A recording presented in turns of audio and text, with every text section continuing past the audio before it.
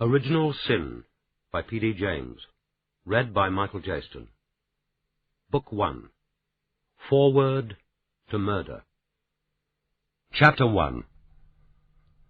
For a temporary shorthand typist to be present at the discovery of a corpse on the first day of a new assignment, if not unique, is sufficiently rare to prevent its being regarded as an occupational hazard.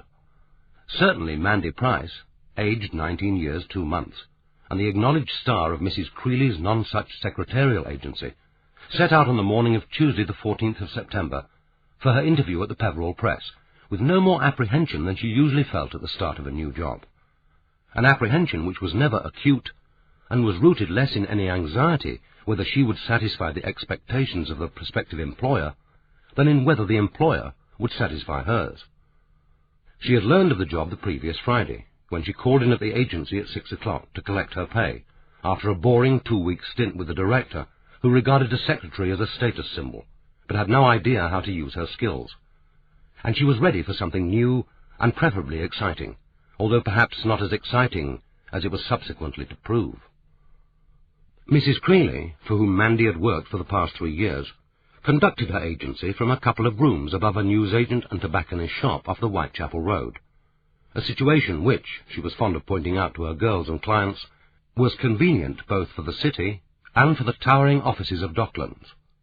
Neither had so far produced much in the way of business, but while other agencies foundered in the waves of recession, Mrs. Creeley's small and under-provisioned ship was still, if precariously, afloat. Except for the help of one of her girls when no outside work was available, she ran the agency single-handed. The outer room was her office, in which she propitiated clients, interviewed new girls, and assigned the next week's work. The inner was her personal sanctum, furnished with a divan bed on which she occasionally spent the night, in defiance of the terms of the lease, a drinks cabinet and refrigerator, a cupboard which opened to reveal a minute kitchen, a large television set, and 2 easy chairs set in front of a gas fire, in which a lurid red light rotated behind artificial logs. She referred to her room as the cosy, and Mandy was one of the few girls who was admitted to its privacies. It was probably the cosy which kept Mandy faithful to the agency, although she would never have openly admitted to a need which would have seemed to her both childish and embarrassing. Her mother had left home when she was 6, and she herself had been hardly able to wait for her 16th birthday, when she could get away from her father, whose idea of parenthood had gone little further than the provision of 2 meals a day, which she was expected to cook, and her clothes. For the last year she had rented 1 room in a terraced house in Stratford East, where she lived in acrimonious camaraderie with 3 young friends, the main cause of dispute being Mandy's insistence that her Yamaha motorbike should be parked in the narrow hall. But it was the cosy in Whitechapel Road, the mingled smells of wine and takeaway Chinese food, the hiss of the gas fire, the 2 deep and battered armchairs in which she could curl up and sleep, which represented all Mandy had ever known of the comfort and security of a home. Mrs. Creeley, sherry bottle in one hand and a scrap of jotting pad in the other, munched at her cigarette holder until she had manoeuvred it to the corner of her mouth, where, as usual, it hung in defiance of gravity, and squinted at her almost indecipherable handwriting through immense horn-rimmed spectacles. "It's a new client, Mandy, the Peverell Press. I've looked them up in the publishers' directory. They're one of the oldest, perhaps the oldest publishing firm in the country, founded in 1792. Their place is on the river. The Peverell Press, Innocent House, Innocent Walk, Wapping. You must have seen Innocent House if you've taken a boat trip to Greenwich. Looks like a bloody great Venetian palace.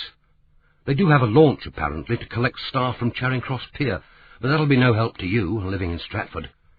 It's your side of the Thames, though, which will help with the journey. I suppose you'd better take a taxi. Mind you get them to pay before you leave." "That's okay. I'll use the bike." "Just as you like. They want you there on Tuesday at 10 o'clock.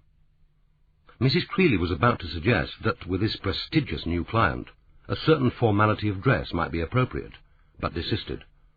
Mandy was amenable to some suggestions about work or behaviour, but never about the eccentric and occasionally bizarre creations with which she expressed her essentially confident and ebullient personality.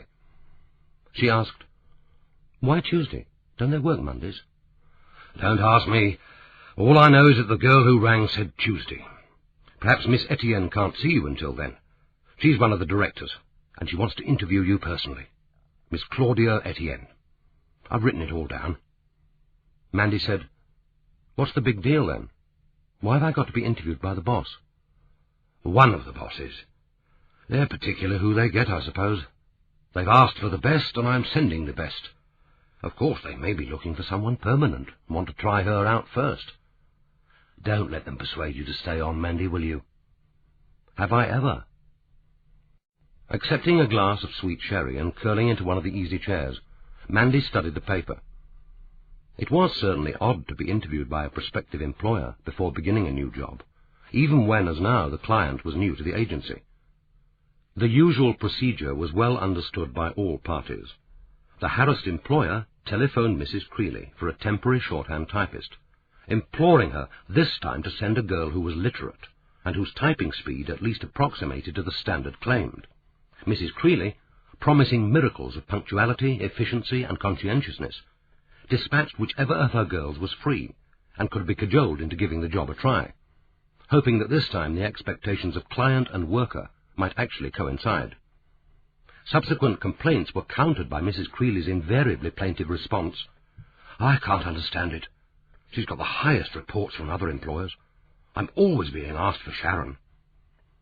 The client, made to feel that the disaster was somehow his or her fault, replaced the receiver with a sigh, urged, encouraged, endured, until the mutual agony was over, and the permanent member of staff returned to a flattering welcome.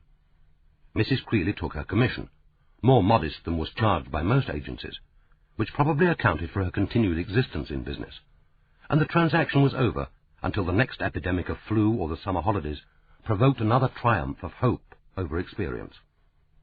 Mrs. Creeley said, "You can take Monday off, Mandy, on full pay, of course, and better type out your qualifications and experience.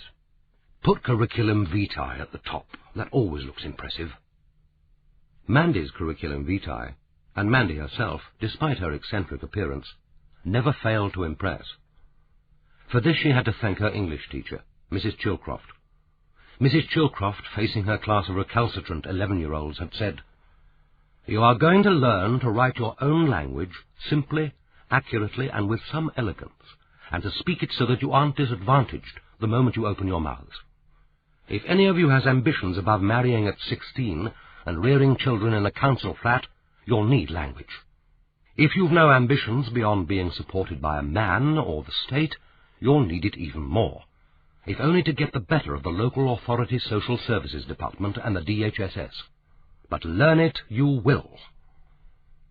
Mandy could never decide whether she hated or admired Mrs. Chilcroft, but under her inspired, if unconventional teaching, she had learned to speak English, to write, to spell, and to use it confidently and with some grace.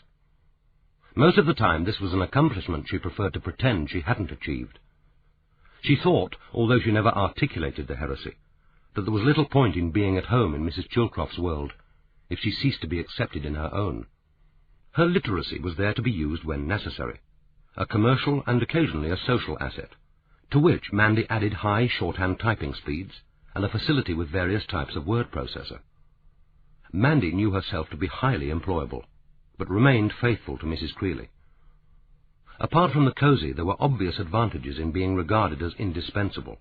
One could be sure of getting the pick of the jobs. Her male employers occasionally tried to persuade her to take a permanent post, some of them offering inducements which had little to do with annual increments, luncheon vouchers, or generous pension contributions. Mandy remained with the non-such agency, her fidelity rooted in more than material considerations. She occasionally felt for her employer an almost adult compassion. Mrs. Creeley's troubles principally arose from her conviction of the perfidy of men, combined with an inability to do without them. Apart from this uncomfortable dichotomy, her life was dominated by a fight to retain the few girls in her stable who were employable, and her war of attrition against her ex-husband, the tax inspector, her bank manager, and her office landlord. In all these traumas, Mandy was ally, confidant, and sympathizer. Where Mrs. Creeley's love life was concerned, this was more from an easy goodwill than from any understanding, since to Mandy's 19-year-old mind, the possibility that her employer could actually wish to have sex with the elderly, some of them must be at least 50, and unprepossessing males who occasionally haunted the office, was too bizarre to warrant serious contemplation. After a week of almost continuous rain, Tuesday promised to be a fine day, with gleams of fitful sunshine shafting through the low clusters of cloud. The ride from Stratford East wasn't long, but Mandy left plenty of time, and it was only 9:45 when she turned off the highway, down Garnet Street and along Wapping Wall, then right into Innocent Walk. Reducing speed to a walking pace, she bumped along a wide cobbled cul-de-sac, bounded on the north by a 10-foot wall of grey brick, and on the south by the 3 houses which comprised the Peverell Press. At first sight she thought Innocent House disappointing. It was an imposing but unremarkable Georgian house, with proportions which she knew rather than felt to be graceful, and it looked little different from the many others she had seen in London squares or terraces. The front door was closed, and she saw no sign of activity behind the 4 stories of 8-paned windows, the 2 lowest ones each with an elegant wrought-iron balcony. On either side was a smaller, less ostentatious house, standing a little distanced and detached like a pair of deferential poor relations. She was now opposite the first of these, number 10, although she could see no sign of numbers 1 to 9, and saw that it was separated from the main building by Innocent Passage, barred from the road by a wrought-iron gate, and obviously used as a parking space for staff cars. But now the gate was open, and Mandy saw 3 men bringing down large cardboard cartons by a hoist from an upper floor, and loading them into a small van. One of the 3, a swarthy, undersized man wearing a battered bushranger's hat, took it off and swept Mandy a low, ironic bow. The other 2 glanced up from their work to regard her with obvious curiosity. Mandy, pushing up her visor, bestowed on all 3 of them a long, discouraging stare. The second of these smaller houses was separated from Innocent House by Innocent Lane. It was here, according to Mrs. Creeley's instructions, that she would find the entrance. She switched off the engine, dismounted, and wheeled the bike over the cobbles, looking for the most unobtrusive place in which to park. It was then that she had her first glimpse of the river, a narrow glitter of shivering water under the lightening sky. Parking the Yamaha, she took off her crash helmet, rummaged for her hat in the side pannier, and put it on, and then with the helmet under her arm and carrying her tote bag, she walked towards the water, as if physically drawn by the strong tug of the tide, the faint evocative sea smell. She found herself on a wide forecourt of gleaming marble, bounded by a low railing in delicate wrought iron, with at each corner a glass globe, supported by entwined dolphins in bronze. From a gap in the middle of the railing, a flight of steps led down to the river. She could hear its rhythmic slap against the stone. She walked slowly towards it in a trance of wonder, as if she had never seen it before. It shimmered before her, a wide expanse of heaving, sun-speckled water, which, as she watched, was flicked by the strengthening breeze into a million small waves, like a restless inland sea, and then, as the breeze dropped, mysteriously subsided into shining smoothness. And turning, she saw for the first time the towering wonder of Innocent House, 4 stories of coloured marble and golden stone, which, as the light changed, seemed subtly to change colour, brightening, then shading to a deeper gold. The great curved arch of the main entrance was flanked by narrow arched windows, and above it were 2 stories with wide balconies of carved stone, fronting a row of slender marble pillars, rising to trefoiled arches. The high arched windows and marble columns extended to a final story, under the parapet of a low roof. She knew none of the architectural details, but she had seen houses like this before, on a boisterous, ill-conducted school trip to Venice when she was 13. The city had left little impression on her beyond the high summer reek of the canal, which had caused the children to hold their noses and scream in simulated disgust, the overcrowded picture galleries and palaces, which she was told were remarkable, but which looked as if they were about to crumble into the canals.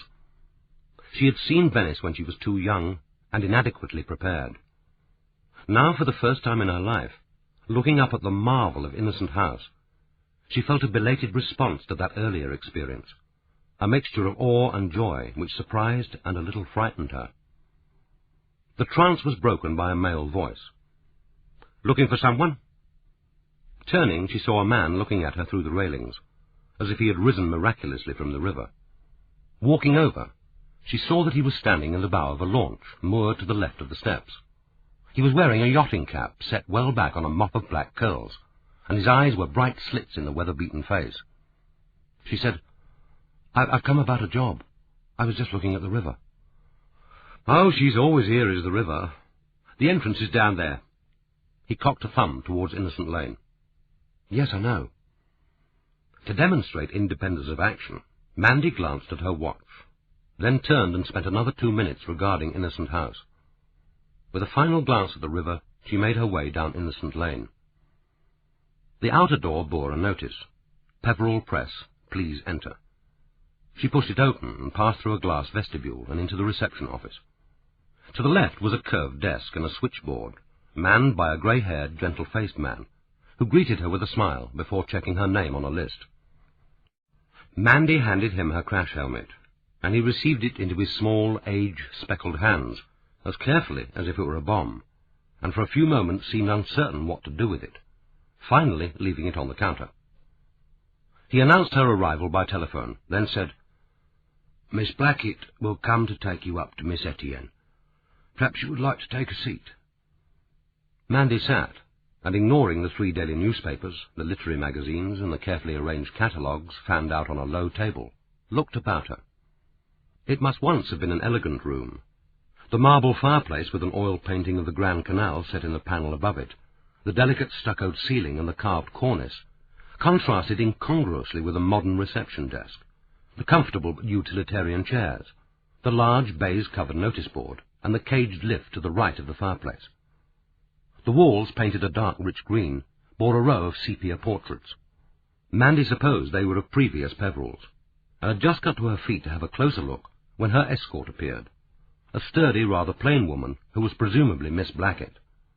She greeted Mandy unsmilingly, cast a surprised and rather startled look at her hat, and, without introducing herself, invited Mandy to follow her. Mandy was unworried by her lack of warmth. This was obviously the managing director's PA, anxious to demonstrate her status. Mandy had met her kind before. The hall made her gasp with wonder. She saw a floor of patterned marble in coloured segments, from which 6 slim pillars rose with intricately carved capitals to an amazing painted ceiling. Ignoring Miss Blackett's obvious impatience as she lingered on the bottom step of the staircase, Mandy unself-consciously paused and slowly turned, eyes upwards, while above her the great coloured dome spun slowly with her.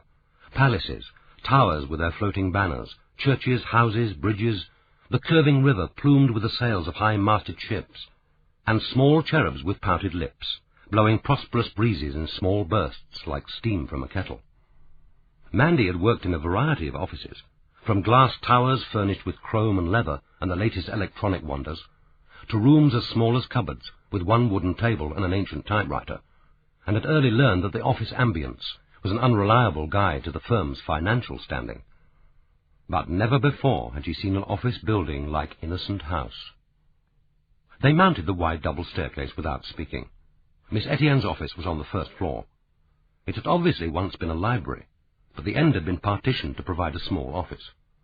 A serious-faced young woman, so thin she looked anorexic, was typing on a word processor, and gave Mandy only a brief glance. Miss Blackett opened the interconnecting door and announced, "It's Mandy Price from the agency, Miss Claudia," then left. The room seemed to Mandy very large after the ill-proportioned outer office, and she walked across an expanse of parquet flooring towards a desk set to the right of the far window. A tall, dark woman got up to receive her, shook hands, and motioned her to the opposite chair. She said, "You have your curriculum vitae?" "Yes, Miss Etienne." Never before had she been asked for a CV, but Mrs. Creeley had been right. Obviously one was expected. Mandy reached down to her tasselled and garishly embroidered tote bag, a trophy from last summer's holiday in Crete, and handed over 3 carefully typed pages. Miss Etienne studied them, and Mandy studied Miss Etienne. She decided that she wasn't young, certainly over 30. Her face was sharp-boned, with a pale, delicate skin, the eyes shallowly set, with dark, almost black irises under heavy lids. Above them the brows had been plucked to a high arch. The short hair, brushed to a sheen, was parted on the left side, the falling strands tucked behind her right ear. The hands which rested on the CV were ringless, the fingers very long and slender, the nails unpainted. Without looking up, she asked, "Is your name Mandy or Amanda Price?" "Mandy, Miss Etienne." In other circumstances, Mandy would have pointed out that if her name were Amanda, the CV would have said so. "Have you had any previous experience of working in a publishing house?" "Only about 3 times during the last 2 years. I've listed the names of the firms I work for on page 3 of my CV." Miss Etienne read on, then looked up, the bright, luminous eyes under the curved brows studying Mandy with more interest than she had previously shown. She said, "You seem to have done very well at school, but you've had an extraordinary variety of jobs since. You haven't stuck to any of them for more than a few weeks." In 3 years of temping, Mandy had learned to recognize and circumvent most of the machinations of the male sex, but was less assured when it came to dealing with her own. Her instinct, sharp as a ferret's tooth, told her that Miss Etienne might need careful handling. She thought, "That's what being a temp is, you silly old cow. Here today and gone tomorrow." What she said was, "That's why I like temporary work. I want to get as wide a variety of experience as possible before I settle down to a permanent job. Once I do, I'd like to stay on and try to make a success of it." Mandy was being less than candid. She had no intention of taking a permanent job. Temporary work, with its freedom from contracts and conditions of service, its variety, the knowledge that she wasn't tied down, that even the worst job experience could end by the following Friday, suited her perfectly. Her plans, however, lay elsewhere. Mandy was saving for the day when, with her friend Naomi, she could afford a small lock-up shop in the Portobello Road. There Naomi would fashion her jewellery, and Mandy would design and make her hats, both of them rising rapidly to fame and fortune. Miss Etienne looked again at the curriculum vitae. She said dryly, "If your ambition is to find a permanent job, then make a success of it. You are certainly unique in your generation." She handed back the curriculum vitae with a quick, impatient gesture, rose to her feet and said, "All right, we'll give you a typing test. Let's see if you're as good as you claim. There's a second word processor in Miss Blackett's office on the ground floor. That's where you'll be working, so you may as well do the test there. Mr. Dauncey, our poetry editor, has a tape he wants transcribed. It's in the little archives office." She got up and added, "We'll fetch it together. You may as well get some idea of the layout of the house." Mandy said, "Poetry?" This could be tricky, typing from tape.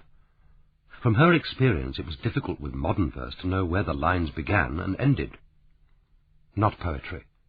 Mr. Dauncey is examining and reporting on the archives, recommending which files should be retained, which destroyed.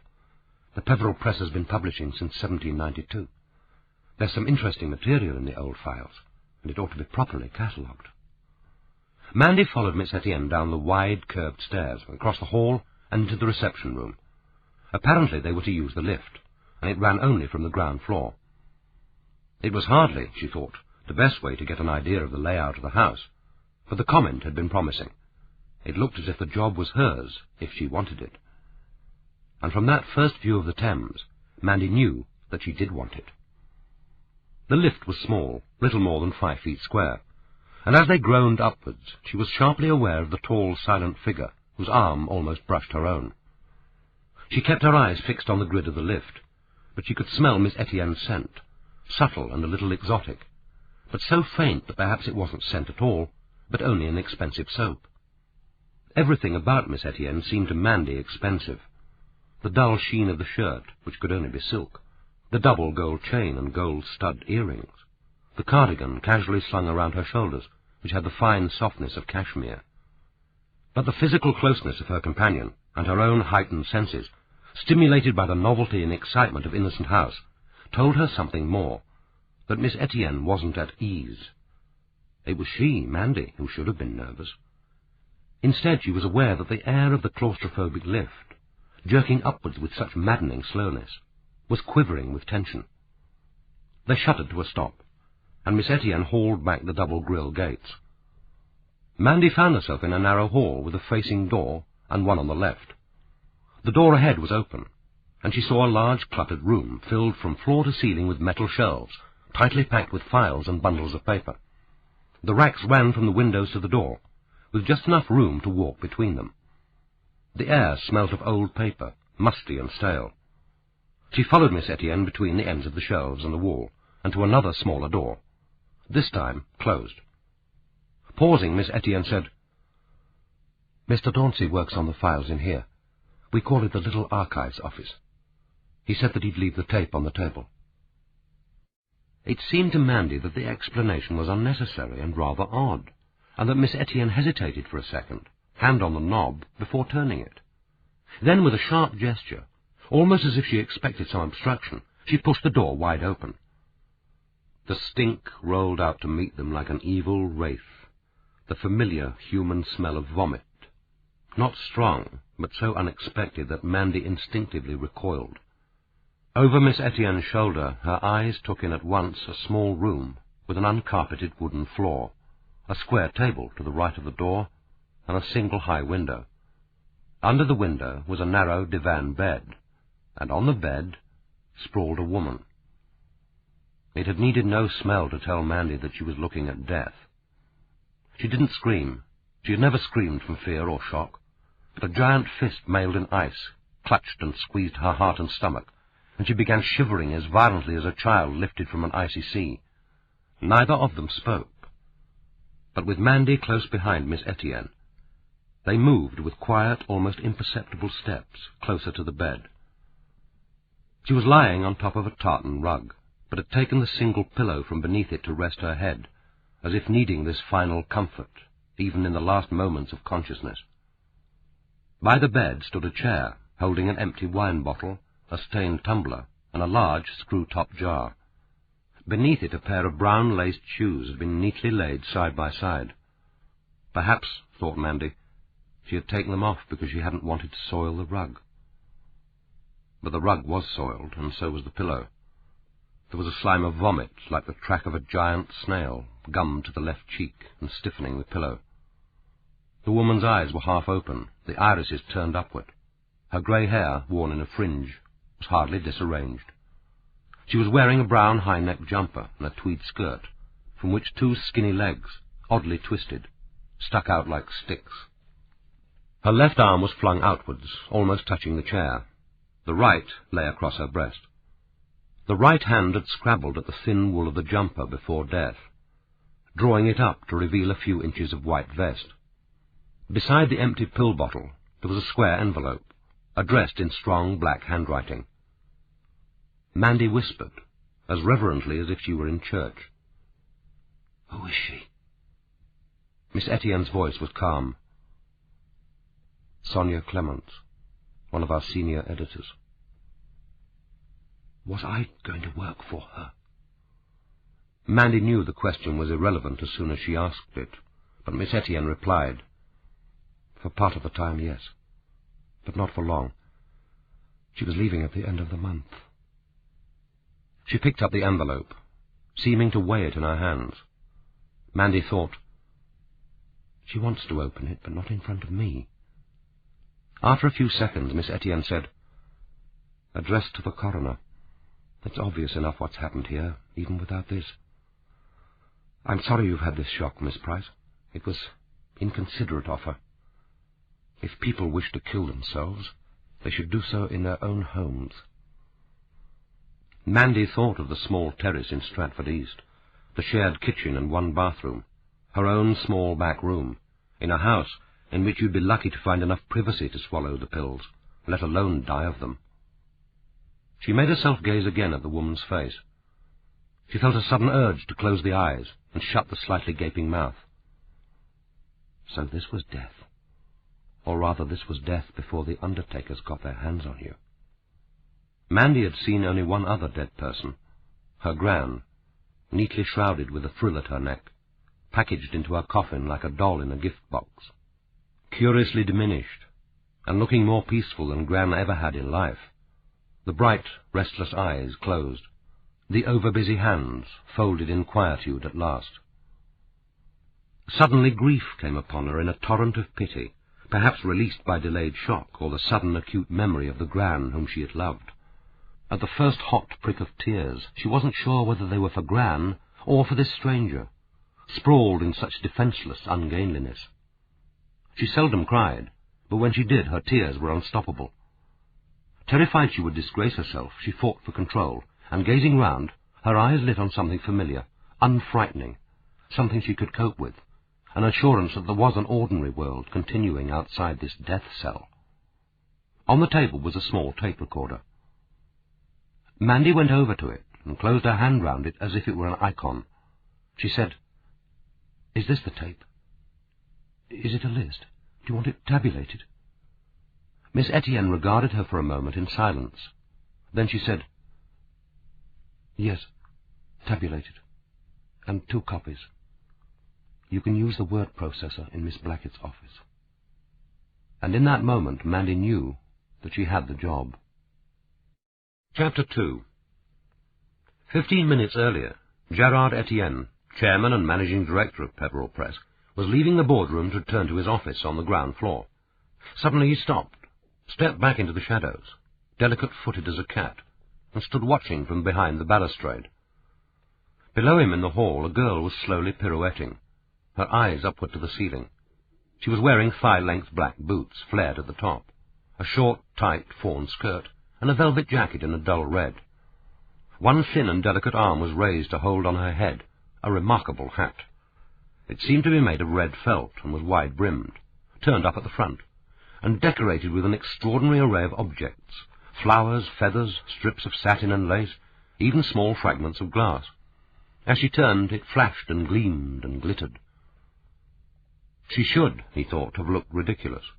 The peaked, childish face, half hidden by untidy swathes of dark hair, topped by such a grotesque confection. Instead, she looked enchanting. He found himself smiling, almost laughing, and was suddenly seized with a madness he hadn't felt since he was 21, the urge to rush down the wide staircase, sweep her into his arms and dance with her across the marble floor, out through the front door and to the rim of the glittering river. She had finished her slow turn, and followed Miss Blackett across the hall. He stood for a moment, savouring this upsurge of folly, which, it seemed to him, had nothing to do with sex, but the need to hold distilled a memory of youth, of early loves, of laughter, of freedom from responsibility, of sheer animal delight in the world of the senses. None of it had any part in his life now. He was still smiling as he waited until the hall was clear, and then slowly descended to his office. 10 minutes later the door opened, and he recognized his sister's footsteps. Without looking up, he said, "Who is the child in the hat?" "The hat?" For a moment she seemed not to understand. Then she said, "Oh, the hat. Mandy Price from the Secretarial Agency."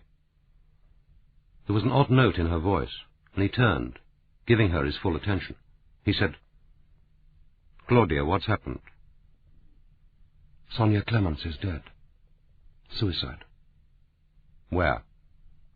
"Here, in the little archives office. The girl and I found her. We were fetching one of Gabriel's tapes." "That girl found her?" He paused and added, "Where is she now?" "I've told you, in the little archives office. We didn't touch the body. Why should we?" "I mean, where is the child?" "Next door with Blackie, working on the tape. Don't waste your pity. She wasn't alone, and there isn't any blood. That generation is tough. She didn't blink an eye. All she worried about was getting the job." "You're sure it was suicide?" "Of course. She left this note. It's open, but I haven't read it." She handed over the envelope, then walked to the window and stood looking out. After a couple of seconds, he slid out the flap and drew the paper carefully from the envelope, then read aloud, "I am sorry to cause a nuisance, but this seemed the best room to use. Gabriel will probably be the one to find me, and he's too familiar with death to be shocked. Now that I live alone, I might not have been discovered at home until I began to stink, and I find that one has the need to preserve some dignity, even in death. My affairs are in order, and I have written to my sister. I am under no obligation to give a reason for my act, but in case anyone is interested, it is simply that I prefer annihilation to continued existence. It is a reasonable choice, and one which we are all entitled to make." He said, "Well, that's clear enough, and in her own hand. How did she do it?" "With drugs and drink. There isn't much mess, as I said." "Have you phoned the police?" "The police? I haven't had time yet. I came straight to you. And is it really necessary, Gerard? Suicide isn't a crime. Can't we just ring Dr. Frobisher? He said curtly, I don't know whether it's necessary, but it's certainly expedient. We don't want any doubts about this death. Doubts, she said. Doubts? Why should there be doubts? She had lowered her voice, and now they were almost whispering. Almost imperceptibly they moved further from the partition towards the window. He said, Gossip, then. Rumours. Scandal. We can phone the police from here. There's no point in going through the switchboard. If they bring her down in the lift, we can probably get her out of the building before the staff know what's happened. There's George, of course. I suppose that the police had better come in by that door. George will have to be told to keep his mouth shut.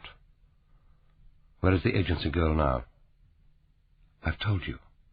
Next door in Blackie's room, doing her typing test.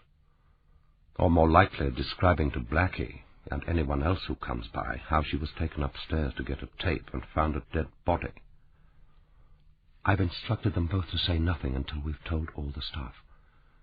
Gerard, if you think you can keep this quiet even for a couple of hours, forget it.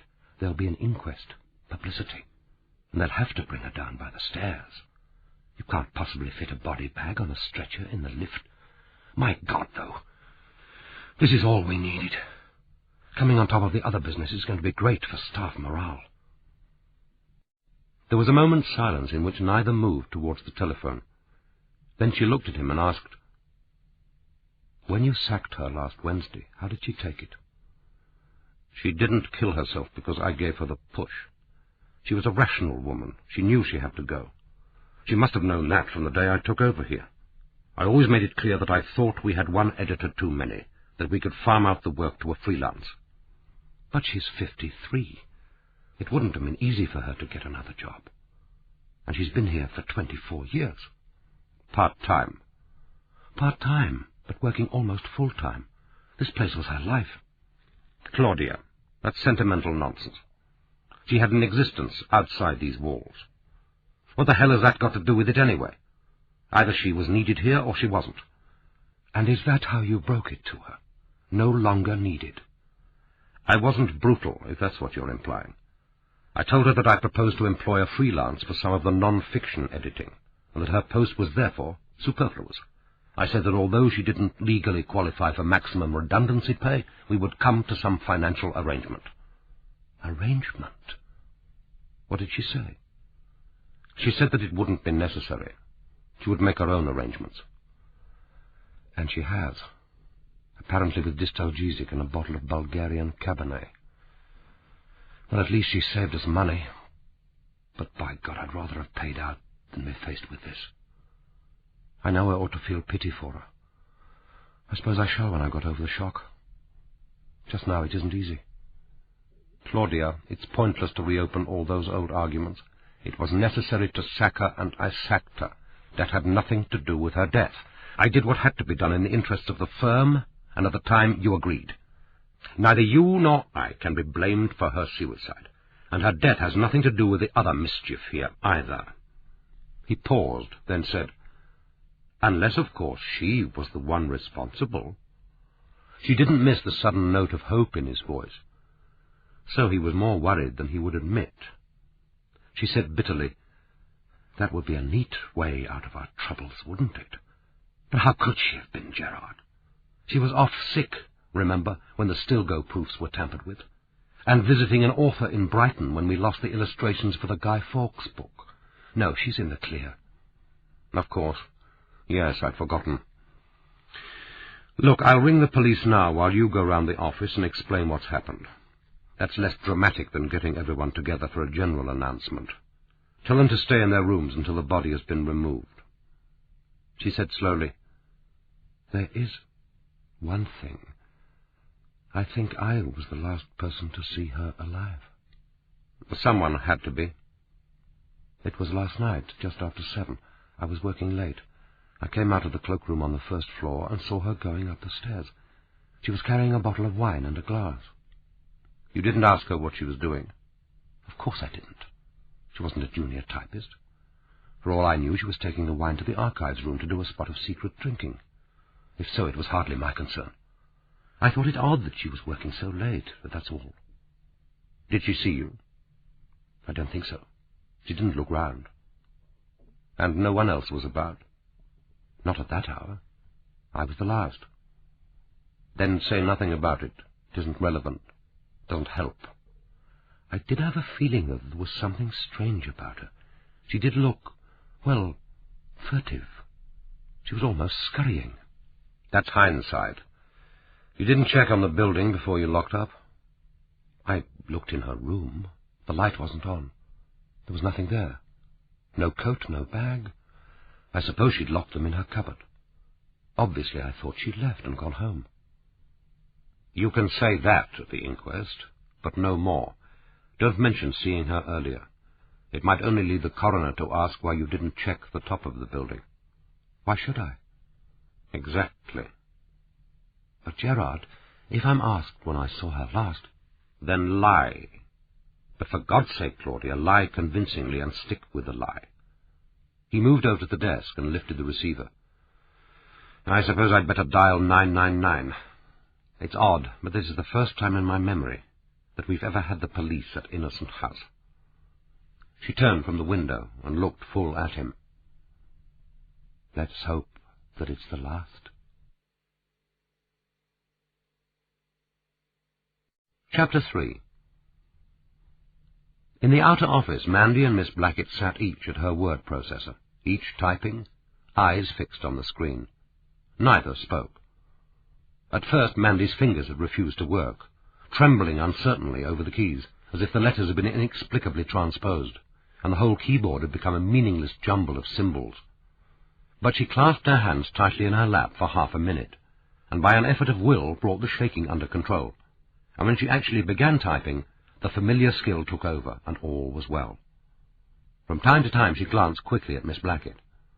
The woman was obviously deeply shocked. The large face with its marsupial cheeks and small, rather obstinate mouth was so white that Mandy feared that at any moment she would slump forward over the keyboard in a faint. It was over half an hour since Miss Etienne and her brother had left. Within 10 minutes of closing the door, Miss Etienne had put her head round it and had said, "I've asked Mrs. Demery to bring you some tea. It's been a shock for both of you."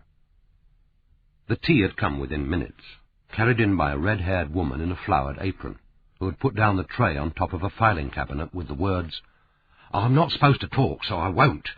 No harm in telling you, though, that the police have just arrived. That's quick work. No doubt they'll be wanting tea now." She had then disappeared, as if aware that there was more excitement to be had outside the room than in. Miss Blackett's office was an ill-proportioned room, too narrow for its height, the discordancy emphasized by the splendid marble fireplace with its formal pattern frieze, the heavy mantelshelf supported by the heads of 2 sphinxes. The partition, wooden for the bottom 3 feet, with pane glass above it, cut across one of the narrow arched windows, as well as bisecting a lozenge-shaped decoration on the ceiling. Mandy thought that if the large room had had to be divided, it could have been done with more sensitivity to the architecture, not to mention Miss Blackett's convenience. This way it gave the impression that she was grudged even enough space in which to work. Another but different oddity was the long snake in striped green velvet, curled between the handles of the 2 top drawers of the steel filing cabinets. Its bright button eyes were crowned with a minute top hat, and its forked tongue in red flannel hung from a soft open mouth, lined with what looked like pink silk. Mandy had seen similar snakes before. Her gran had had one. They were intended to be laid along the bottom of doors to exclude draughts, or wound round the handles to keep the door ajar. But it was a ridiculous object, a kind of kid's toy, and hardly one she had expected to see in Innocent House. She would have liked to have asked Miss Blackett about it, but Miss Etienne had told them not to talk, and Miss Blackett was obviously interpreting this as prohibiting all speech except about work. The minutes passed silently. Mandy would shortly be at the end of her tape. Then Miss Blackett, looking up, said, "You can stop that now. I'll give you some dictation. Miss Etienne wanted me to test your shorthand."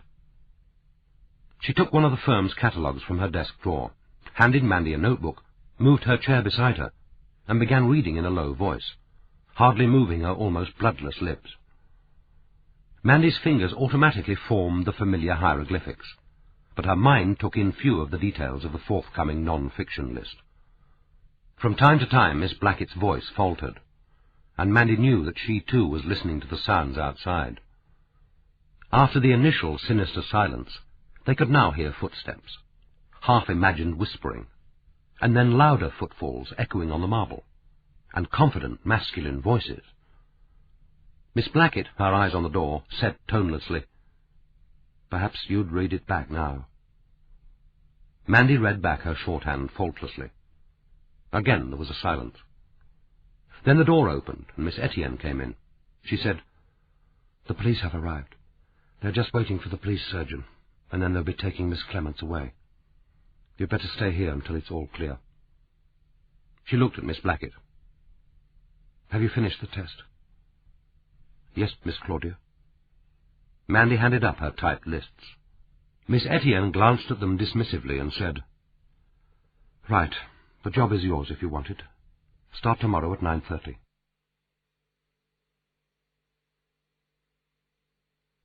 Chapter 4.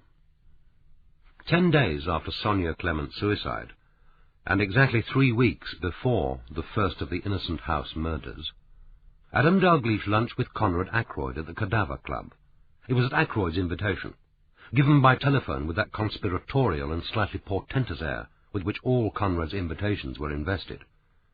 Even a duty dinner party given to pay off outstanding social obligations promised mystery, cabals, secrets to be imparted to the privileged few. The date suggested was not really convenient, and Dalgliesh rearranged his diary with some reluctance, while reflecting that one of the disadvantages of advancing age was an increasing disinclination for social engagements, combined with an inability to summon the wit or energy to circumvent them. The friendship between them, he supposed the word was appropriate enough, they were certainly not mere acquaintances, was based on the use each occasionally made of the other. Since both acknowledged the fact, neither could see that it needed justification or excuse. Conrad, one of the most notorious and reliable gossips in London, had often been useful to him, notably in the Barone case. On this occasion Dalgliesh would obviously be expected to confer the benefit, but the demand, in whatever form it came, would probably be more irritating than onerous. The food at the Cadaver was excellent, and Ackroyd, although he could be facetious, was seldom dull. Later he was to see all the horrors that followed as emanating from that perfectly ordinary luncheon, and would find himself thinking, if this were fiction and I were a novelist, that's where it would all begin. The Cadaver Club is not among the most prestigious of London's private clubs, but its coterie of members find it among the most convenient. Built in the 1800s, it was originally the house of a wealthy, if not particularly successful barrister, who in 1892 bequeathed it, suitably endowed, to a private club formed some 5 years earlier, which had regularly met in his drawing-room. The club was, and remains, exclusively masculine, the main qualification for membership being a professional interest in murder.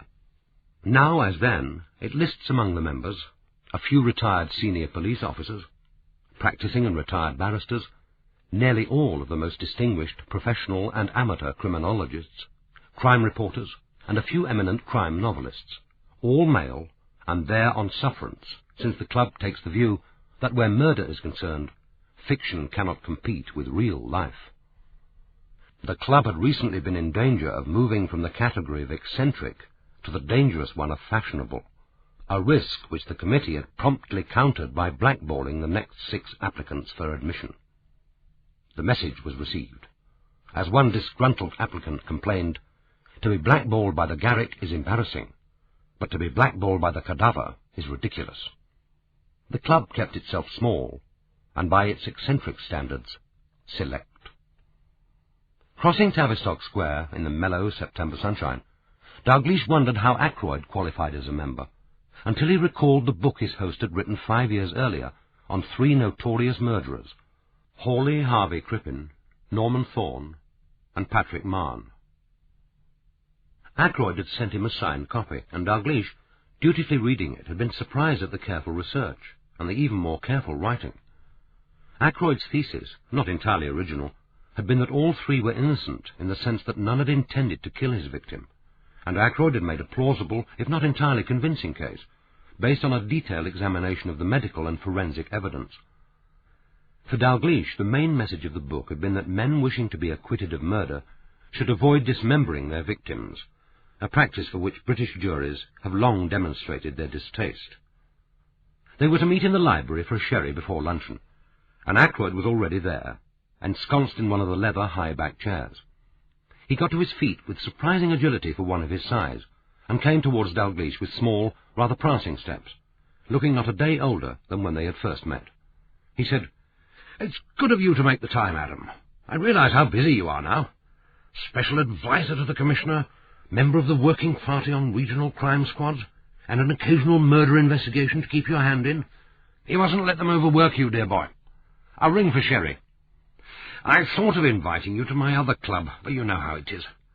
Lunching there is a useful way of reminding people that you're still alive, but the members will come up and congratulate you on the fact.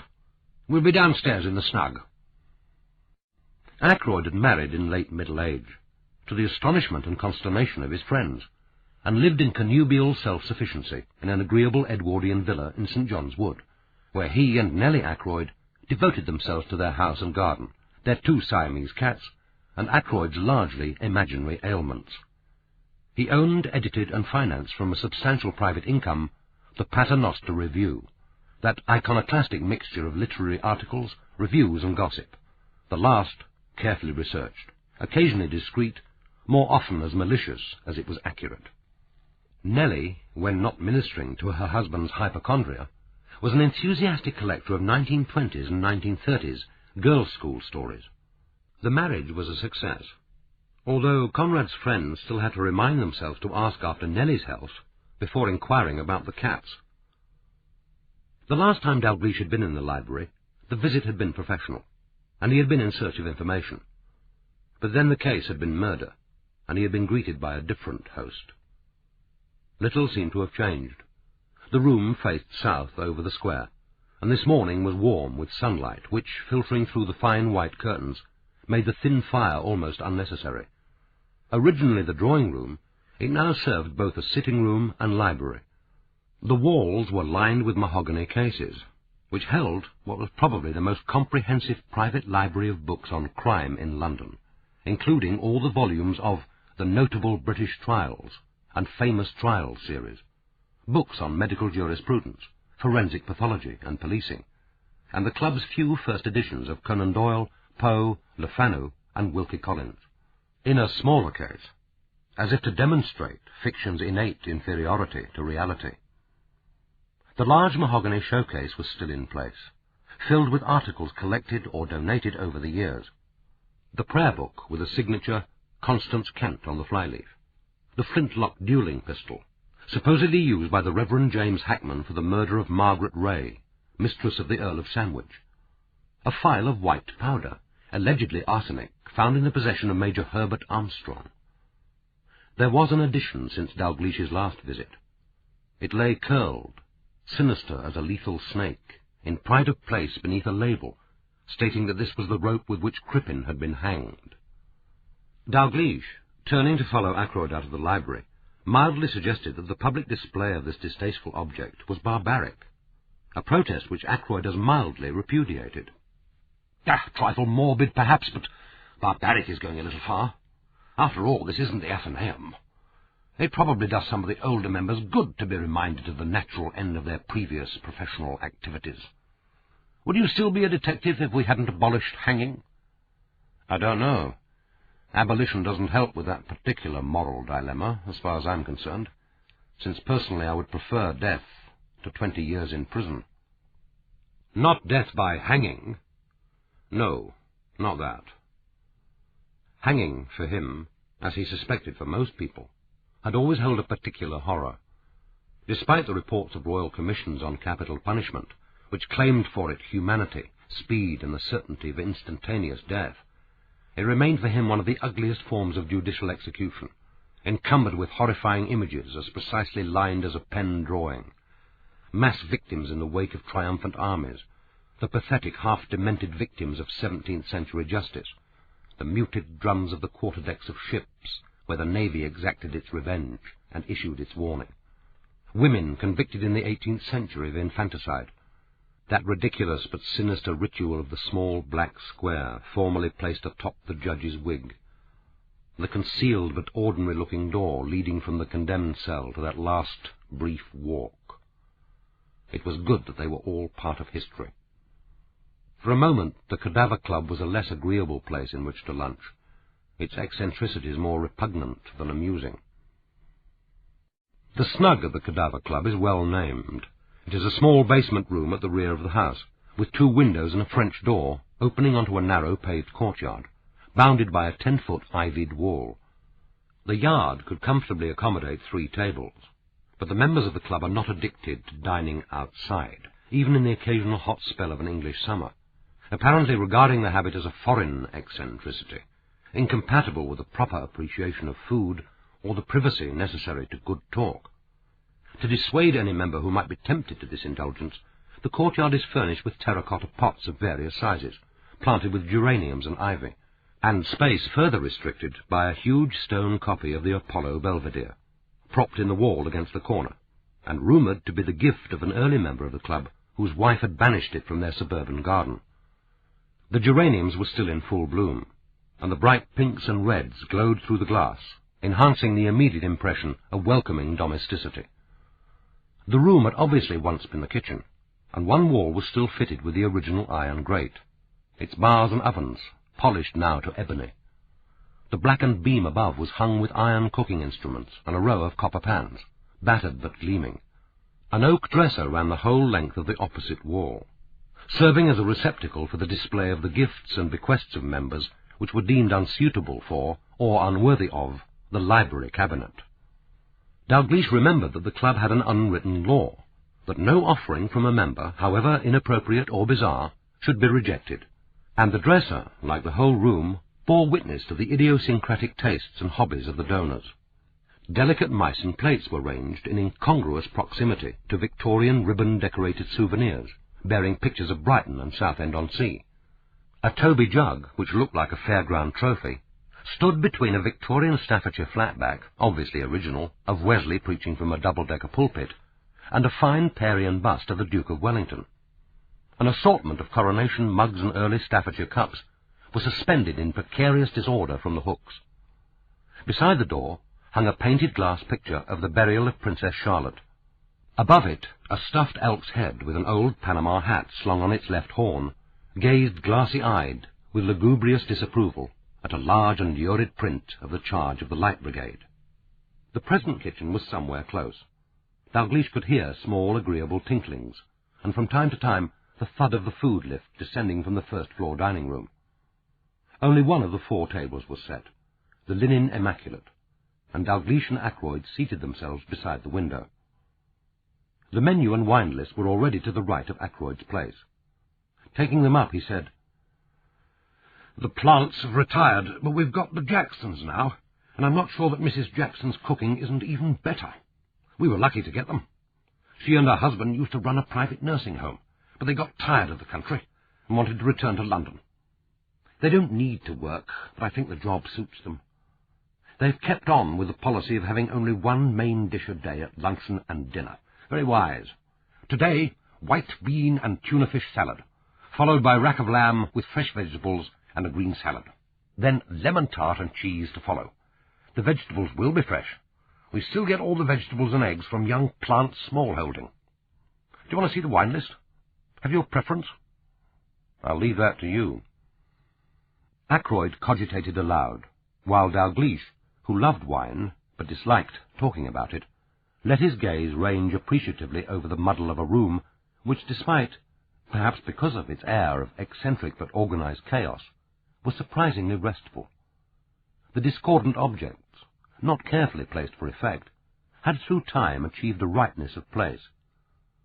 After a lengthy discussion on the merits of the wine list, in which Ackroyd apparently expected no contribution from his guest, he fixed on a Chardonnay. Mrs. Jackson, appearing as if in response to some secret signal, brought with her the smell of hot rolls and an air of bustling confidence. "Very nice to meet you, Commander. You've got the snug to yourself this morning, Mr. Ackroyd. Mr. Jackson would be seeing to the wine. After the first course had been served, Dalgliesh said, "Why is Mrs. Jackson dressed as a nurse?" "Because she is one, I suppose. She used to be a matron. She's a midwife, too, I believe, but we've no call for that here." Not surprisingly, thought Dalgliesh, since the club didn't admit women. He said, "Isn't that gophered hat with streamers going a bit far?" "Oh, do you think so? I suppose we've got used to it. I doubt if the members would feel at home if Mrs. Jackson stopped wearing it now." Ackroyd wasted no time in coming to the purpose of the meeting. As soon as they were alone, he said, "Lord Stilgo had a word with me last week in Brooks. He's my wife's uncle, incidentally. Do you know him?" "No, I thought he was dead." "I can't think how you got that idea." He prodded at his bean salad, irritably, and Dalgliesh remembered that he resented any suggestion that someone he knew personally could actually die, and certainly not without the prior knowledge of himself. "He isn't even as old as he looks. Not 80 yet. He's remarkably spry for his age. Actually, he's publishing his memoirs. The Peverell Press are bringing them out next spring. That's what he wanted to see me about. Something rather worrying has happened. At least his wife finds it worrying. She thinks he's had a direct threat of murder." "And has he?" "Well, he's received this." He took some time in taking the small oblong of paper from his wallet and passing it over to Dalgliesh. The words had been accurately typed on a word processor, and the message was unsigned. "Do you really think it wise to publish with Peverell Press? Remember Marcus Seabright, Joan Petrie, and now Sonia Clements. 2 authors and your own editor dead in less than 12 months. Do you want to be number 4? Dalgliesh said, "More mischievous than threatening, I should have thought, and the malice directed against the press rather than Stilgo. There's no doubt that Sonia Clements' death was suicide. She left a note for the coroner and wrote to her sister telling her that she intended to kill herself. I don't recall anything about the first 2 deaths." "Oh, they're straightforward enough, I should have thought. Seabright was over 80 and had a bad heart. He died from an attack of gastroenteritis, which brought on a heart attack. Anyway, he was no loss to Peverell Press. He hadn't produced a novel for 10 years. Joan Petrie killed herself driving to her country cottage. Accidental death. Petrie had 2 passions, whiskey and fast cars. The only surprise is that she killed herself before she killed someone else. Obviously, the poison pen dragged up these 2 deaths as make-weights. But Dorothy Stilgo is superstitious. She takes the view, why publish with Peverell when there are other publishers?" "And who is actually in charge now?" "Oh, Gerard Etienne. Very much so. The last chairman and managing director, old Henry Peverell, died in early January and left his shares in the business in equal parts to his daughter Frances and to Gerard. His original partner, Jean-Philippe Etienne, had retired about a year previously, and not before time. His shares also went to Gerard. The 2 older men ran the firm as if it was their private hobby. Old Peverell always took the view that a gentleman inherited money. He didn't earn it. Jean-Philippe Etienne hadn't taken an active part in the firm for years. His moment of glory, of course, was in the last war, where he was a hero of the resistance in Vichy France. But I don't think he's done anything memorable since. Gerard was waiting in the wings, the Crown Prince, and now he's well on stage, and we're likely to see action, if not melodrama." End of Side 1. Side 2. Does Gabriel Dauncey still run the poetry list? "I'm surprised you need to ask, Adam. You mustn't let your passion for catching murderers put you out of touch with real life. Yes, he's still there. He hasn't written a poem himself for over 20 years. Dauncey's an anthology poet. The best is so good that it keeps reappearing, but I imagine most readers think he's dead. He was a bomber pilot in the last war, so he must be well over 70. It's time he retired. The poetry list at Peverell Press is about all he does nowadays. The other 3 partners are Gerard's sister Claudia Etienne, James DeWitt, who's been with the firm since he left Oxford, and Francis Peverell, the last of the Peverells. But it's Gerard who runs the firm. What is he planning, do you know? Rumour has it that he wants to sell Innocent House and move to Docklands. That won't please Francis Peverell. The Peverells have always had an obsession about Innocent House. It belongs to the partnership now, not to the family, but any Peverell thinks of it as the family home. He's already made other changes. Some staff sacked, including Sonia Clements. He's right, of course. The firm has got to be dragged into the 20th century or go under.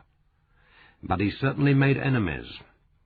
It's significant that they had no trouble at the press until Gerard took over. That coincidence hasn't escaped Stilgo, although his wife is still convinced the malice is directed against her husband personally, not the firm, and against his memoirs in particular. Will Peverell lose much if the book is withdrawn? Not a great deal, I imagine. Of course they'll hype the memoirs as if their disclosures could bring down the government, discredit the opposition, and end parliamentary democracy as we know it. But I imagine that, like most political memoirs, they'll promise more than they deliver. But I don't see how it can be withdrawn. The book is in production. They won't let it go without a struggle. And Stilgo won't want to break the contract if it means publicly explaining why. What Dorothy Stilgo is asking is, was Sonia Clements' death really suicide? And did someone interfere with Petrie's jag? I think she's satisfied enough that old Seabright died from natural causes. So what am I expected to do? There must have been inquests in the last two cases, and presumably the police carried out an investigation. Your people could take a look at the papers, have a word with the officers concerned, that sort of thing. Then if Dorothy could be assured that a senior metropolitan detective has looked at all the evidence and is satisfied, she might give her husband and Peverell Press some peace. Dalgliesh said, that might serve to satisfy her that Sonia Clements' death was suicide. It would hardly content her if she's superstitious, and I don't see what will. The essence of superstition is that it isn't amenable to reason. She'll probably take the view that an unlucky publisher is as bad as a murderous one. I suppose she isn't seriously suggesting that someone at Peverell Press put an unidentifiable poison in Sonia Clements' wine? Oh, no, I don't think she's going as far as that. Just as well, or her husband will have his profits eaten up by a libel action. I'm surprised he didn't go straight to the Commissioner, or to me direct. Are you? I'm not sure. It would have looked, well, shall we say, a little timid, a trifle over-concerned. Besides, he doesn't know you. I do. I can understand why he spoke to me first. And, of course, one can hardly see him calling in at the local nick, joining the queue of lost dog owners, assaulted wives and aggrieved motorists, and explaining his dilemma to the duty sergeant. Frankly, I don't think he believed it would be taken seriously. His view is that, having regard to his wife's concern and that anonymous note, he's justified in asking the police to take a look at what is happening at the Peverell Press. The lamb had arrived, pink and succulent, and tender enough to be eaten with a spoon. In the few minutes of silence which Ackroyd thought a necessary tribute to a perfectly cooked meal, Dalgliesh recalled the first time he had seen Innocent House. His father had taken him to London for his 8th birthday treat. They were to spend 2 whole days sightseeing, and stay overnight with a friend, who was a parish priest in Kensington, and his wife. He could remember lying in bed the night before, fitfully sleeping, and almost sick with excitement. The cavernous immensity and clamour of the old Liverpool Street station, his terror of losing his father, of being caught up and swept along with a great army of grey-faced marching people. In the 2 days in which his father had intended to combine pleasure with education, to his scholarly mind the two were indistinguishable, they had perhaps inevitably tried to do too much.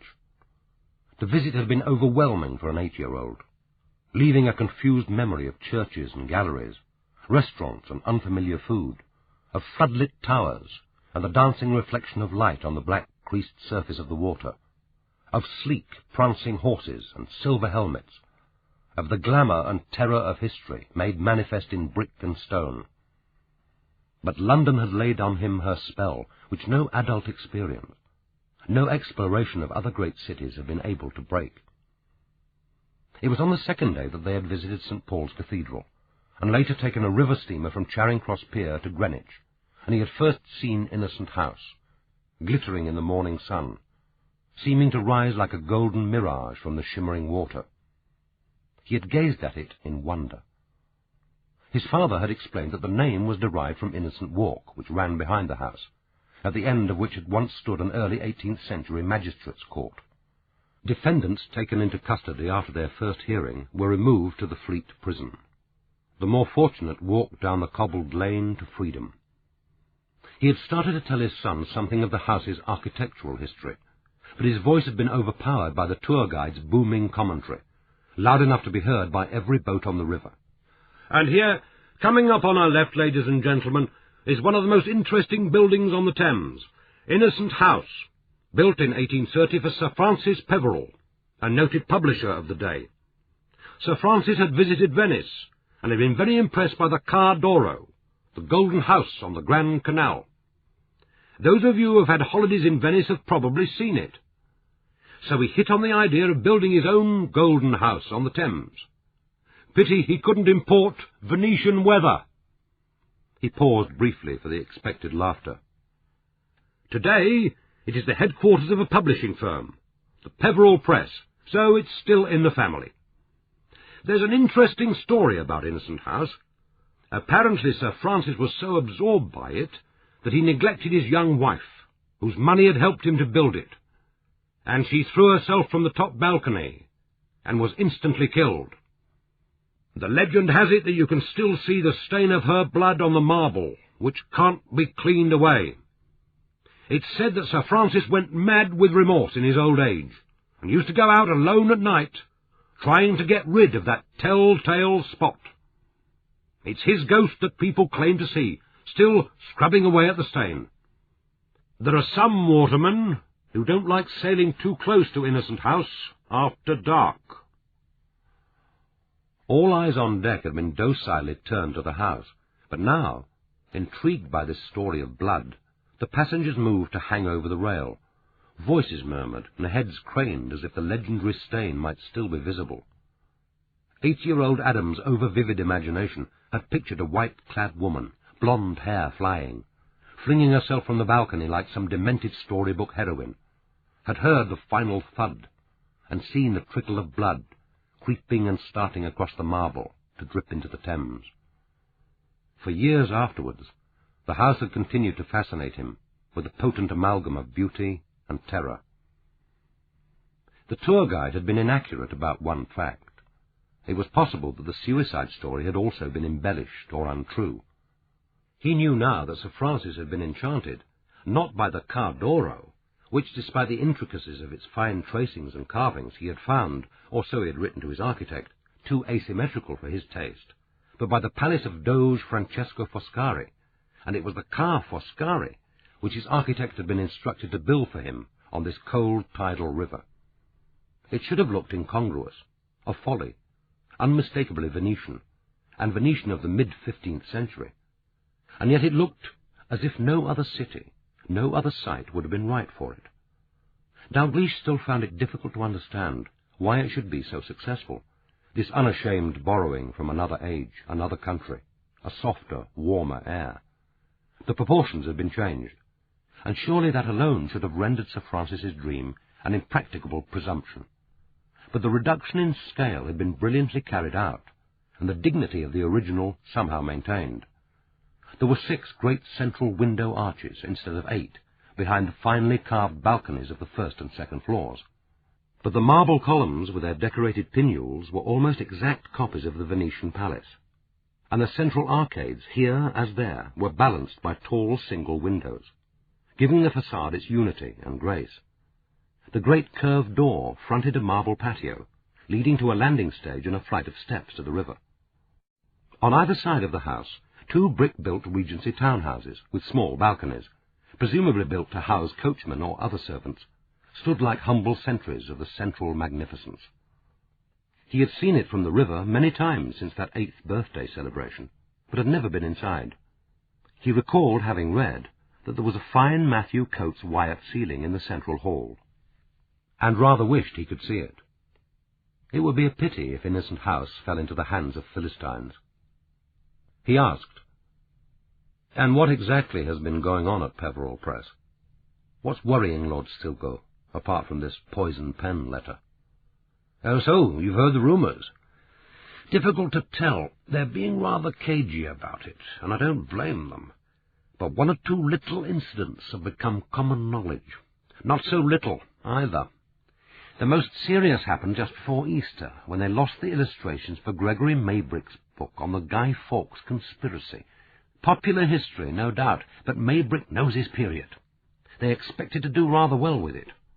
He'd managed to lay his hands on some interesting contemporary plates, never before published, as well as other written records, and the whole lot were lost. They were on loan from the various owners, and he'd more or less guaranteed their safety. Lost? Mislaid? Destroyed? The story is that he delivered them by hand to James DeWitt, who was editing the book.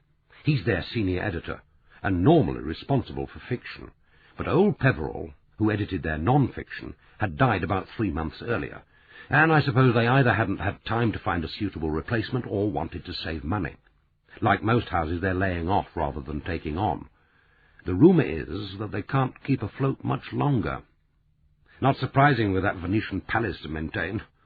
Anyway, the illustrations were handed over to DeWitt in his office, and he locked them in his cupboard while Maybrick watched. Not in a safe. My dear boy, we're talking about a publishing house, not Cartier's. Knowing Peverell's, I'm only surprised that DeWitt bothered to lock the cupboard. Was his the only key? Really, Adam, you're not detecting now. Actually, it was. He kept it in the battered old tobacco tin in his left-hand drawer. Where else, thought Dalgliesh. He said, where any member of the staff or any unaccompanied visitor could lay hands on it. Well, someone obviously did. James didn't need to go to the cupboard for a couple of days. The illustrations were due to be delivered personally to the art department the following week. You know that Peverell's have put out their artwork to an independent firm? No, I didn't know. More economical, I suppose. It's the same firm that's been doing the jackets for the last 5 years. Rather well, actually. Peverell's have never let their standards slip on book production and design. You can always tell a Peverell book just by handling it. Until now, of course. Gerard Etienne may change that too. Anyway, when DeWitt looked for the envelope, it had disappeared. Huge fuss, of course. Everyone questioned. Frantic searches. General panic. In the end, they had to confess to Maybrick and the owners. You can imagine how they took the news. Did the stuff ever come to light? Not until too late. There were doubts whether Maybrick would want to publish at all, but the book was in the catalogue, and it was decided to go ahead with alternative illustrations and some necessary changes to the text. A week after they'd finished printing, the envelope and its contents mysteriously reappeared. DeWitt found it in his cupboard, exactly where he had placed it. Which suggests that the thief had some respect for scholarship and had never intended to destroy the papers. It suggests a number of possibilities. Spite against Maybrick, spite against the press, spite against DeWitt, or a somewhat warped sense of humour. Peverell's didn't report the theft to the police? No, Adam. They didn't place their confidence in our wonderful boys in blue. I don't want to be unkind, but the police haven't an impressive clear-up rate when it comes to domestic burglary. The partners took the view that they stood just as good a chance of success and would cause less upset to staff if they undertook their own inquiry. By whom? Were any of them free of suspicion? That, of course, is the difficulty. They weren't then, and they aren't now. I imagine that Etienne adopted the head-beak strategy. You know, if the boy who's responsible will come to my study after prep in confidence and return the documents, no more will be heard of the matter. It never worked at school. I don't suppose it was more successful at Peverell's. It was obviously an inside job, and it isn't as if they employ a large staff. Only about 25 people in addition to the 5 partners. Most of them old faithfuls, of course. And the story is that the few who aren't have alibis. So it's still a mystery. And so is the second incident. The second serious incident. There have probably been minor mischiefs which they've managed to keep quiet about. This one concerns Stilgo, so it's just as well that so far they've managed to keep it from him, and it hasn't become public property. The old boy really would have something to feed his paranoia. Apparently, when the page proofs had been read and a number of alterations agreed with Stilgo, they were packaged and left overnight under the counter in the reception office, where they were due to be collected next morning. Someone opened the package and tampered with them, changed a number of the names, altered punctuation, deleted a couple of sentences. Fortunately, the printer who received them was intelligent and thought some of the changes odd, so he telephoned to check. The partners have managed, God knows how, to keep this contretemps secret from most of the staff at Innocent House, and of course from Stilgo. It would have been extremely damaging to the firm if it had got out. I understand all parcels and papers are locked up overnight now, and no doubt they've tightened security in other ways. Dalgliesh wondered whether the perpetrator had from the first intended the alterations to be discovered. They seemed to have been made with very little attempt to deceive. It surely wouldn't have been difficult to alter the page proofs in a way which would seriously damage the book, without arousing the suspicions of the printer. It was odd, too, that the poison pen hadn't mentioned the alterations to Stilgo's proofs. Either he or she hadn't known, which would absolve the 5 partners, or the poison pen had wanted to frighten Stilgo, but not to provide evidence which would justify him in withdrawing the book. It was an interesting little mystery, but not one on which he proposed to waste the time of a senior police officer. Nothing more was said about the Peverell Press until they were taking their coffee in the library. Ackroyd leaned forward and asked a little anxiously, "Can I tell Lord Stilgo that you'll try to reassure his wife?" "I'm sorry, Conrad, but no. I'll get him a note to say that the police have no cause to suspect foul play in any of the cases which concern him. I doubt whether it will do much good if his wife is superstitious, but that is her misfortune and his problem. And the other trouble at Innocent House. If Gerard Etienne believes that the law is being broken and wants the police to investigate, he must get in touch with his local station. Just like anybody else. Precisely. You wouldn't be prepared to go to Innocent House and have an informal word with him? No, Conrad. Not even for a sight of the Wyatt ceiling. Chapter 5. On the afternoon of Sonia Clement's cremation, Gabriel Dauncey and Francis Peverell shared a taxi from the crematorium back to number 12 Innocent Walk. Francis was very silent on the journey, sitting a little apart from Dauncey, gazing out of the window. She was hatless, the light brown hair a shining helmet which curved to touch the collar of her grey coat. Her shoes, tights, and handbag were black, and there was a black chiffon scarf knotted at her neck. They were, Dauncey remembered, the same clothes she had worn at her father's cremation, a contemporary understated mourning, nicely holding the balance between ostentation and a decent respect. The combination of grey and black in its sombre simplicity made her look very young, and emphasized what he most liked in her, a gentle old-fashioned formality, which reminded him of the young women of his youth. She sat distanced and very still, but her hands were restless. He knew that the ring she wore on the third finger of her right hand had been her mother's engagement ring, and he watched while she twisted it obsessively under the black suede of her glove. He wondered for a moment whether to reach out and silently take her hand, but resisted the impulse to a gesture which he told himself might only embarrass them both. He could hardly keep holding her hand all the way back to Innocent Walk. They were fond of each other. He was, he knew, the one person at Innocent House in whom she felt she could occasionally confide, but neither was demonstrative. They lived a short staircase apart, but visited each other only by invitation, each anxious not to intrude or impose on the other, or to initiate an intimacy which the other might find unwelcome or come to regret. As a result, liking each other, enjoying each other's company, they saw less of each other than if they had lived miles apart.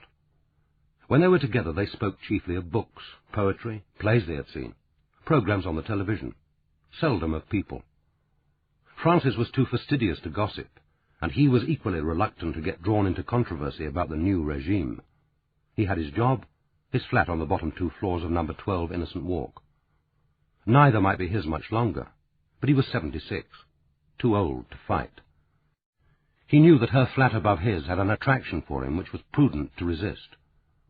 Sitting in the high-back chair, with the curtains drawn against the gentle, half-imagined sighing of the river, stretching out his legs before the open fire after one of their rare dinners together, when she had left him to make coffee, he would hear her quietly moving about the kitchen, and would feel a seductive peace and contentment stealing over him, which it would only be too easy to make a regular part of his life.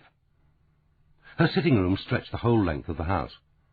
Everything in it was attractive: the elegant proportions of the original marble fireplace, the oil of an 18th century Peverell with his wife and children above the mantelshelf, the small Queen Anne bureau, the mahogany bookcases on each side of the fire, topped with a pediment and with 2 fine Parian heads of a veiled bride, the Regency dining table and 6 chairs, the subtle colours of the rugs glowing against the gold of the polished floor. How simple now to establish an intimacy which would open to him this gentle feminine comfort, so different from his own bleak and under-furnished rooms below.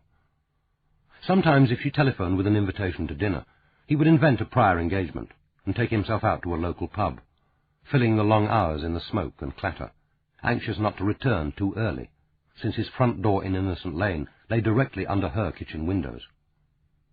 This evening he felt that she might welcome his company, but was unwilling to ask for it. He wasn't sorry. The cremation had been depressing enough without having to discuss its banalities. He had had enough of death for one day.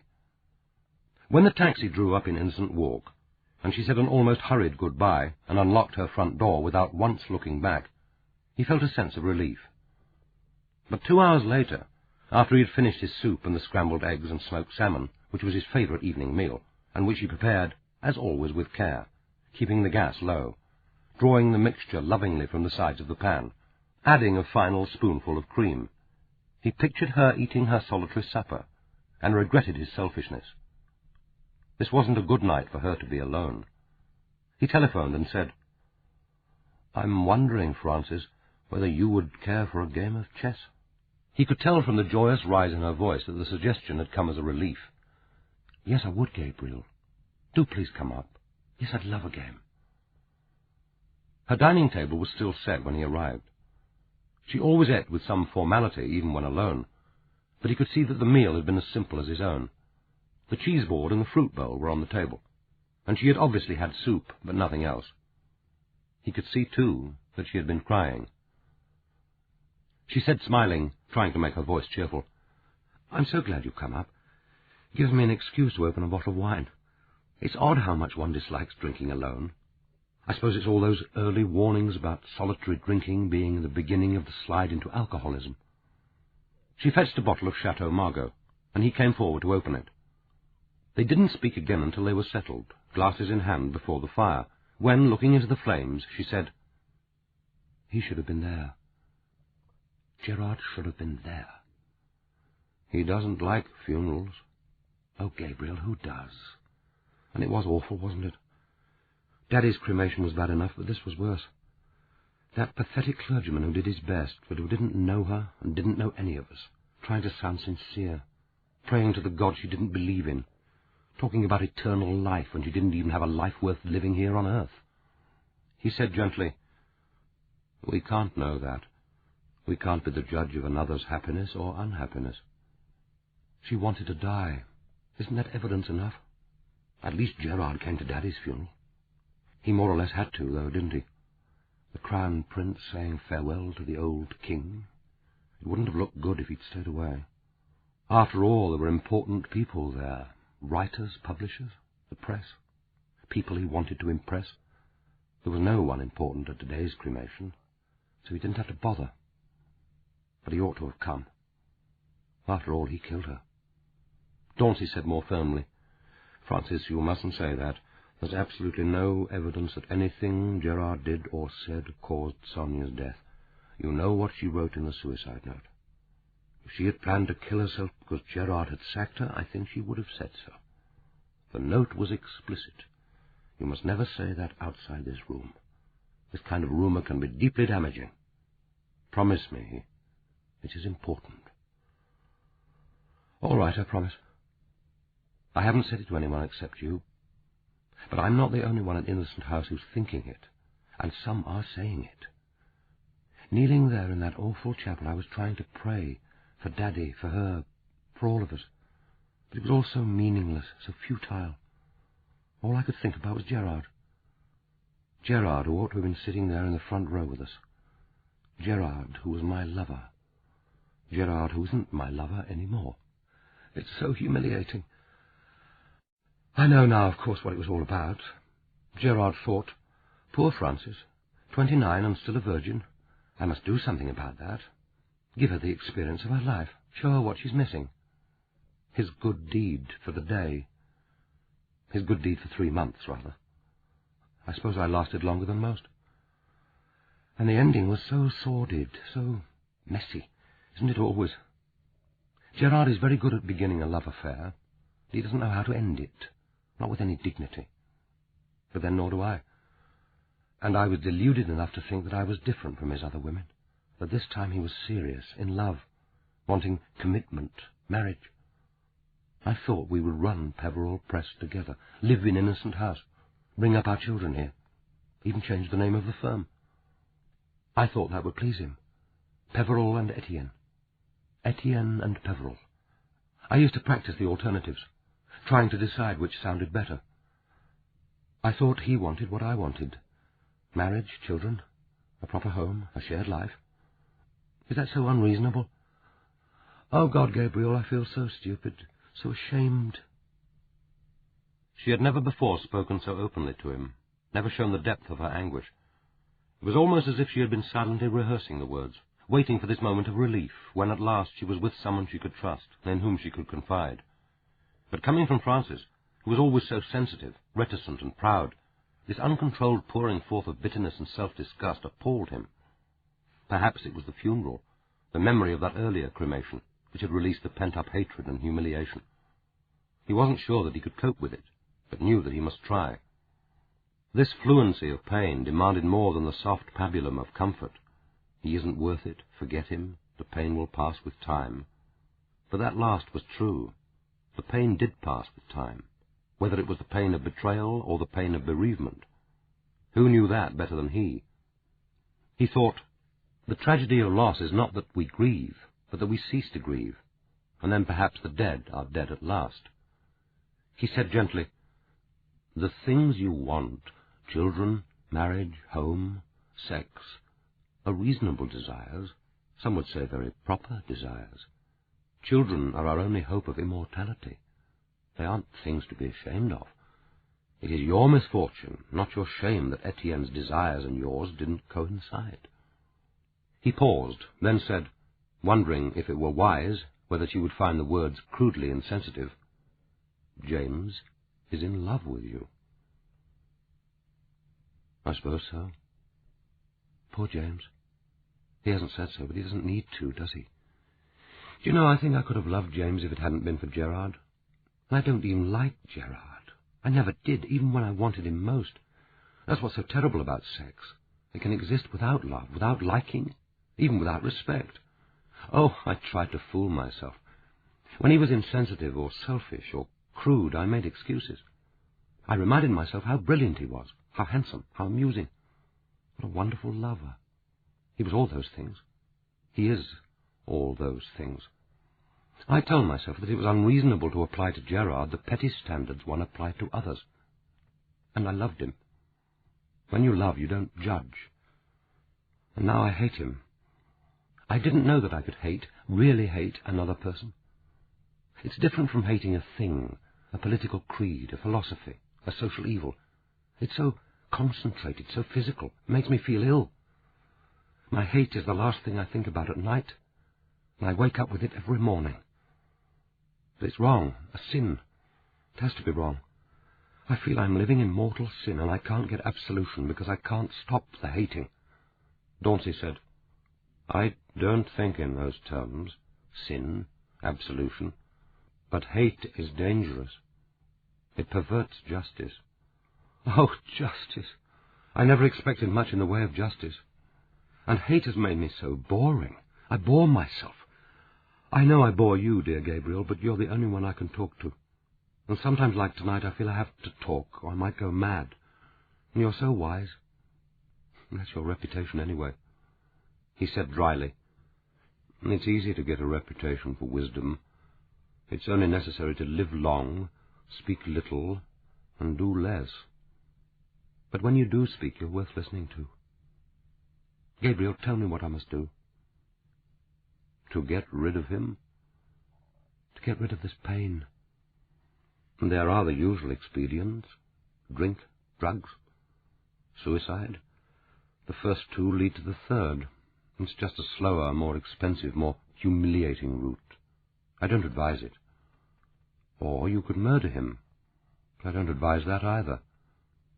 Do it in fantasy, as ingeniously as you like, but not in reality.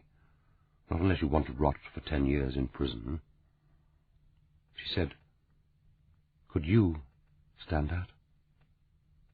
"Not for 10 years. I might manage 3, but not more. There are better ways of coping with pain than death, his death or yours. Tell yourself that pain is part of life. To feel pain is to be alive. I envy you.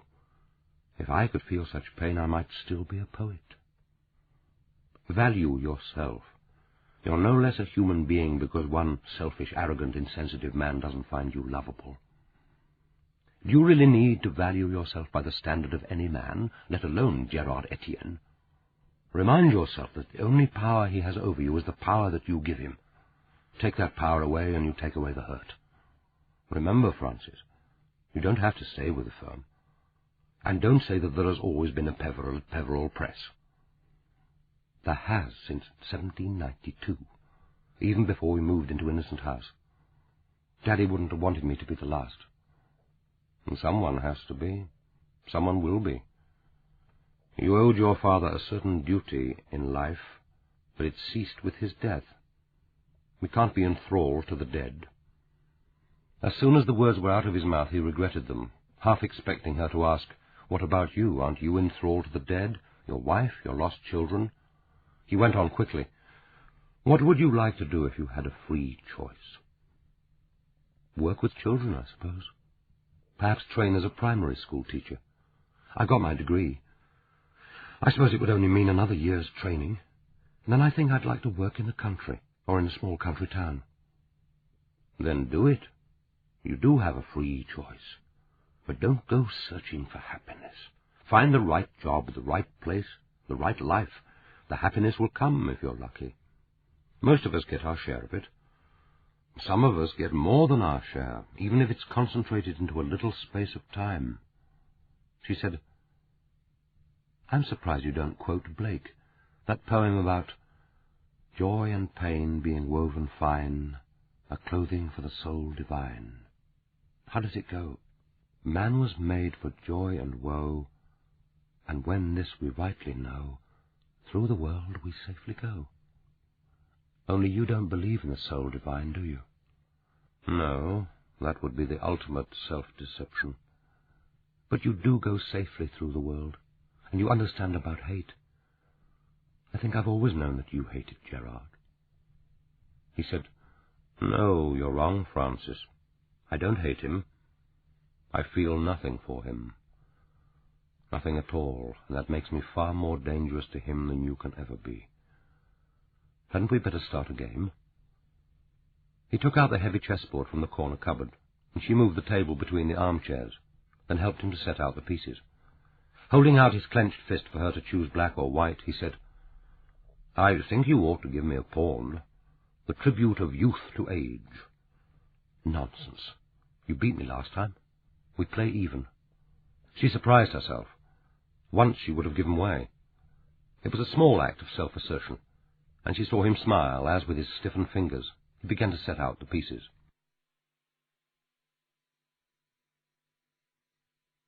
Chapter 6. Miss Blackett went home every night to Weaver's cottage in West Marling in Kent, where for the past 19 years she had lived with her older widowed cousin, Joan Willoughby.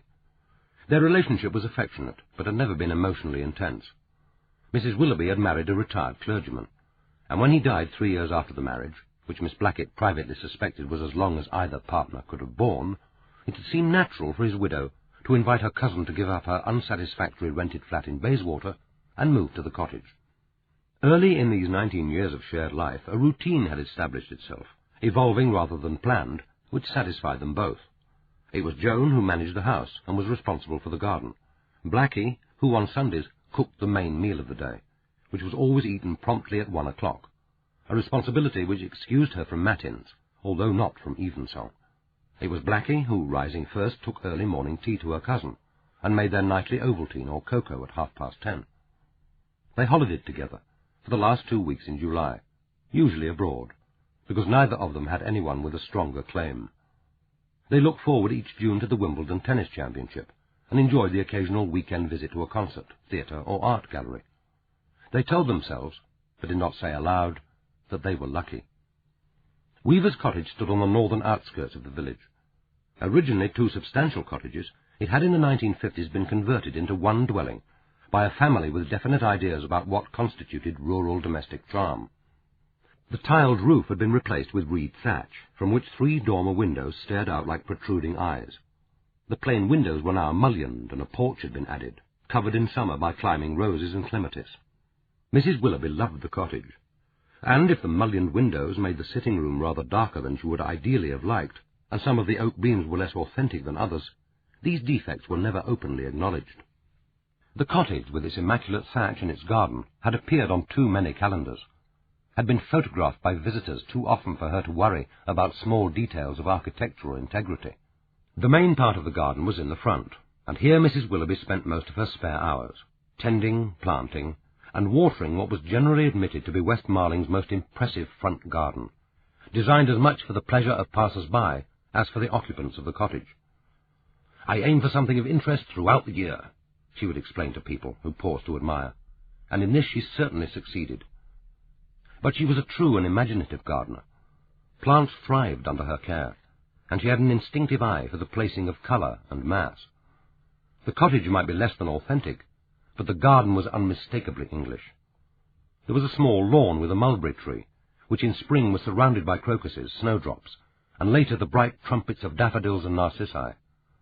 In the summer, the heavily planted beds leading to the porch were an intoxication of colour and scent, while the beech hedge, trimmed low so as not to obscure the view of the glories beyond, was a living symbol of the passing seasons, from the first tight tentative buds to the crisp gold and reds of its autumn glory. She always returned from the monthly PCC meeting, bright-eyed and invigorated. Some people, Blackie reflected, would have found the fortnightly skirmishes with the vicar about his partiality for the new liturgy over the old, and his other minor delinquencies, dispiriting. Joan seemed to thrive on them.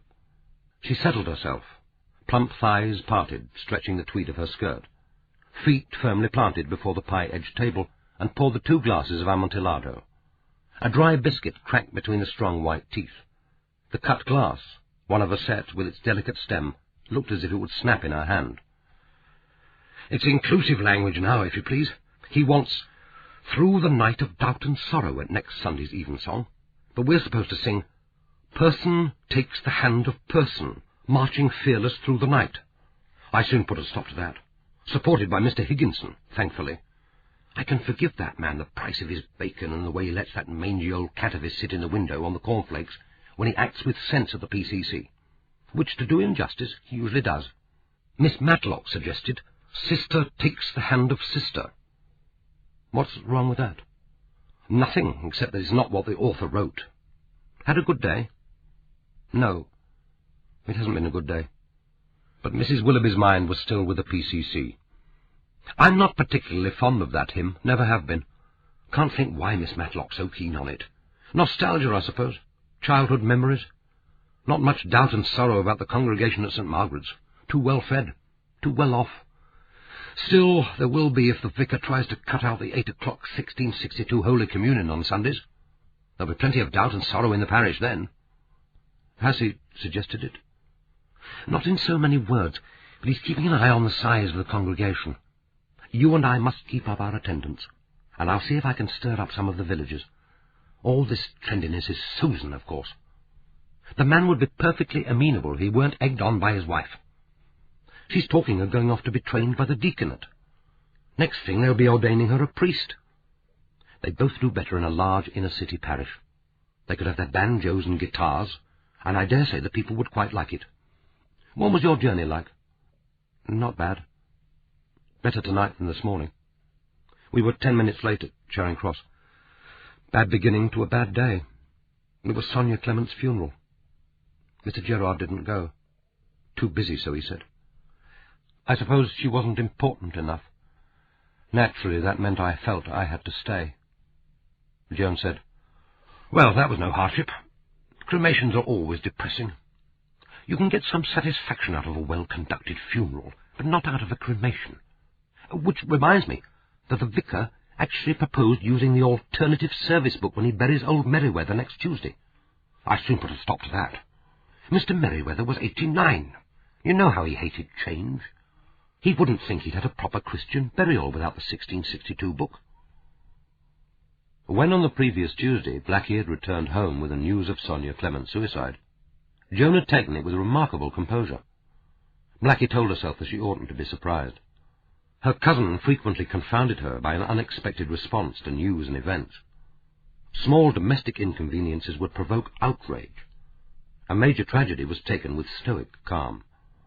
And this tragedy, after all, couldn't be expected to touch her. She had never known, not even met, Sonia Clement.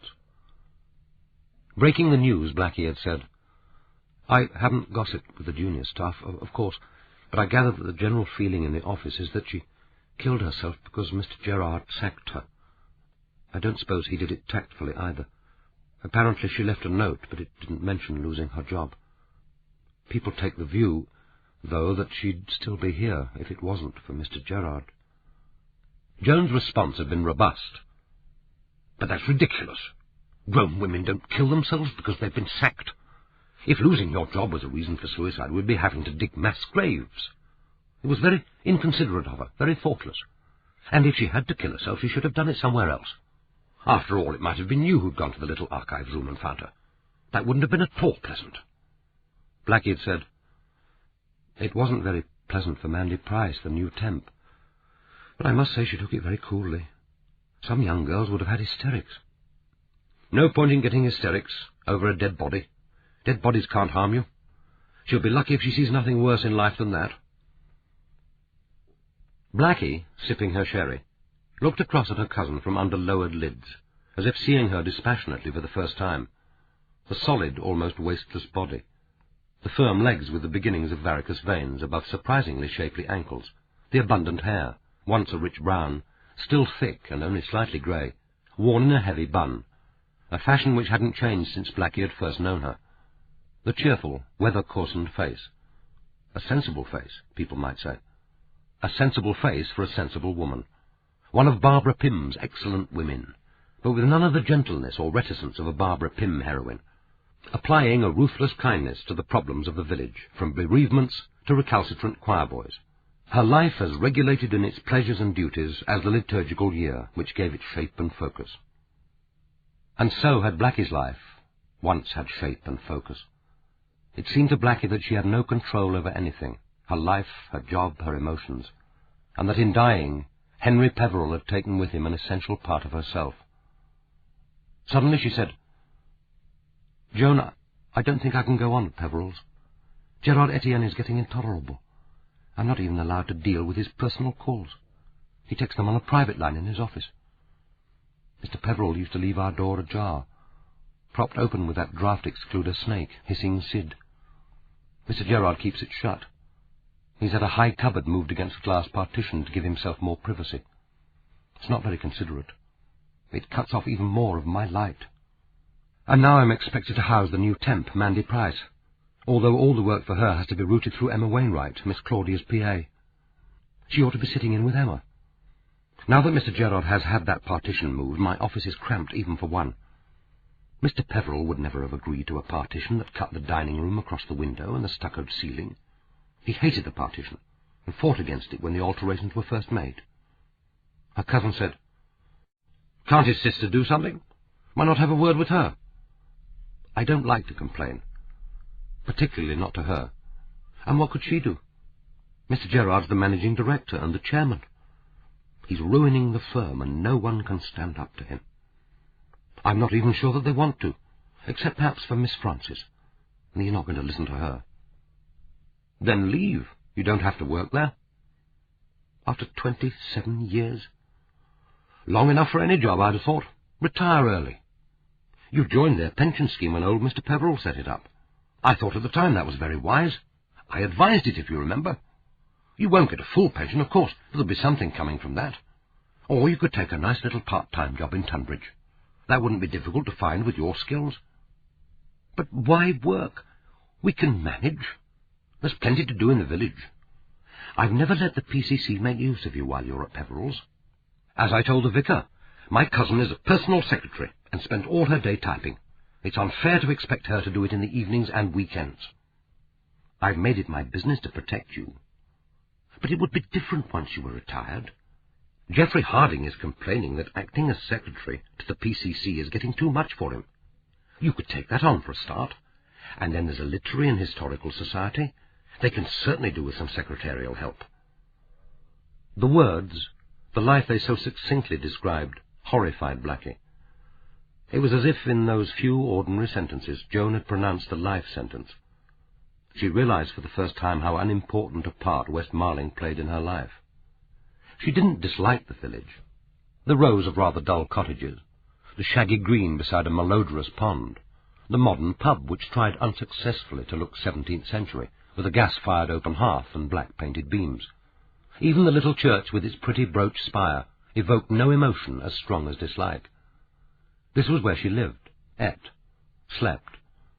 But for 27 years the centre of her life had been elsewhere.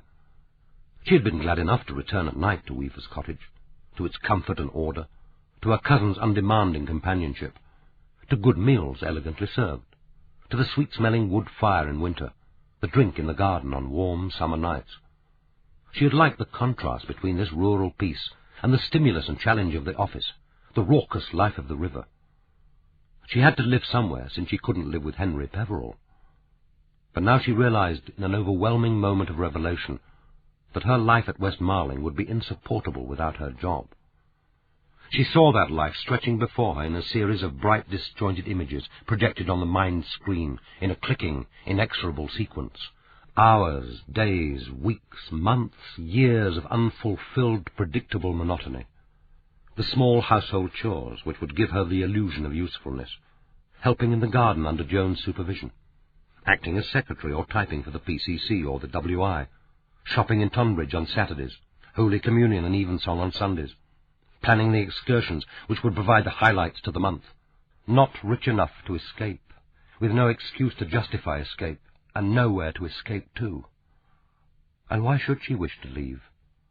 It was a life her cousin found satisfying and psychologically fulfilling, her place in the village hierarchy secure, the cottage her acknowledged property, the garden her continued interest and joy. Most people would think that she, Blackie, was lucky to share it, lucky to live rent-free. They'd know that in the village. That was the kind of fact they knew by instinct. A beautiful home, her cousin's companionship. She would be the less regarded of the two, the less popular, the poor relation. Her job, imperfectly understood in the village but magnified in importance by Joan, had given her dignity. Work did bestow dignity, status, meaning. Wasn't that why people dreaded unemployment? Why some men found retirement so traumatic? And she couldn't find herself what Joan described as a nice little part-time job in Tunbridge. She knew what that would mean. Working in an office with half-trained girls fresh from school or secretarial college, sexually on the make, resented for her efficiency or pitied for her all-too-obvious virginity. How could she lower herself to a part-time job, she who had once been confidential personal assistant to Henry Peverell? Sitting immobile with a glass of half-drunk sherry before her, and staring into its amber glow as if mesmerized, her heart was in tumult, her voice crying wordlessly, "Oh, my darling, why did you leave me? Why did you have to die?"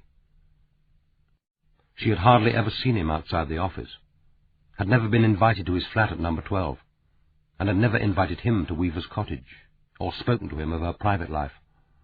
Yet for 27 years he had been central to her existence. She had spent more of her waking hours with him than with any other human being. To her he was always Mr. Peverell, and he had called her Miss Blackett to others, Blackie to her face. She couldn't remember that her hands had ever touched his since that first meeting 27 years ago, when, as a shy 17-year-old fresh from Secretarial College, she had come to Innocent House for her interview, and he had risen smiling from his desk to greet her. Her typing and shorthand skills had already been tested by the secretary, who was leaving him to get married. Now, looking at the handsome, scholarly face and into his incredibly blue eyes, she had known that this was the ultimate test. He had said little about the job, but then why should he? Miss Arkwright had already explained in intimidating detail what would be expected of her.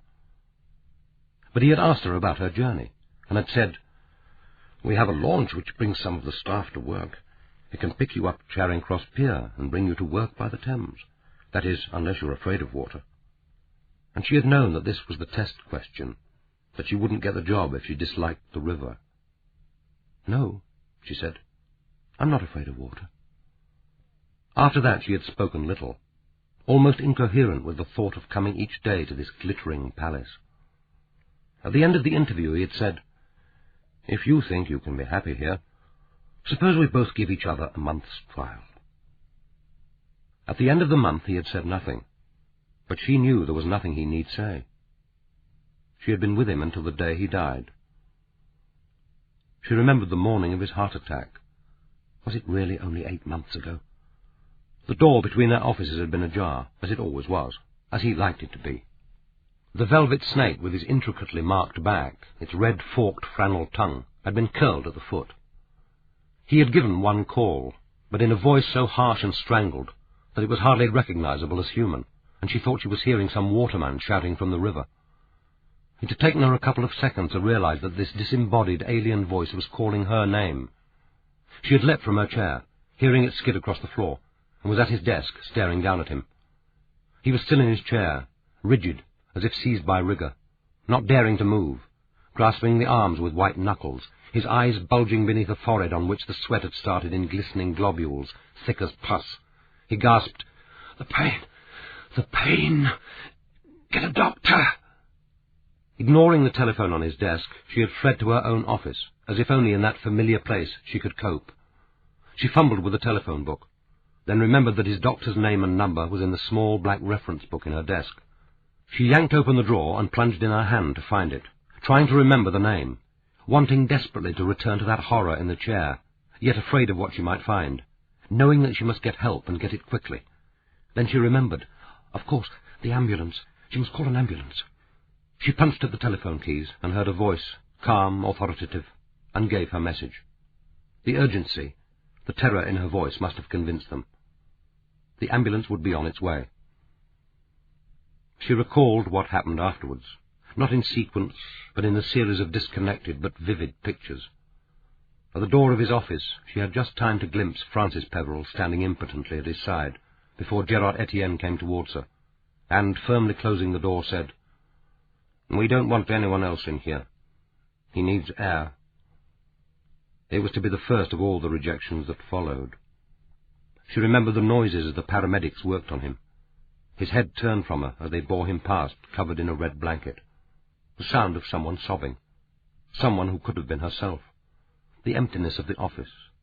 Empty as it was in the morning when she arrived before him, or as it was at night when he left first. But now, everlastingly, permanently empty of everything that had given it meaning. She had never seen him again. She had wanted to visit him in hospital, and had asked Francis Peverell what time would be convenient, only to be told, "He's still in intensive care. Only family and the partners are allowed to visit. I'm sorry, Blackie." The news had at first been reassuring. He was better, much better. They hoped he would soon be out of the intensive care unit. And then, 4 days after the first, he had suffered a second massive heart attack, and had died. At the cremation she had sat in the chapel, 3 pews back, among other members of the staff. No one had consoled her. Why should they? She wasn't one of the officially bereaved, not one of the family. When outside the chapel, inspecting the wreaths of the mourners. Unable to help herself, she had broken down. Claudia Etienne had looked briefly at her with a mixture of wonder and irritation, as if to say, "If his daughter and his friends can control themselves, why can't you?" The grief had been made to seem in bad taste, as presumptuous as was her wreath, ostentatious among the family's simple cut flowers. She had remembered overhearing Gerard Etienne's comment made to his sister. "God, Blackie's overdone it. That wreath wouldn't disgrace a New York mafia funeral. What's he trying to do? Making everyone think she was his mistress?" And next day, at a small private ceremony, the 5 partners had thrown his ashes into the Thames from the terrace of Innocent House. She hadn't been asked to take part, but Francis Peverell had come into the office and said, "You might like to join us on the terrace, Blackie. I think my father would have liked you to be there." She had stood well back, careful not to be in their way. They had stood a little distanced from each other, close to the edge of the terrace. The white, ground bones, which were all that remained of Henry Peverell, were in a tin which looked to her curiously like a biscuit tin. They passed it from hand to hand, took out a fistful of the grains, and dropped or flung them into the Thames. She remembered that it had been high tide, with a fresh breeze blowing. The river, ochre brown, had slapped against the jetty walls, sending out small droplets of spray. Francis Peverell's hands had been damp. The fragments of bone had stuck to them, and afterwards she had wiped her hands surreptitiously against her skirt. She had been perfectly calm as she had spoken by heart the words from Cymbeline, beginning, "Fear no more the heat of the sun, nor the furious winter's rages. Thou thy worldly task hast done. Home art gone, and ta'en thy wages." It seemed to Blackie that they had forgotten to decide on the order of speaking, and there was a short silence before James DeWitt moved closer to the edge of the terrace, and spoke words from the Apocrypha. "The souls of the righteous are in the hands of God, and there shall no torment touch them." Afterwards he had let his portion of ashes trickle from his hands, as if counting every separate grain. Gabriel Dauncey had read a poem by Wilfred Owen, which was unfamiliar to her, but afterwards she had looked it up, and had wondered a little at his choice. "I am the ghost of Shadwell's Stair, along the wharves by the water-house, and through the cavernous slaughter-house, I am the shadow that walks there. Yet I have flesh both firm and cool, and eyes tumultuous as the gems of moons and lamps in the full Thames, when dusk sails wavering down the pool." Claudia Etienne had been the briefest, with just 2 lines. "The worst that can befall us, measured right, is a long slumber and a long good night." She had spoken them loudly, but rather fast, with a fierce intensity, which gave the impression that she disapproved of the whole charade. After her had come Jean-Philippe Etienne. He hadn't been seen at Innocent House since his retirement a year earlier, and had been driven up from his remote house on the Essex coast by a chauffeur, arriving just before the ceremony was due to begin, and leaving immediately afterwards, without sharing the buffet lunch prepared in the boardroom. But his passage had been the longest, and he had read it in a flat voice, holding on to one of the finials of the railings for support. DeWitt had told her afterwards that it was from the Meditations of Marcus Aurelius, but at the time only a brief passage impressed itself on Blackie's mind.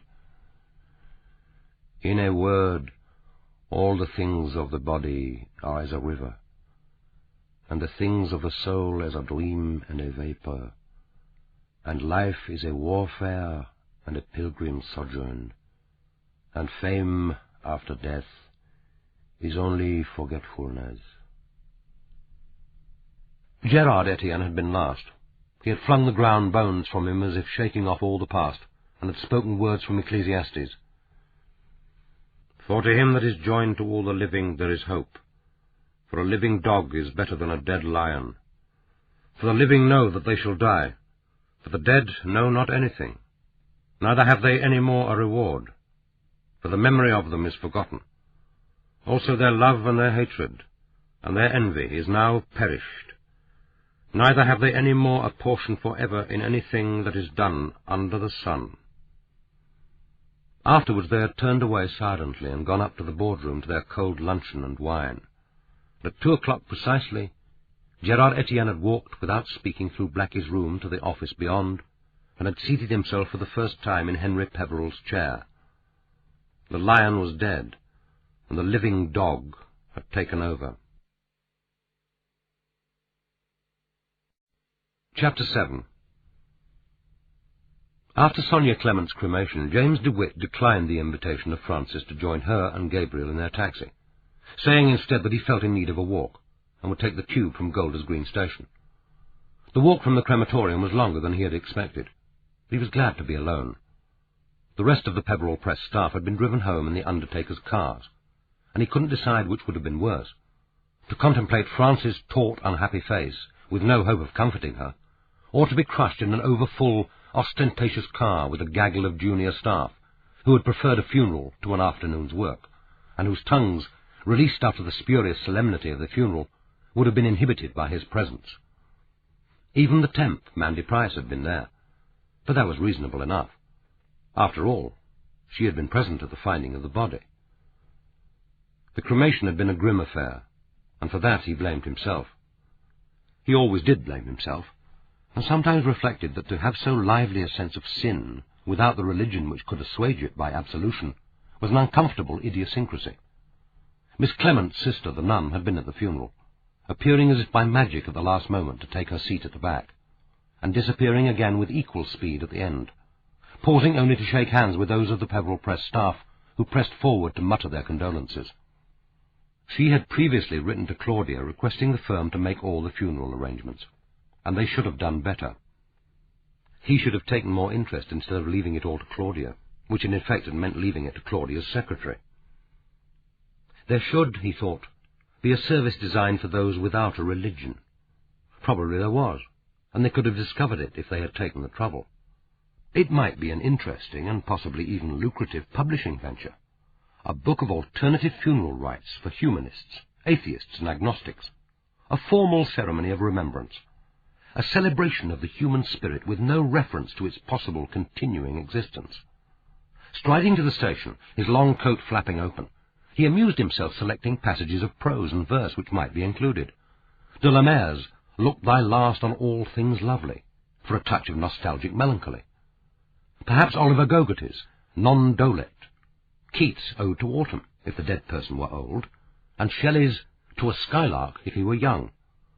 Wordsworth's "Lines written above Tintern Abbey," for the nature worshipper. There could be songs instead of hymns, and the slow movement from Beethoven's Emperor Concerto would be an appropriate funeral march. And there was, of course, always the third chapter of Ecclesiastes. To everything there is a season, and a time to every purpose under the heaven, a time to be born, and a time to die, a time to plant, and a time to pluck up that which is planted, a time to kill, and a time to heal, a time to break down, and a time to build up. He could have concocted something suitable for Sonia, perhaps including extracts from a book she had commissioned and edited, a commemoration of 24 years of service to the firm, which the living Sonia would have thought appropriate. It was odd, he thought. How important were these rites of passage, designed surely to comfort and minister to the needs of the living, since they could never touch the dead. He stopped to buy 2 cartons of semi-skimmed milk and a container of washing-up liquid at the supermarket at Notting Hill Gate, before letting himself quietly into the house. It was apparent that Rupert had company. The sound of voices and of music came clearly down the stairs. He had hoped that Rupert would have been alone, and wondered, as he so often did, that a man so ill could stand so much noise. But it was, after all, cheerful noise, and Rupert stood it only for a limited period. It was he, James, who coped afterwards with the inevitable reaction.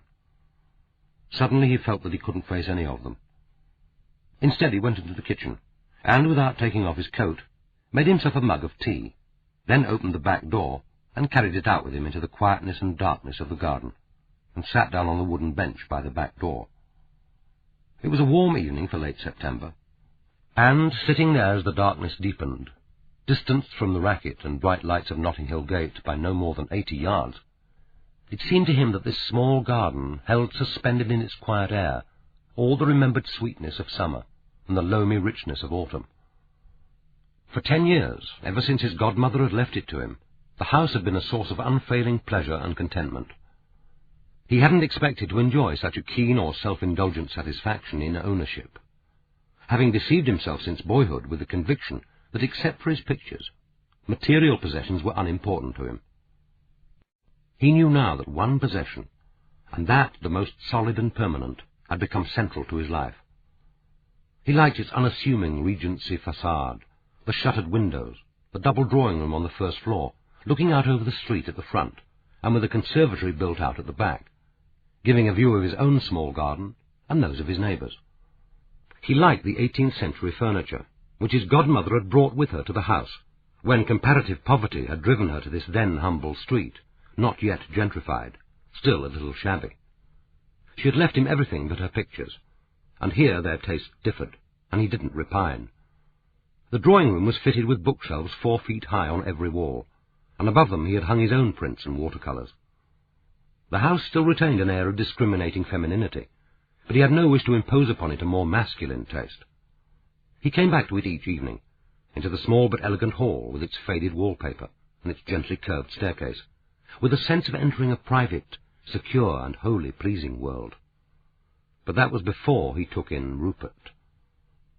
Rupert Farlow had published his first novel with the Peverell Press 15 years previously, and James could still remember the mixture of excitement and awe with which he had read the manuscript, submitted not through an agent, but to the press direct, badly typed on unsuitable paper, and accompanied by no explanatory letter, but merely with Rupert's name and address, as if he challenged the as yet unknown reader to recognize its quality.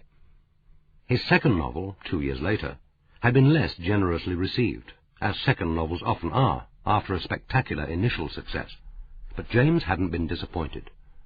Here, confirmed, was a major talent. And then, silence. Rupert was no longer seen in London, and letters and telephone calls went unanswered. It was rumoured that he was in North Africa, California, India. And then briefly he had reappeared, but he had brought no new work with him. There had never been another novel, and now there never would be. It was Frances Peverell who mentioned to James that she had heard that Rupert was dying of AIDS, and was in a West London hospice. She didn't visit, but James did, and continued to visit. Rupert was in remission, but the hospice staff were in difficulty about what to do with him. His flat was unsuitable, his landlord unsympathetic.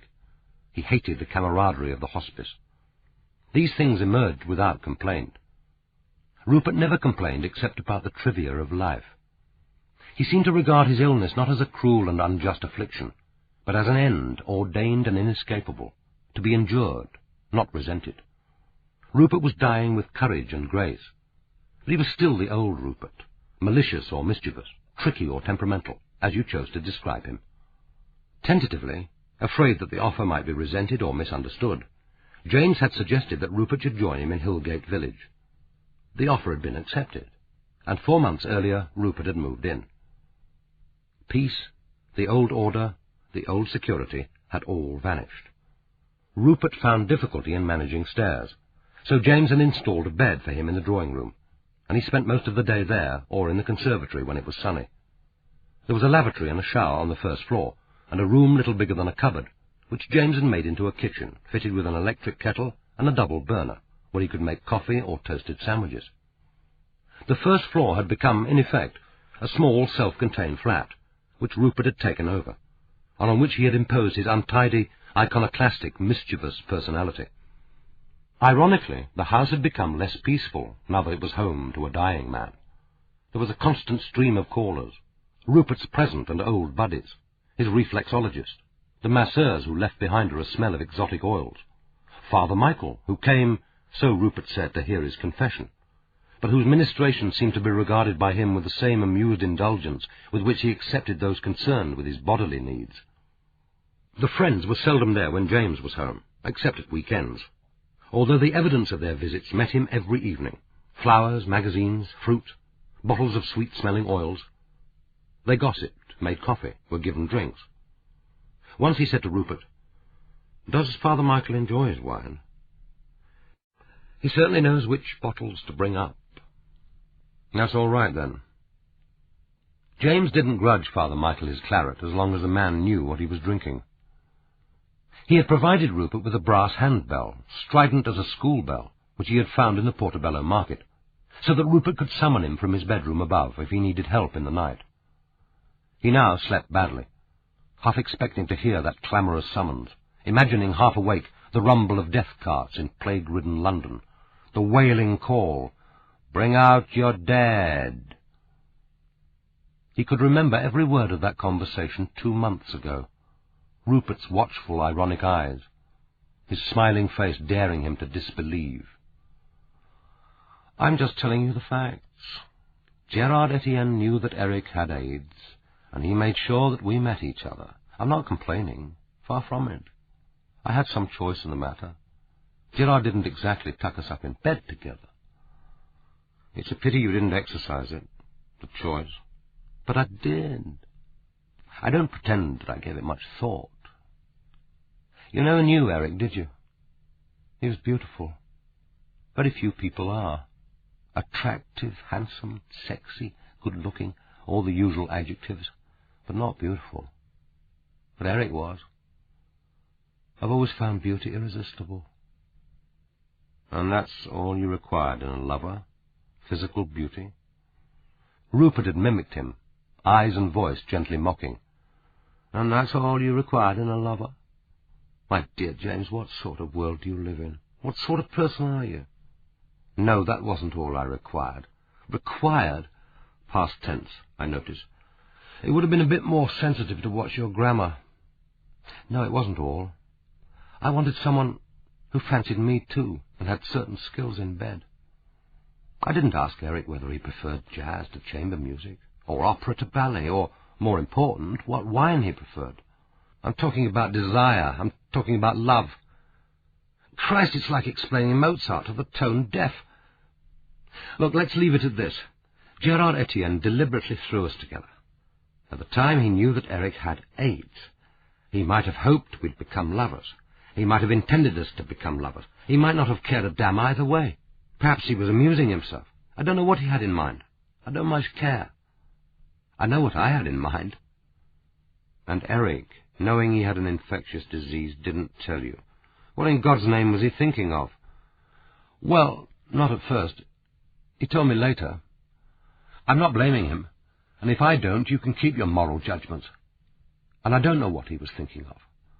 I don't pry into my friends' minds. Perhaps he wanted a companion for the last mile or so before he set off to explore that long silence." He had added, "Don't you forgive your friends?" Forgiveness is hardly a word to use between friends, but then none of my friends has infected me with a fatal disease. But, my dear James, you don't exactly give them the chance, do you? He had questioned Rupert with the detached persistence of a trained investigator, needing to force the truth out of him, desperate to know. "How can you be sure that Etienne knew Eric was ill?" "James, don't cross-examine me. You sound like a prosecuting counsel. And you do love euphemisms, don't you? He knew because Eric told him. Etienne asked him when he could expect another book. The Peverell Press had done rather well with his first travel book. Etienne had got it cheap and probably hoped for the next one on the same terms. Eric told him there wouldn't be one. He hadn't the energy or the inclination. He had other plans for the rest of his life." "And those included you?" "Eventually." End of Side 2. Side 3. It was 2 weeks after that conversation that Etienne arranged the river trip. Suspicious in itself, wouldn't you say? Not Etienne's kind of jolly at all. Chug down dear old Father Thames to inspect the flood barrier, chug back again with smoked salmon sandwiches and champagne. How did you manage to avoid it, by the way?" "I was in France." "Oh, so you were. Your second home.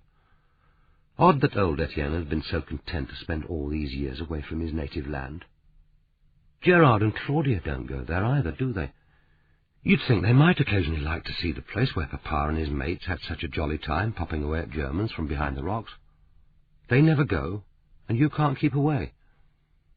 What do you do there? Check up on him?" "Why should I do that?" "It's only a remark. I meant nothing." Anyway, you'll never pin anything on old Etienne. He's been authenticated. There's no doubt there. The genuine hero.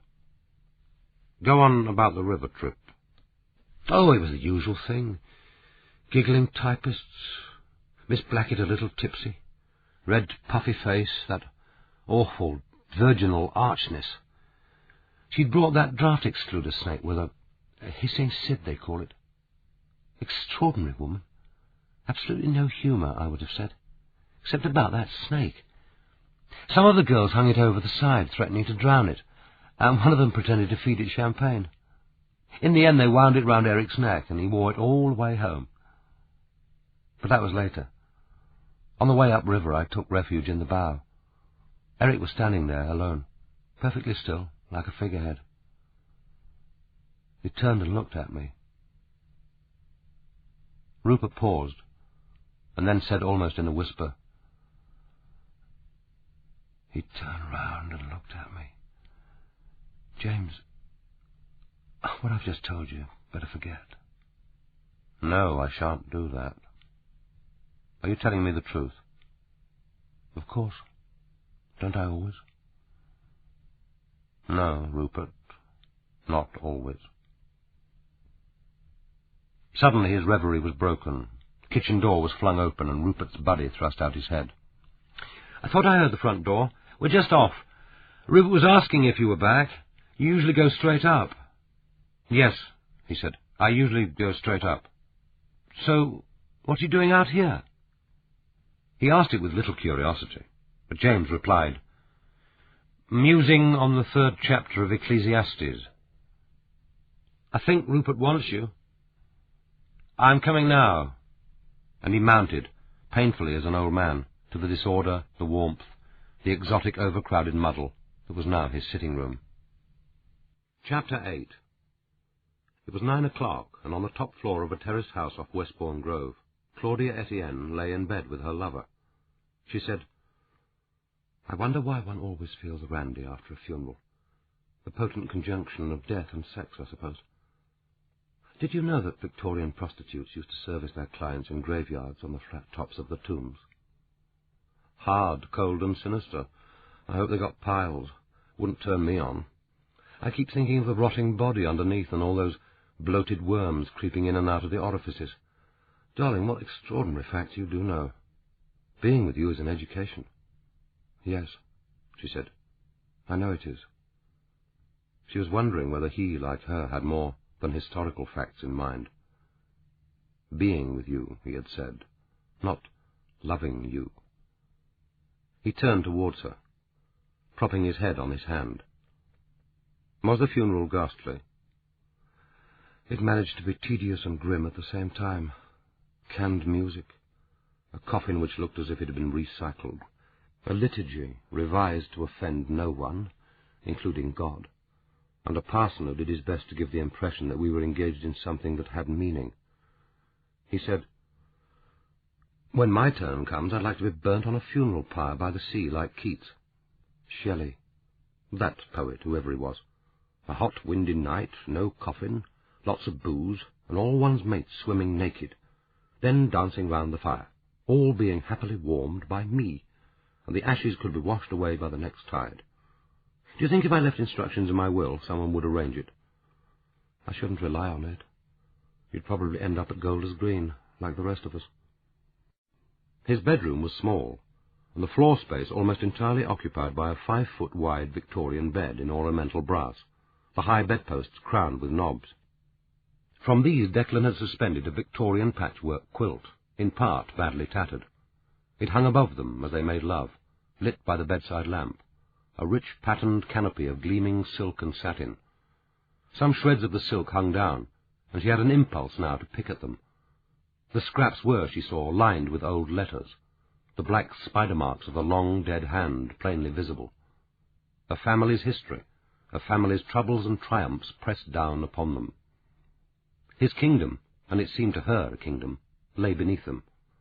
The shop, the whole property, was owned by Mr. Simon. She had never learned his forename, and he rented the top 2 floors to Declan at a ridiculous sum, and paid him with equal frugality for managing the shop. He himself was always there in his black skull cap, to greet favoured customers, sitting at a Dickensian desk just inside the door. But otherwise he took little part in buying and selling, although he controlled the flow of cash. The front of the house was arranged under his personal supervision, the pick of the furniture, pictures and artifacts, displayed to advantage. It was the back of the ground floor which Declan had made his domain. It was a long conservatory of strengthened glass, with at each end 2 palm trees, the slender trunks of iron, and the fronds which trembled as the hand brushed against them. Sheets of tin painted a bright green. This touch of Mediterranean sun contrasted with the conservatory's faintly ecclesiastical air. Some of the original lower panes of glass had been replaced by oddly shaped pieces of stained glass from demolished churches, a jigsaw of yellow-haired angels and haloed saints, lugubrious apostles, fragments of a nativity scene or of the Last Supper, domestic vignettes of hands pouring wine into pitchers or lifting loaves of bread. Placed in happy disorder on a variety of tables, piled up on chairs, were the objects acquired by Declan. And it was here that his personal customers rummaged, exclaimed, admired, and made their discoveries. And there were discoveries to be made. Declan, as Claudia admitted, had an eye. He loved beauty, variety, oddity. He was extraordinarily knowledgeable in fields of which she knew little. She was amazed by the things he knew as by the things he didn't know. Occasionally his findings would be promoted to the front of the shop, when he would immediately lose interest in them. But his love for all his acquisitions was fickle. "You do see, Claudia, darling, how I had to have it. You do see how I couldn't not buy." He would stroke, admire, research, gloat over every acquisition, give it pride of place. But 3 months later it would have mysteriously disappeared, to be replaced by the new enthusiasm. There was no attempt at display. Objects were jumbled together, the worthless and the good. A Staffordshire commemorative figure of Garibaldi on a horse, a cracked Bloor Derby sauce tureen, coins and medals, stuffed birds under domed glass, sentimental Victorian watercolours, bronze busts of Disraeli and Gladstone, a heavy Victorian commode, a pair of Art Deco gilt-wood chairs, a stuffed bear, a heavily encrusted German Air Force officer's cap.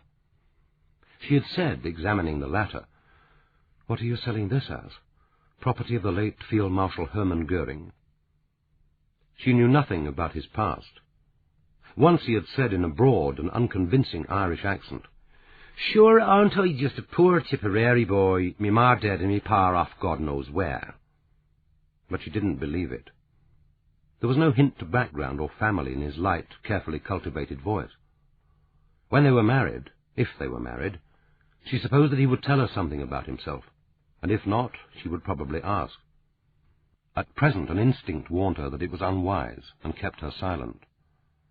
It was difficult to imagine him with an orthodox past life, parents and siblings, school, a first job. It sometimes seemed to her that he was an exotic changeling, who had spontaneously materialized in that crowded back room, reaching out acquisitive fingers to the objects of past centuries, but himself having no reality, except in the present moment. They had met 6 months earlier, sitting in adjacent seats in the tube on a day when there had been a major breakdown on the Central line. During the seemingly interminable wait before they were instructed to leave the train and make their way along the track, he had glanced at her copy of The Independent, and, when their eyes had met, had smiled apologetically and said, "I'm sorry, it's rude, I know, but I'm slightly claustrophobic. I always find it easier to cope with these delays when I have something to read. Usually I have." She had replied, "I've finished with it. Do have it. Anyway, I've got a book in my briefcase." So they had sat together, both reading, neither speaking. But she had been very aware of him. She told herself that this was a result of tension and of a touch of fear. When the instructions to leave the train had at last come, there was no panic. But it had been a disagreeable experience, and for some very frightening.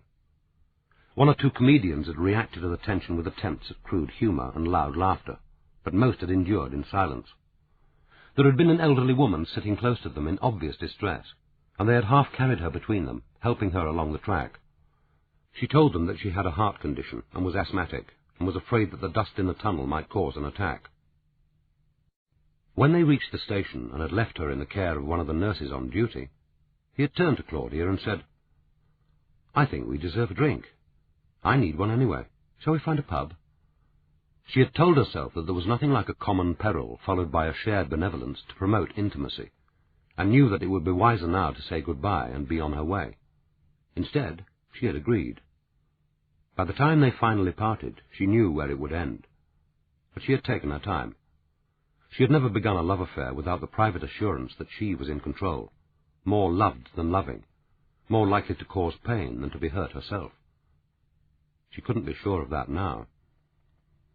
About a month after they had become lovers, he had said, "Why don't we get married?" The suggestion, she hardly regarded it as a proposal, was so surprising that for a moment she was silent. He went on, "Don't you think it would be a good idea?" She found that she was treating the suggestion seriously without knowing whether to him it was just one more of the ideas he occasionally put forward without expecting her to believe them, and apparently not much caring whether she did or not. She said slowly, "If you're serious, then the answer is that it would be a very bad idea." "All right, let's get engaged. I like the idea of a permanent engagement." "That's an illogicality." "Why? Old Simon would like it. I could say, 'I'm expecting my fiancée.' He'd be less shocked when you stay the night." "He's never shown the slightest sign of being shocked. I doubt whether he would care if we fornicated in the front room, provided we didn't frighten the customers or damage the stock." But he did occasionally speak of her to old Simon as my fiancée, and she felt she could hardly deny the description without making both of them seem foolish, or giving the whole thing an importance which it didn't merit. He didn't again mention marriage, but she was disconcerted to realize that with part of her mind, the idea was beginning to take hold. When she had arrived that evening from the crematorium, she had greeted Mr. Simon, then gone straight into the back room. Declan had been peering at a miniature. She enjoyed watching him with the object with which, however transitory the affection, he was momentarily enthused. It was a picture of an 18th century lady, her décolleté bodice and frilled chemisette painted with great delicacy, the face under the high, powdered wig perhaps too sweetly pretty. He had said, "Paid for, I imagine, by a wealthy lover.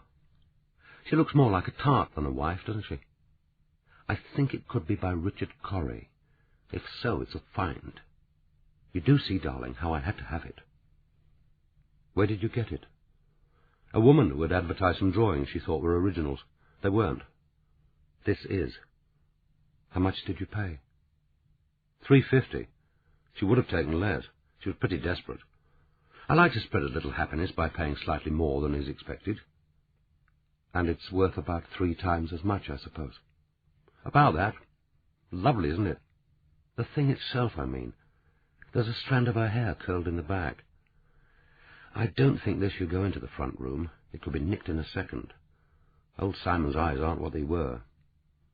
She said, "He's looking pretty ill to me. Shouldn't you encourage him to see a doctor?" "No point. I've tried. He hates doctors. He's terrified they'll send him into hospital, and he hates hospitals even more. For him, hospitals are places where people die, and he doesn't like to think about dying. Not surprising when the rest of your family have been wiped out in Auschwitz." Now, turning away from her onto his back, and staring up at the patterned silk on which the bedside lamp shed a soft glow, he said, "Have you spoken to Gerard yet?" "No, not yet. I'll do that after the next board meeting." "Look, Claudia, I want this shop. I need it. I've made it. Everything that's different about it is because of me. Old Simon can't sell it to someone else." "I know. We'll have to see that he doesn't." How strange it was, she thought, this urge to give, to satisfy the lover's every desire, as if propitiating him for the burden of being loved. Or was there a deeper, irrational belief that he deserved to get what he wanted when he wanted it, simply by virtue of being lovable? And when Declan wanted something, he wanted it with the insistence of a spoilt child, without reserve, without dignity, without patience. But she told herself that this particular want was adult and rational. The freehold comprising the 2 flats and all the shop would be a snip at £350,000. Simon wanted to sell, and wanted to sell it to him, but he couldn't wait much longer. She said, "Has he spoken to you recently? How much longer can we have?" "He wants a decision by the end of October, but the sooner the better. He yearns to go and lay his old bones in the sun." But he wouldn't find another purchaser in a hurry. No, but he wants to put it on the market if we don't give him a definite answer by then. He'll ask more, of course, than he's asking from me. Claudia said slowly, I'm going to suggest to Gerard that he buys me out. You mean all your shares in the Peverell Press? Can he afford to? Not without difficulty, but if he agrees, he'll find the money. And there's no other way you can get it? She thought, I could sell the Barbican flat and move in here, but what sort of solution would that be to anything? She said, I haven't got £350,000 sitting on deposit in the bank, if that's what you mean. He persisted again. Gerard's your brother. Surely he'll help. We aren't close. How could we be? After our mother died, we were sent away separately to school. We hardly saw each other until we both started work at Innocent House. He'll buy my shares if he thinks it's to his advantage. Otherwise he won't. When will you ask him? After the board meeting on October the 14th. Why wait until then? Because then will be the best time. They lay for minutes in silence. Suddenly she said, Look, Declan, let's go on the river on the 14th. Why don't you call for me at 6:30 and we'll take the launch down to the Thames Barrier? You've never seen it after dark. I haven't seen it at all. Won't it be cold? Not particularly. Wear something warm. I'll bring a thermos of soup and the wine. It really is worth seeing, Declan. Those great hoods rising out of the dark river, towering over you. Do come. We could put in at Greenwich for a pub meal. All right, he said. Why not? I'll come. I don't see why you have to fix it now, but I'll come as long as I don't have to meet your brother. I can promise you that. 6:30 then at Innocent House. We could make it earlier if you like. 6:30 is the earliest. The launch won't be free until then. He said, You make it sound important. Yes, she said. Yes, it is important. Important for both of us. Chapter 9. Gabriel left Francis as soon as the game was finished, a game he easily won. She saw with compunction that he looked very tired, and wondered if he had come up out of compassion for her, rather than from his own need for company. The funeral must have been worse for him than for the other partners. He was, after all, the only member of staff for whom Sonia had appeared to have any affection. Her own tentative attempts at friendship had been subtly rebuffed by Sonia, almost as if being a Peverell disqualified her for intimacy. Perhaps alone among the partners, he was feeling a personal grief. The game had stimulated her mind, and she knew that to go to bed now would only result in one of those nights of alternate restlessness and brief periods of sleep, which brought her to the morning more tired than if she had never been to bed. On impulse she went to the hall cupboard for a warm winter coat, then, putting out the light, opened the window and stepped outside onto the balcony. The night air smelt cold and clean, with the familiar tang of the river. Grasping the rail, she felt as if she were suspended, disembodied in air. A cluster of low cloud lay over London, stained pink like a lint bandage, which had soaked up the city's blood. Then, as she watched, the clouds moved slowly apart, and she saw the clear blue-black of the night sky and a single star. A helicopter like a jewelled metallic dragonfly clattered upstream. This was how her father had stood night after night before going to bed. She would be busy in the kitchen after dinner, and would come into the sitting room to find it in darkness, except for the one low lamp, and would see the dark shadow of that silent, motionless figure, standing there looking out over the river.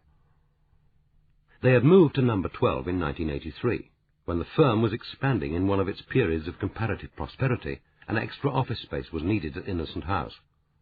Number 12 had been let to a long-standing tenant who had conveniently died, freeing the property to be converted to provide a top flat for herself and her father, and a smaller one at the bottom of the house for Gabriel Dauncey.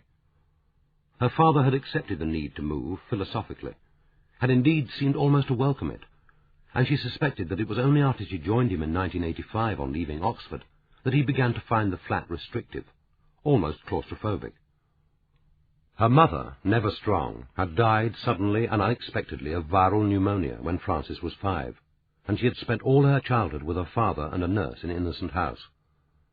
Only in adult life had she realized how extraordinary those early years had been, how unsuitable the house as a family home, even for a family diminished by death, to the two of them, father and daughter. She had had no young companions. Only a few remaining Georgian squares in the East End, which had survived the bombing, had become fashionable enclaves for the middle classes. Her playground was the glittering marble hall in the forecourt, and here, despite the protected railings, she was always closely supervised, permitted no bicycle or ball games. The streets were unsafe for a child, and she, with Nanny Bostock, was taken, occasionally by the firm's launch, across the river to a small private school in Greenwich, where the emphasis was on gentility rather than the development of questioning intelligence, but where she had at least been given a good grounding. But on most days the launch was needed to pick up members of staff from the Thames Pier, and she and Nanny Bostock would be driven to the Greenwich Foot Tunnel, and always accompanied on their subterranean walk by the chauffeur or by her father for extra safety. It never occurred to the adults that she found the foot tunnel terrifying, and she would have died rather than tell them. She had known from early childhood that her father admired courage above all virtues. She would walk between them, holding their hands in a simulation of childish meekness, trying not to grasp the fingers too hard, keeping her eyes down so that they couldn't see that they were tightly closed, smelling the distinctive tunnel smell, hearing the echo of their feet, and picturing above them that great weight of slopping water, terrifying in its power, which one morning would break the tunnel roof and begin to seep through, at first in heavy drops as the tiles cracked, and then suddenly in a thundering wave, black and evil-smelling, sweeping them off their feet, swirling and rising, until there was nothing between their fighting bodies and screaming mouths but a few inches of space and air, and then not even that. 5 minutes later they would come up by the lift into the daylight, to see the gleaming magnificence of Greenwich Naval College, with its twin cupolas and gold-tipped weather vanes. For the child it was like coming out of hell and having her eyes dazzled by the celestial city. Here, too, was the Cutty Sark, with her tall masts and slender lines. Her father would tell her about the East India Company's monopoly of trade with the Far East in the 18th century, and how these great clippers, built for speed, would vie with each other to bring to the British market, in record time, the perishable and valuable tea of China and India. From her earliest years her father had told her stories of the river, which for him had been almost an obsession, a great artery, endlessly fascinating, constantly changing, bearing on its strong tide the whole history of England. He told her of the rafts and coracles of the first Thames voyages, the square sails of the Roman ships bringing cargo to Londinium, the Viking longboats with their curved prows. He would describe to her the river of the early 18th century, when London was the greatest port in the world, and the wharfs and quays with their tall masted ships looked like a wind-denuded forest. He told her of the raucous life of the waterfront, and the many trades which drew their life from this bloodstream, the stevedores or lumpers, the watermen who worked the lighters which provisioned the vessels as they rode at anchor, suppliers of rope and tackle, boat builders, ship's bakers, carpenters, rat-catchers, lodging-house keepers, pawnbrokers, publicans, marine store dealers, rich and poor alike, drawing their life from the river. He had described for her the great occasions, Henry VIII in the gold-crested royal barge, being rowed up-river to Hampton Court, the long oars sweeping upward in salute. Lord Nelson's body taken up-river in 1806 from Greenwich, in the barge originally built for Charles II. River festivities, floods and tragedies. She yearned for his love and approbation. She had listened dutifully, had asked the right questions, had instinctively known that this was an interest he assumed that she would share. But she realized now that the deception had only added guilt to her natural reserve and timidity, that the river had become the more terrifying because she could not acknowledge its terrors, and her relationship with her father more distant because it was founded on a lie. But she had made for herself another world, and, lying awake at night in that glittering, uncosy nursery, curled womb-like under the sheets, she would enter its gentle security. In this imaginary life she had a sister and brother, and lived with them in a large country rectory. There was a garden with an orchard and a fruit cage, and vegetables planted in rows separated by neat box hedges from the wide green lawns. Beyond the garden was a stream, only inches deep, which they could leap across, and an old oak with a tree-house, snug as a hutch, where they sat and read and scrunched apples.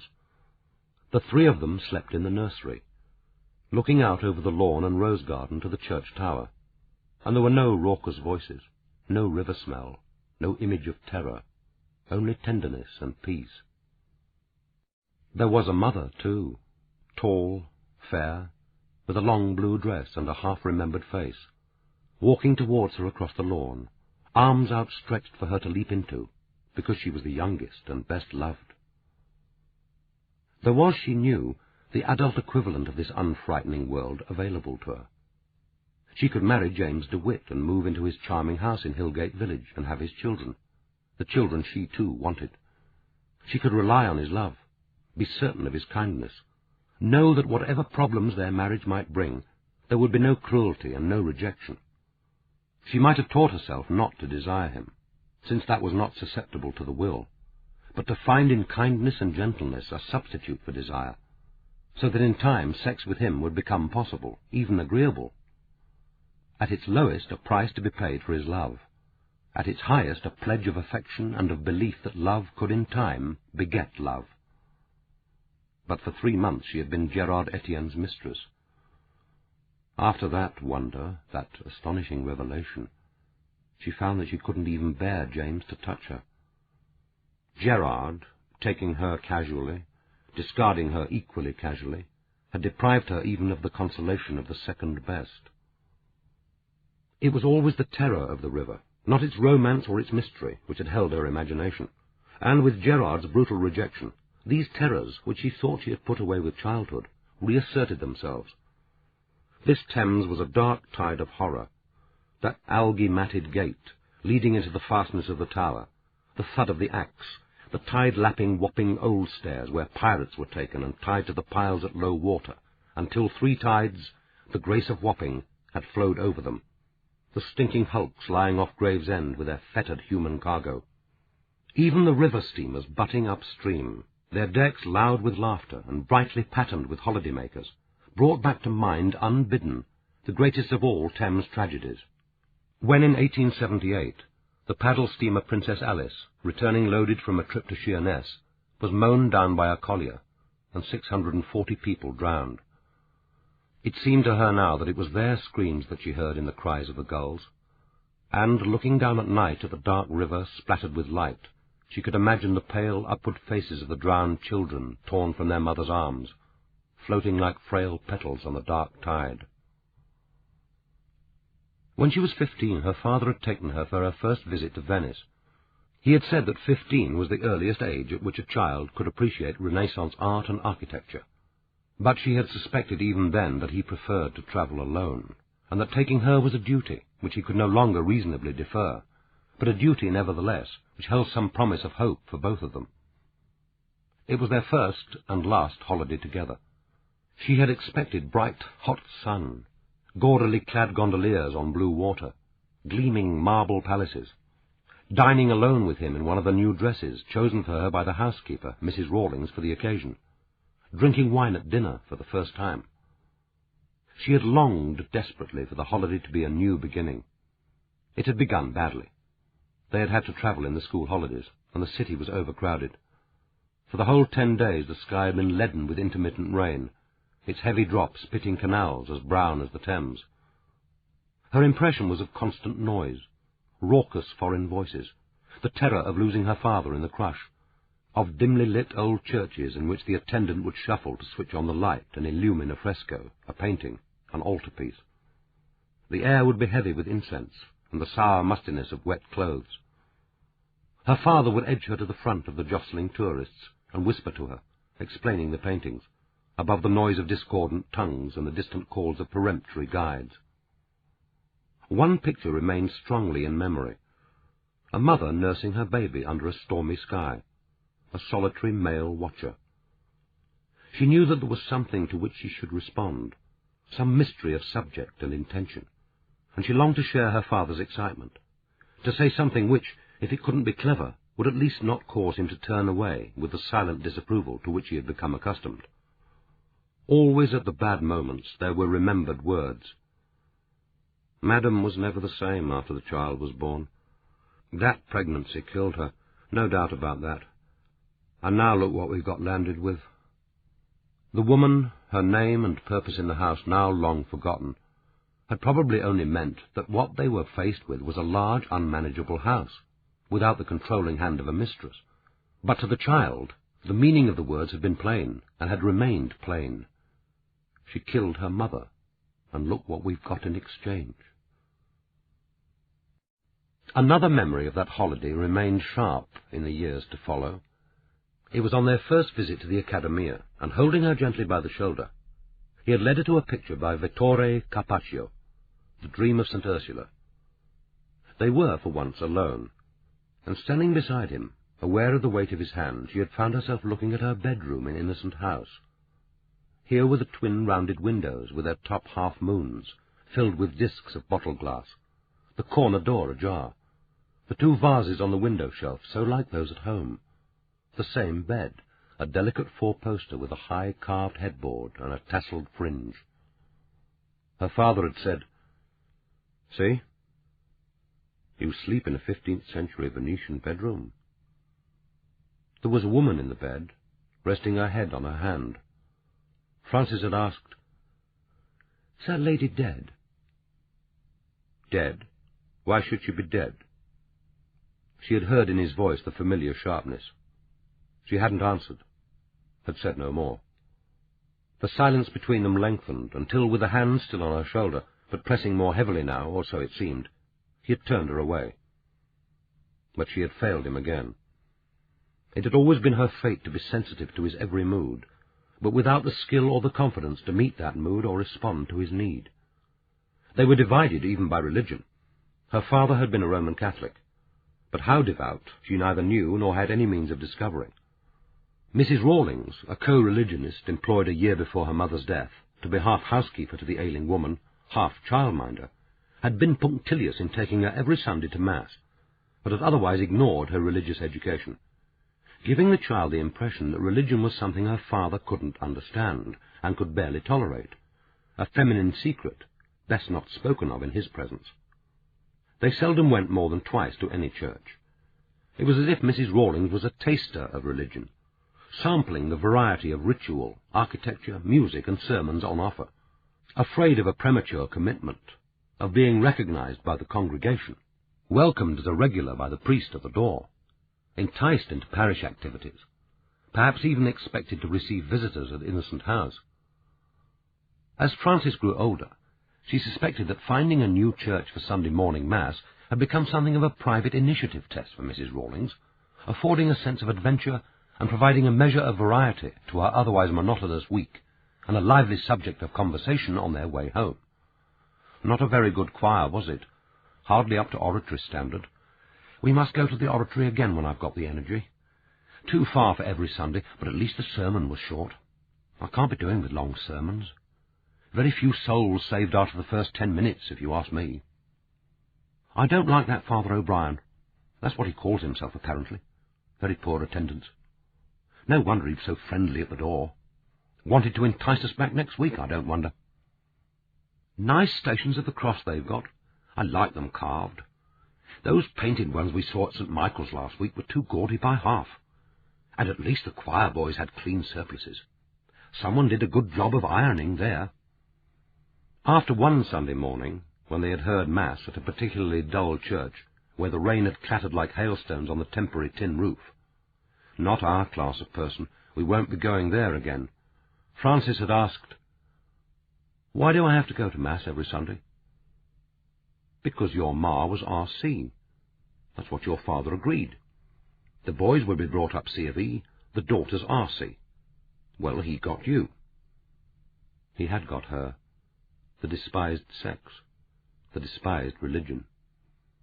Mrs. Rawlings said, "There's plenty of religions in the world.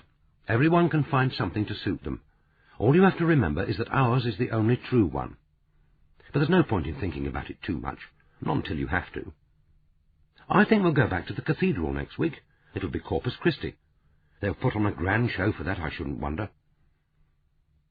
It was a relief to her father, and to her when at 12 she was sent to the convent. He had come himself to collect her at the end of the first term, and she had overheard the Mother Superior's words as she said good-bye to them at the door.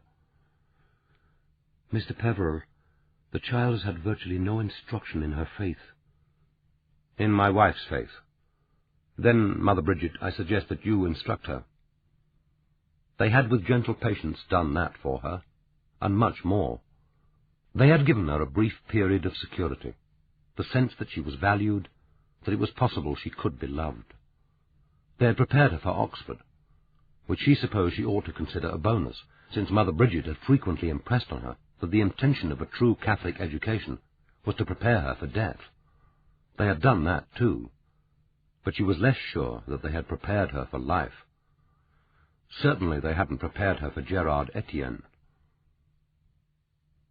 She turned back into the sitting-room, closing the window firmly behind her. The sound of the river became faint, a gentle susurration on the night air. Gabriel had said to her, "He can have no power over you unless you give it to him." Somehow she had to find the will and the courage to break that power finally and forever.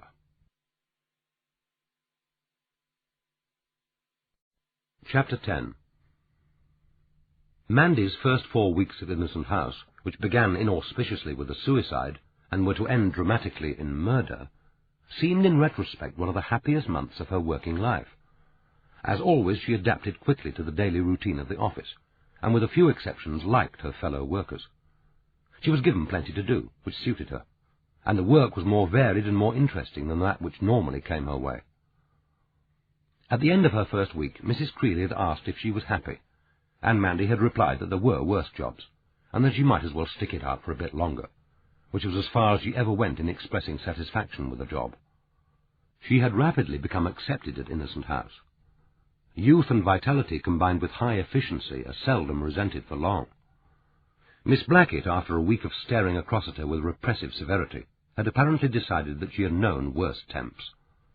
Mandy, always quick to recognize her own interest, treated Miss Blackett with a flattering mixture of deference and confidence, fetching her coffee from the kitchen, asking her advice, although with no intention of taking it, and accepting some of the duller routine tasks with cheerful goodwill. Privately, she thought the poor old thing was pathetic. You had to be sorry for her.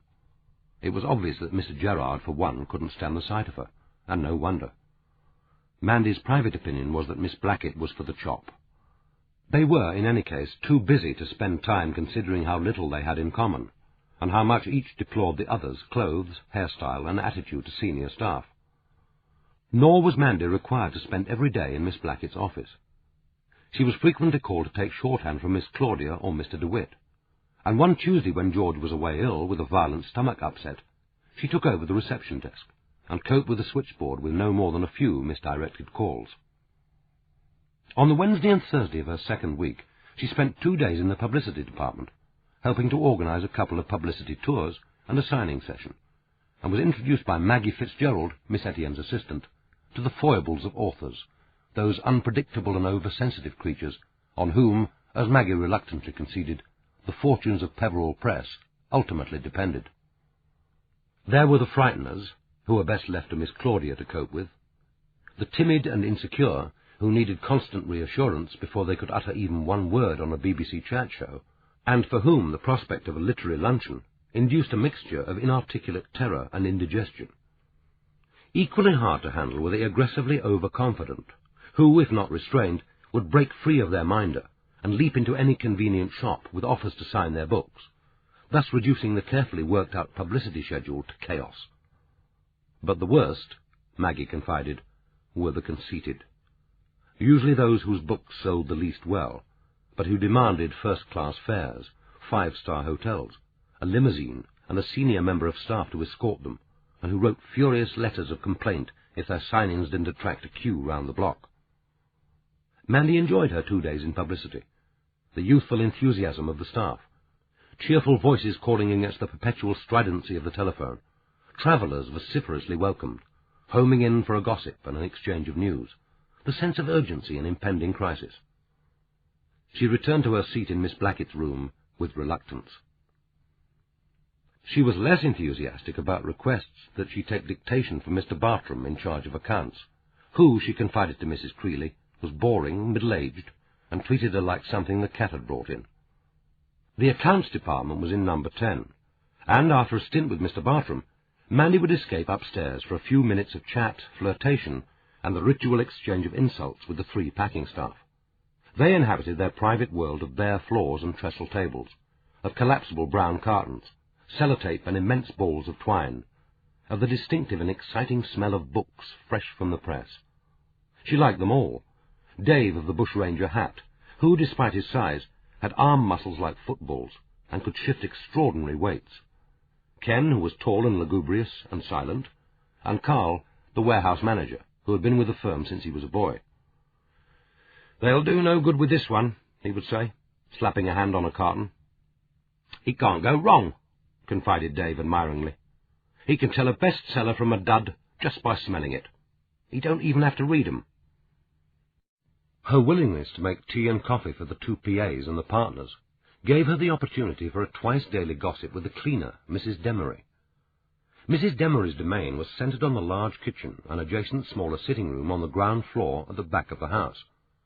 The kitchen was furnished with a rectangular pine table, large enough to seat 10, 1 gas and 1 electric stove, and a microwave oven, a double sink, a huge refrigerator, and a wall fitted with small cupboards.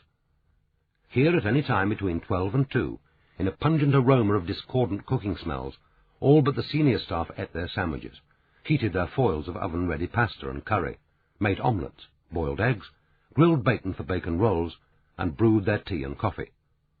The 5 partners never joined them. Francis Peverell and Gabriel Dauncey went next door to their separate flats at number 12, and the 2 Etiennes and James DeWitt took the launch upstream to lunch in the city, or walked to the Prospect of Whitby, or one of the pubs in Wapping High Street. The kitchen, without their inhibiting presence, was a centre of gossip. Here news was received, endlessly discussed, embroidered and disseminated. Mandy would sit in silence in front of her sandwich box, knowing that when she was present, the middle-grade staff in particular were unusually discreet. Whatever their feelings about the new chairman or the possible future of the firm, loyalty and a sense of their status forbade open criticism in front of a temp. But when she and Mrs. Demery were alone brewing morning coffee or afternoon tea, Mrs. Demery had no such inhibitions. "We thought Mr. Gerard and Miss Frances would marry. That's what she thought too, the poor kid. And then there's Miss Claudia and her toy boy." "Miss Claudia with a toy boy? Come off it, Mrs. D." "Well, maybe not a toy boy exactly, although he's young enough. Younger than her, anyway. I saw him when he came to Mr. Gerard's engagement party. He's good-looking, I'll say that for him. Miss Claudia always had an eye for a good-looking chap. He's in antiques. You know, like the Antiques Roadshow. They're supposed to be engaged, but I notice she don't wear a ring." "But she's quite old, isn't she? And people like Miss Claudia don't bother so much about rings." "That Lady Lucinda's got one, though, hasn't she? Bloody great emerald set with diamonds. That must have cost Mr. Gerard a packet. I don't know why he wants to marry an earl's sister. Young enough to be his daughter, too. I don't think it's decent." "Maybe he fancies a wife with a title, Mrs. D. You know, Lady Lucinda Etienne. Maybe he likes the sound of that." "That don't count for as much as it did, Mandy. Not with the way some of these old families behave nowadays. No better than the rest of us. It used to be different when I was a girl. You had some respect for them then. That brother of hers is nothing to write home about, Earl or no Earl, if you're to believe half of what you read in the papers. Ah, well, them that lives longest will see most." It was Mrs. Demery's invariable way of ending a conversation. On her first Monday, a day so sunny that she could almost believe they were back in the summer, she had watched with some envy while the first set of staff entered the launch at 5:30 to be taken to Charing Cross. On impulse she asked Fred Bowling, the waterman, if she could go for the ride. He made no objection, and she jumped in. On the way there he had sat at the wheel in silence, as she suspected he always did. But when the party had disembarked and they turned for the journey downstream to Innocent House, she had started asking him questions about the river, and had been amazed at his knowledge. There was no building which he couldn't identify, no history which apparently he didn't know, no fellow waterman whom he couldn't recognize, and few boats which he couldn't name. It was from him that she learned that Cleopatra's Needle was first erected about 1450 B.C. in front of the Temple of Isis at Heliopolis, and towed to England to be erected on the river bank in 1878. It was one of a twin, and the other stood in Central Park, New York. She could picture the great container with its core of stone thrashing through the turbulent seas of the Bay of Biscay like a great fish. He pointed out Doggett's Coat and Badge public house, next to Blackfriars Bridge, and told her about Doggett's Coat and Badge sculling race, which has been rowed since 1722 from the Old Swan Inn at London Bridge to the Old Swan Inn at Chelsea, the first single sculling race in the world. His nephew had rowed in it. As they butted under the great pillars of Tower Bridge, he could tell her the length of each span, and that the high walk was 142 feet above high water. When they reached Wapping, he told her about James Lee, a market gardener from Fulham, who in 1789 had noticed a fine flowering plant in a cottage window, which had been brought back by a sailor from Brazil. James Lee bought it for £8, and planted cuttings, and next year made his fortune selling 300 plants at a guinea each. Now, what do you think that plant was? I don't know, Mr. Bowling. I don't understand about plants. Go on, Mandy. Have a guess. It couldn't be a rose. A rose? Of course it wasn't a rose. There have been roses in England forever. No, that was a fuchsia. Glancing up at him, Mandy saw that the brown, creased face, still looking ahead, was quietly smiling. How odd people were, she thought. Nothing he had told her about the splendours and horror of the river was for him as sweetly remarkable as the discovery of that single flower. As they neared Innocent House, Mandy could see the figures of the last two passengers, James DeWitt and Emma Wainwright, ready to embark. Darkness had fallen, and the river had become as smooth and thick as oil, a black tide which broke into a fishtail of white foam as the launch chugged away. Mandy crossed the patio to her motorbike. She didn't linger. She wasn't superstitious or particularly nervous, but once darkness had fallen, Innocent House became more mysterious and a little sinister, even with the two globes of light casting over the marble their soft, warm light. She walked with her eyes ahead, willing herself not to look down in case she could see that fabled stain of blood, or upwards to the top balcony from which that long-dead, distracted wife had hurled herself to her death. And so the days passed, going from office to office, willing, conscientious, quickly accepted. There was nothing which escaped Mandy's sharp, experienced eyes. Miss Blackett's unhappiness, the casual contempt with which Mr. Gerard treated her, Miss Frances' taut, white face, stoical in misery, George's anxious eyes following Mr. Gerard whenever he passed the reception desk, half-overheard conversations which broke off when she appeared. Mandy knew that the staff were anxious about the future.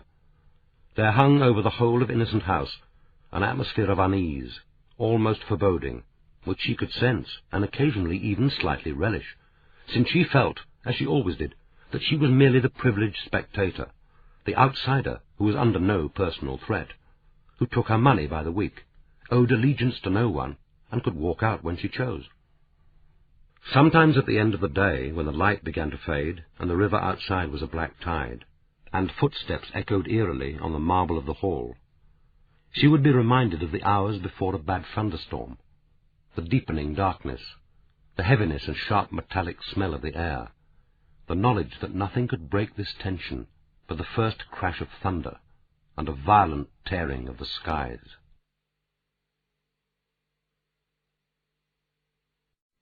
Chapter 11. It was Thursday, the 14th of October. The partners' meeting at Innocent House was due to begin at 10 o'clock in the boardroom, and by 9:45, as was his habit, Gerard Etienne had already taken his seat at the oval mahogany table. He sat in the middle of the side which faced the window and the river.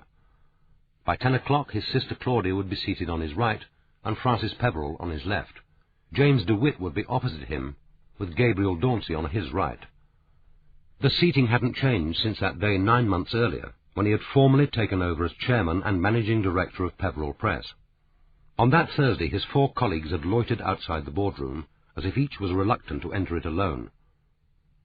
Joining them, He had unhesitatingly thrust open the double mahogany door, and, striding confidently into the room, had taken his seat in Henry Peverell's old chair. Behind him the other 4 partners had entered together, and silently seated themselves, as if in obedience to some preordained plan, which both established and reaffirmed their status in the firm. He had taken Henry Peverell's chair as if by right, and it was by right. Francis, he remembered, had sat pale-faced and almost silent throughout that short meeting, and afterwards, drawing him aside, James DeWitt had said, "Need you have taken her father's chair? He's only been dead 10 days. He felt again that mixture of surprise and mild irritation which the question had provoked at the time. Which chair was he expected to take? What did James want?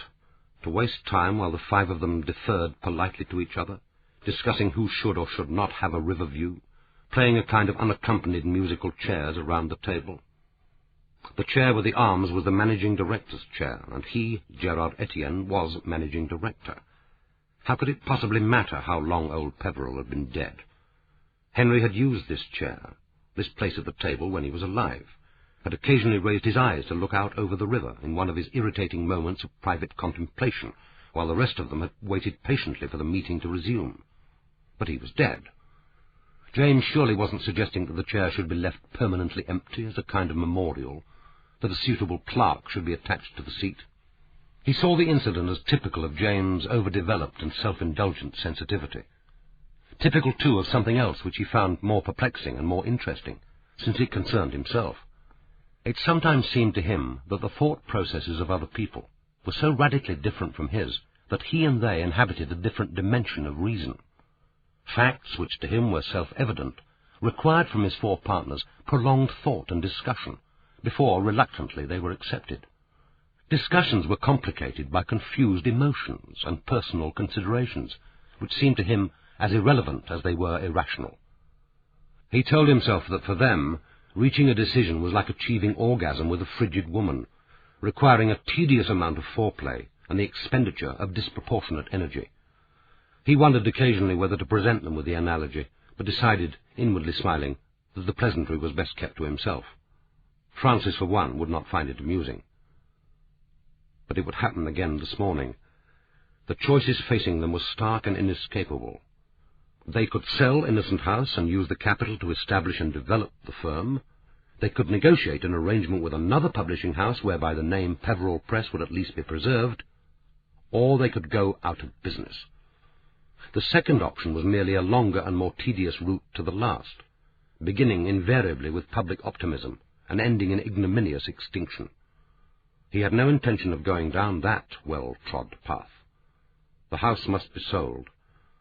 Francis had to realize, they all had to realize, that they couldn't both keep Innocent House and continue as independent publishers. He got up from the table and moved over to the window. As he watched, a cruise ship suddenly and silently blocked his view, so close that for a moment he could look into a lighted porthole and see in the half-circle of brightness the head of a woman, delicate as a cameo, pale arms raised, running her fingers through an aureole of hair, and could imagine that their eyes met in a surprised and fleeting intimacy. He wondered briefly, and with no real curiosity, who it was who shared her cabin, husband, lover, friend, and what plans they had for the evening. He had none.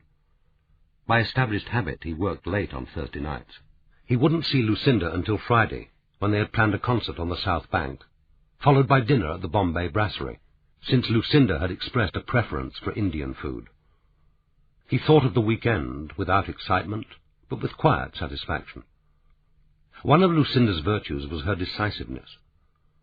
Francis, asked where she preferred to eat, would have replied, "Anywhere you like, darling," and if the meal disappointed and he complained, would have said, leaning against him, slipping her arm through his, beguiling him into a good humour, "It was perfectly edible, not bad really.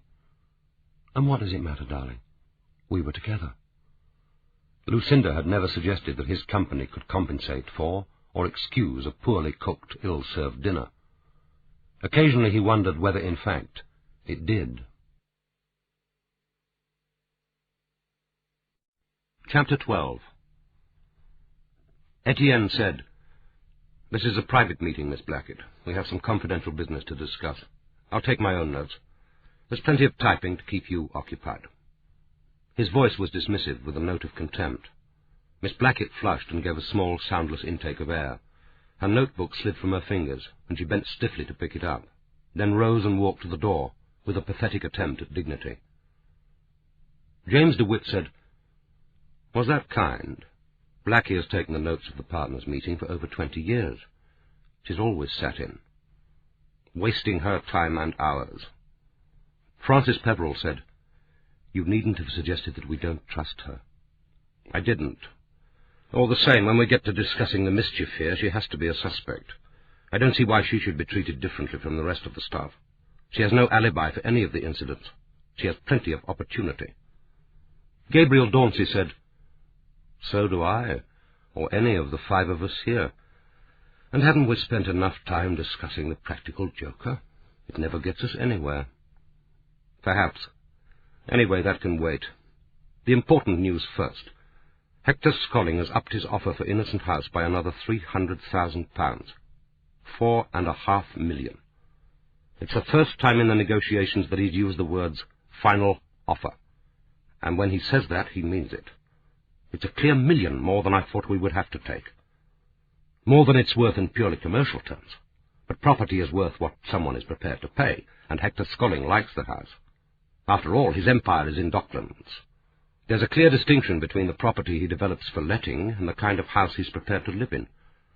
I propose to accept verbally today, and get the solicitors working on the details, so that we can exchange within a month."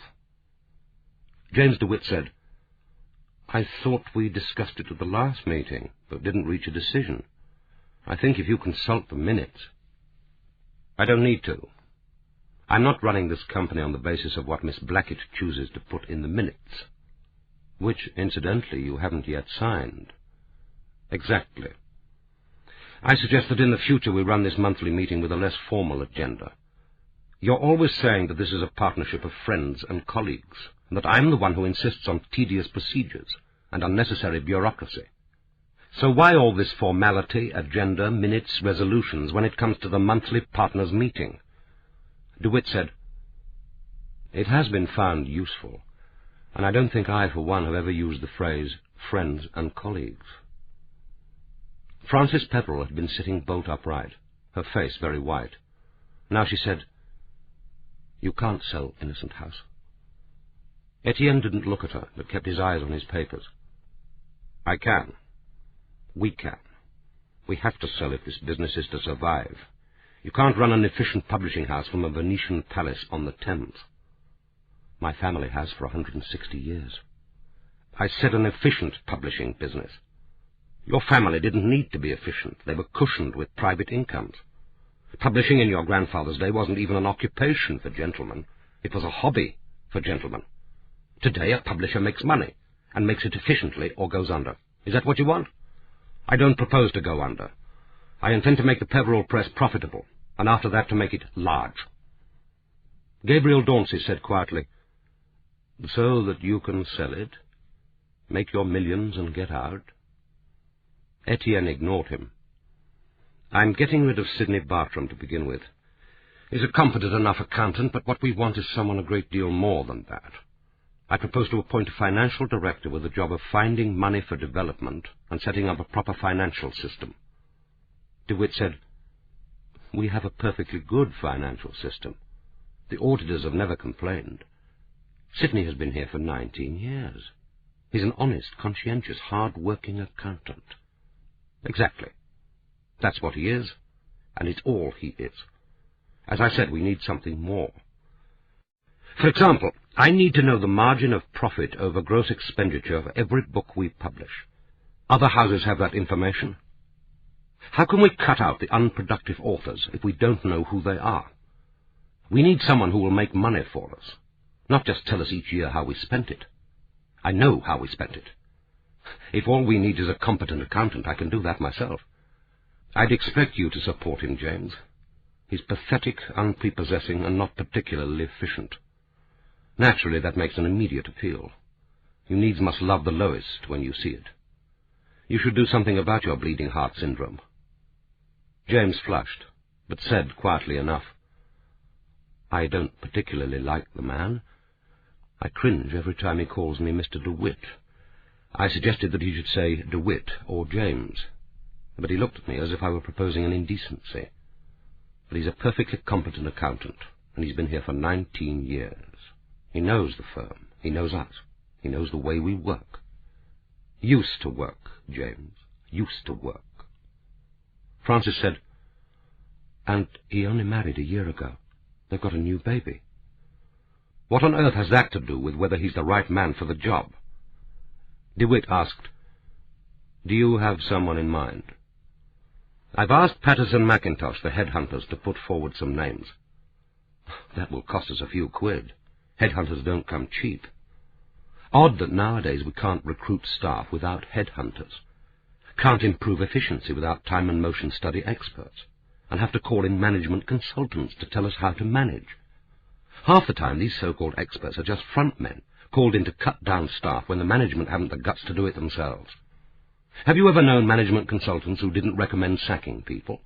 It's what they're paid to say, and a cushy little number they made out of it for themselves." Francis said, "We should have been consulted about all this." "You are being consulted." "In that case, we can stop talking about it now. It isn't going to happen. Innocent House isn't going to be sold." "It is, if just one of you agrees to sell. That's all it takes. You've forgotten how many shares I own. And the house isn't yours, Fran. Your family sold it to the firm in 1940, remember? All right, they got it cheap, but they probably didn't give much for its chance of survival given the East End bombing. It was underinsured, and anyway, it couldn't have been replaced. Get this into your head, Fran. It isn't a Peverell house anymore. Why are you so worried? You haven't a child. There's no Peverell to inherit." Francis flushed and half rose from her chair, but DeWitt said quietly, "Don't, Francis, don't leave. We all need to discuss this." "There's nothing to discuss." There was a silence broken by Daunce's quiet voice. "Is my poetry required to earn its 8.5% net, or whatever?" "We'll keep your volumes in print, Gabriel, naturally. There will be a few books we'll have to carry. I must hope that the burden of mine won't be too great. And selling this place will mean turning you out of number 12. Sculling wants the whole property, the 2 houses as well as the main building. I'm sorry about that. But I have, after all, lived at number 12 at a ludicrously low rent for over 10 years. Well, that's the arrangement Henry Peverell agreed with you, and naturally you had a right to take what he gave." He paused, then added, "And to go on taking. But you must see things can't be allowed to go on like this." "Oh, yes, I do see. Things can't be allowed to go on." Etienne went on as if he hadn't heard. "And it's time to get rid of George. We should have retired him years ago. The switchboard operator is the first contact that people have with a firm. You need a young, vital, attractive girl, not that 68-year-old man. He is 68, isn't he? And don't tell me he's been here for 22 years. I know how long he's been here. That's just the trouble." End of Side 3. Side 4. Francis said, "He isn't just a switchboard operator. He opens the place up, sees to the burglar alarm, and he's a wonderful handyman. And he needs to be. There's always something going wrong with this house. It's time we moved into a modern, purpose-built, efficiently run building, and we haven't begun to take on board modern technology. You people thought you were being dangerously innovative when you replaced a few of the typewriters with word processors. And there's one other piece of good news. There's a chance that I may be able to entice Sebastian Beecher from his present publishers. He's not at all happy." Francis cried out, "But he's an appallingly bad writer, and he's not much better as a human being. The business of publishing is to give people what they want, not to make moral judgments. You could argue that if you were manufacturing cigarettes." "I would argue it if I were manufacturing cigarettes, or whiskey for that matter." DeWitt said, "It isn't a true analogy. You could argue that drink is positively beneficial if used in moderation. You can never argue that a bad novel is other than a bad novel." "Bad for whom? And what do you mean by bad?" Beecher tells a strong story, keeps the action moving, provides that mixture of sex and violence which people apparently want. Who are we to tell readers what is good for them? Anyway, haven't you always argued that the important thing is to get people reading? Let them begin with cheap romantic fiction, and they may go on to Jane Austen or George Eliot. I don't see why they should. Go on to the classics, I mean. That's your argument, not mine. What's wrong with cheap romantic fiction, if that's what they happen to enjoy? It's a pretty condescending attitude to argue that popular fiction is only justified if it leads on to higher things. Well, what you and Gabriel happen to think are higher things. Dauncey said, "Are you saying that one shouldn't make value judgments? We make them every day of our lives. I'm saying you shouldn't make them for other people. I'm saying that I shouldn't make them as a publisher. Anyway, there's one unanswerable argument.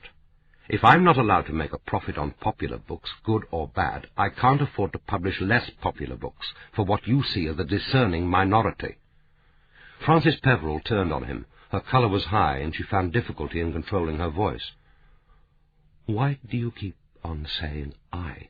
It's always, I'll do this, I'll publish that. You may be chairman, but you aren't the firm. We are, collectively, the 5 of us, and we aren't meeting now as the book committee. That's next week. We're supposed to be talking about the future of Innocent House." "We are. I propose that we accept the offer and put the negotiations in hand." "And where do you propose we move to?" "Offices in Docklands, on the river. Downstream, possibly. We need to discuss whether we buy or take a long lease, but either's possible. Prices have never been lower. Docklands has never been better value. And now that the Docklands Light Railway is working and the tube is to be extended, access will be easier. We shan't need the launch." Frances said, "And sack Fred after all these years?" "My dear Frances, Fred is a qualified waterman. Fred will have no problem in getting another job." Claudia said, "It's too hurried, Gerard. I agree that the house will probably have to go, but we don't have to decide this morning. Put something on paper. The figures, for example. Let's look at it when we've had time to consider." Gerard said, "And lose the offer." "Is that likely? Come off it, Gerard. If Hector Scolling wants the house, he isn't going to withdraw because he has to wait a week for an answer. Accept it if that makes you feel happier. We can always take it off the market if we have second thoughts." James DeWitt said, "I wanted to talk about Esme Carling's new novel. At the last meeting you said something about turning it down." "Death on Paradise Island. I have turned it down. I thought that was agreed." DeWitt said quietly and slowly, as if to a recalcitrant child, "No, it wasn't agreed. It was briefly discussed, and the matter deferred." "Like so many of our decisions. You 4 remind me of that definition of a meeting. A collection of people who prefer to substitute the pleasure of talk for the responsibility of action or the ardor of decision. Something like that. I spoke to Esme's agent yesterday and gave her the news. I confirmed it in writing with a copy to Carling. I take it that no one here is seriously arguing that Esme Carling is a good novelist, or even a profitable one. Personally, I prefer a writer to be one or the other, preferably both." DeWitt said, "We have published works." Etienne turned on him with a small explosion of derision. "God knows why you support her, James. You're the one who's keen to publish literary novels, Booker Prize candidates, sensitive little works to impress the literary mafia. 5 minutes ago you were criticizing me for trying to get Sebastian Beecher. You're not suggesting that Death on Paradise Island is going to enhance the reputation of Peverell Press. I mean, I take it that you don't see it as the Whitbread Book of the Year. Incidentally, I'd be a great deal more sympathetic to your so-called Booker books if they occasionally made the Booker shortlist." James said, "I agree it's probably time that we parted from her. It's the means, not the end, I object to. I suggested at the last meeting, if you remember, that we should publish her latest, and then tactfully say that we're closing the popular mystery list." Claudia said, "Hardly convincing. She's the only author on it." James went on, speaking directly to Gerard. "The book will need careful editing, but she'll take that if it's done tactfully. The plot needs strengthening, and the middle section is weak. But the description of the island is good. She's excellent at evoking an atmosphere of menace, and the characterization is an improvement on her last. We won't lose on it. We've published her for 30 years. It's a long association. I'd like it to end with goodwill and generosity, that's all. Gerard Etienne said, "It has ended, and we're a publishing house, not a charity. I'm sorry, James, she's got to go." DeWitt said, "You could have waited until the book committee met." "I probably would have waited if her agent hadn't rung. Carling was pressing to know if we had fixed a publication day and what was proposed by way of a publication party. A party? A wake would have been more appropriate. There was no point in prevaricating. I told her that the book wasn't up to standard and that we didn't propose to publish. I confirmed that in writing yesterday." "She'll take it badly." "Of course she'll take it badly. Authors always take rejection badly. They equate it with infanticide." "What about her backlist?" "Now there, we may be able to make a bit of money." Francis Peverell suddenly spoke. "James is right. We did agree that we'd discuss it again. You had absolutely no authority to speak to Esme Carling or to Velma Pitt-Cowley. We could perfectly well publish her latest and tell her gently that it had to be the last. Gabriel, you agree, don't you?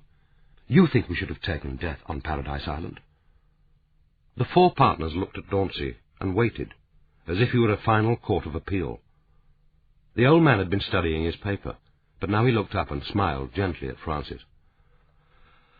"I don't think that would have softened the blow, do you? You can't reject an author. What you reject is the book. If we publish this latest, she'll present us with another, and we'll be faced with the same dilemma. Gerard acted prematurely, and I imagine not particularly tactfully, but I think the decision was right. A novel is either worth publishing or it isn't. I'm glad we've settled something." Etienne began shuffling his papers together. DeWitt said, "As long as you realize that's all that we've settled. No more negotiations about selling Innocent House until we've had another meeting, and you've provided us with the figures and a full business plan." "You've had a business plan. I gave you one last month." "Not one we could understand. We'll meet a week today. It would be helpful if you could circulate the papers a day in advance, and we need alternatives. A business plan on the assumption that Innocent House is sold, a second on the assumption that it isn't." Etienne said, "The second is easily provided. Either we do business with Scolling or we go bankrupt. And Scolling isn't a patient man." Claudia said, "Keep him quiet with a promise. Tell him that if we decide to sell, he will get first refusal." Etienne smiled. No, I don't think I can make that kind of promise. Once his interest becomes public, we could attract another £50,000. I don't think it's likely, but you never know. The Greyfriars Museum is said to be looking for somewhere to house its collection of maritime paintings." Francis Peverell said, "We're not going to sell Innocent House to Hector Scolling or anyone else. This house is sold over my dead body. Or yours." Chapter 13. In the secretary's office, Mandy looked up as Blackie entered, stalked over red-faced to her desk, sat down at her word processor, and began typing. After a minute, curiosity overcame discretion, and Mandy asked, "What's up? I thought you always took notes at the partners' meeting." Blackie's voice was strange, at once harsh, but with a small note of triumphant vindication. "Not any more, apparently." Chucked out, poor cow, Mandy thought. She said, "What's so secret, then? What are they doing out there?" "Doing?" Blackie's hands ceased their restless weaving over the keys. "They're ruining this firm, that's what they're doing. They're sweeping away everything Mr. Peverell worked for, cared for, stood for over 30 years. They're planning to sell Innocent House. Mr. Peverell loved this house. It's been in the family for over 160 years. Innocent House is Peverell Press. If one goes, they both go. Mr. Gerard's been planning to get rid of it ever since Mr. Etienne retired, and now he's taken over, there's no one to stop him. They don't care anyway. Miss Frances won't like it, but she's in love with him, and no one takes much notice of Miss Frances. Miss Claudia is his sister, and Mr. DeWitt hasn't the guts to stop him. No one has. Mr. Dauncey might, but he's too old now and past caring. None of them can stand up to Mr. Gerard. But he knows what I think. That's why he didn't want me there. He knows I disagree. He knows I'd stop him if I could. Mandy saw she was close to tears, but they were tears of anger. Embarrassed, anxious to comfort, but uneasily aware that Blackie would later regret this unwonted confidence, she said, "He can be a right sod. I've seen the way he treats you sometimes. Why don't you leave? Try a spot of temping. Ask for your cards and tell him where he can stuff his job." Blackie, fighting for control, made an attempt to recover her dignity. "Don't be ridiculous, Mandy. I've no intention of leaving. I'm a senior personal secretary. I'm not a temp. I never have been, and I never will be. There are worse things than temping. What about some coffee, then? I could make it now. No point in waiting. And a couple of chocolate digestives." "All right, then, but don't waste time gossiping with Mrs. Demery. I've got some copy typing for you when you finish those letters. And, Mandy, what I said is confidential. I spoke rather more freely than I should have done, and I want it kept within these walls." Fat chance, thought Mandy. Didn't Miss Blackett realize that it was gossiped about all over the building? She said, "I can keep my mouth shut. It's no skin off my nose, is it? I'll be gone by the time you move from here." She was hardly on her feet when the telephone on her desk rang, and she heard George's worried voice, but speaking with such conspiratorial quietness that she could hardly hear. "Mandy, do you know where Miss Fitzgerald is? I can't get Blackie out of a partners' meeting, and I've got Mrs. Carling here. She's demanding to see Mr. Gerard, and I don't think I can hold her much longer." "It's okay. Miss Blackett's here." Mandy handed over the instrument. "It's George. Mrs. Carling is in reception, screaming to see Mr. Gerard." "Well, she can't." Blackie took the instrument, but before she could speak, the door was flung open, and Mrs. Carling burst in, thrust Mandy aside, and strode straight through to the front office. Immediately she was back, confronting them. "Well, where is he? Where's Gerard Etienne?" Blackie, attempting dignity, flipped open her desk diary. "I don't think you have an appointment, Mrs. Carling." "Of course I haven't a bloody appointment. After 30 years with the firm, I don't need an appointment to see my publisher. I'm not a rep trying to sell him advertising space. Where is he?" "He's in the partners' meeting, Mrs. Carling." "I thought that was only on the first Thursday." "Mr. Gerard moved it today." "Then they'll have to interrupt it. They're in the boardroom, I suppose." She made for the door, but Blackie was quicker, and, slipping past her, stood with her back against it. "You can't go up, Mrs. Carling. Partners' meetings are never interrupted. I have instructions that even urgent telephone calls have to be held." "In that case, I'll wait until they're through." Blackie, still standing, found her typing chair firmly occupied, but remained calm. "I don't know when that will be. They could send down for sandwiches. And haven't you a signing in Cambridge this lunch hour? I'll let Mr. Gerard know that you called, and no doubt he'll get in touch with you when he has a free moment." The recent contretemps, the need to re-establish her status before Mandy, made her voice more authoritative than was tactful. But even so, the ferocity of the response surprised them. Mrs. Carling rose from the chair at a speed which sent it spinning, and stood so that her face was almost touching Blackie's. She was 3 inches shorter, but it seemed to Mandy that this difference made her more, not less, terrifying. The muscles of the stretched neck stood out like cords, the eyes blazed upwards, and beneath a slightly hooked nose the mean little mouth, like a red gash, spat out its venom. "When he has a free moment, you stupid bitch, you arrogant, conceited little fool. Who do you think you're talking to? It's my talent, which has paid your wages for the last 20-odd years, and don't you forget it.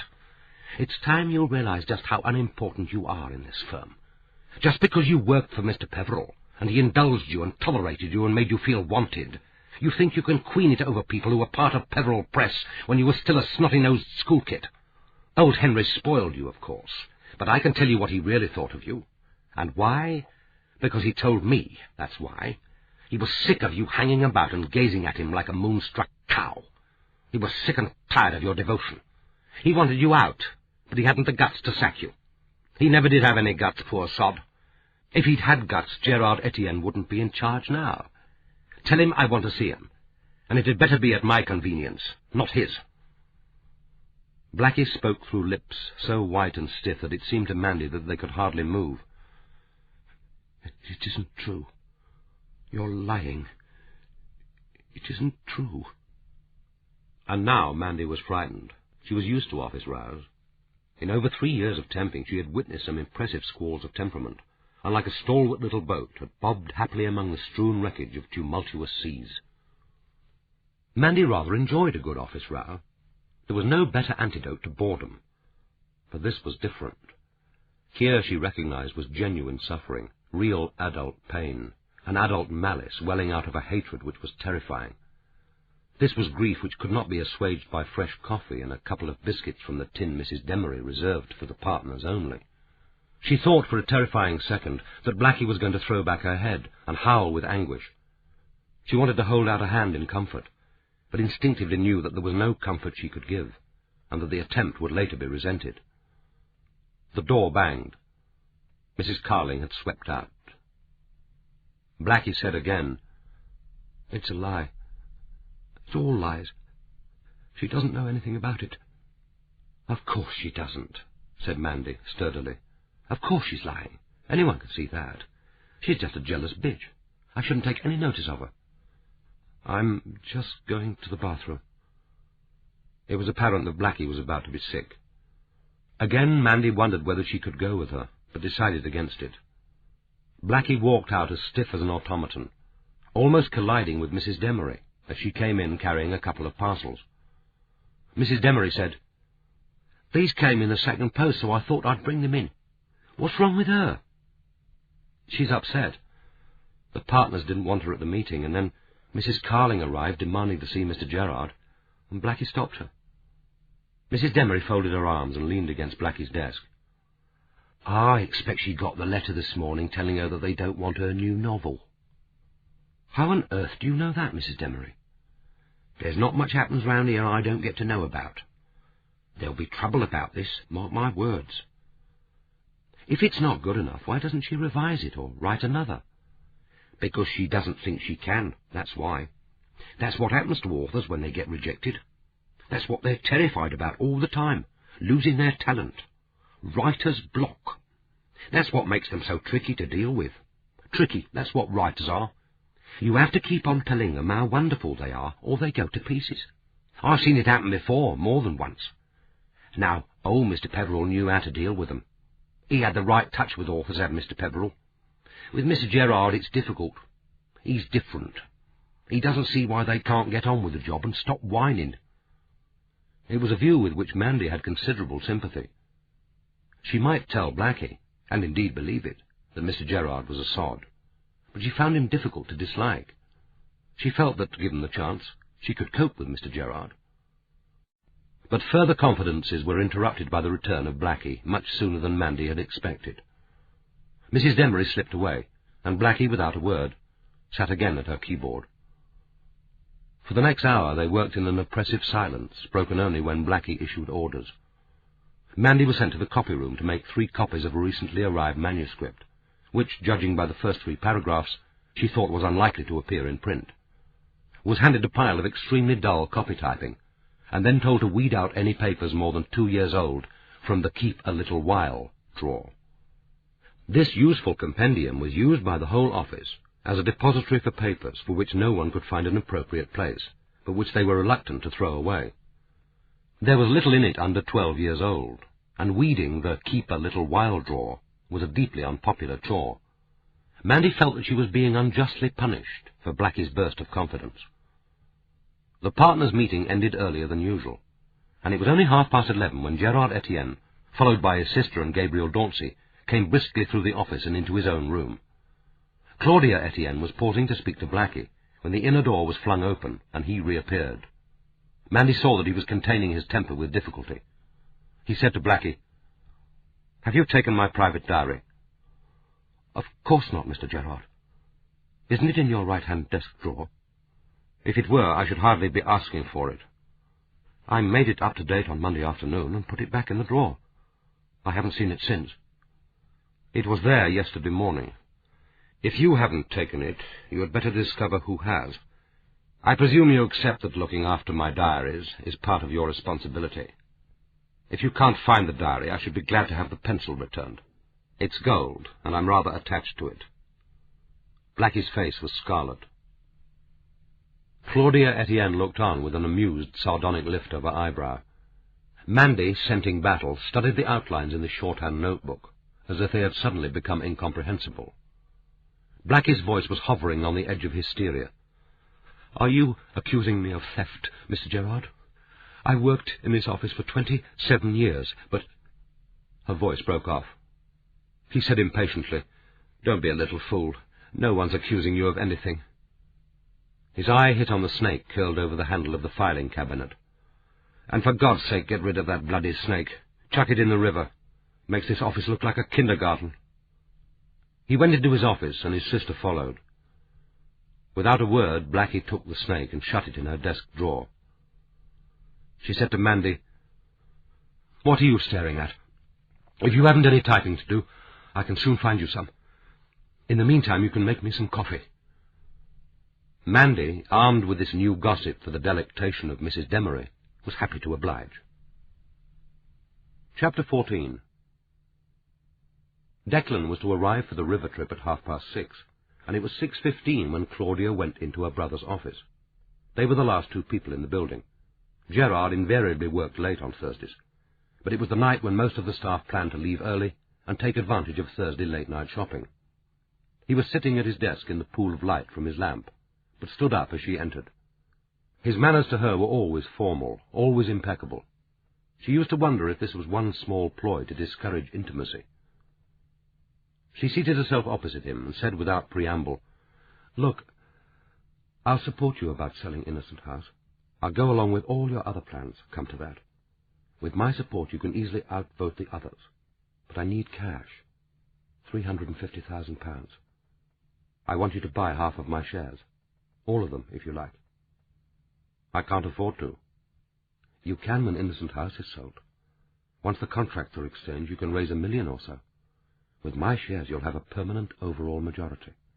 That will give you absolute power. It's worth paying for. I'll stay on in the firm, but with fewer shares, or none."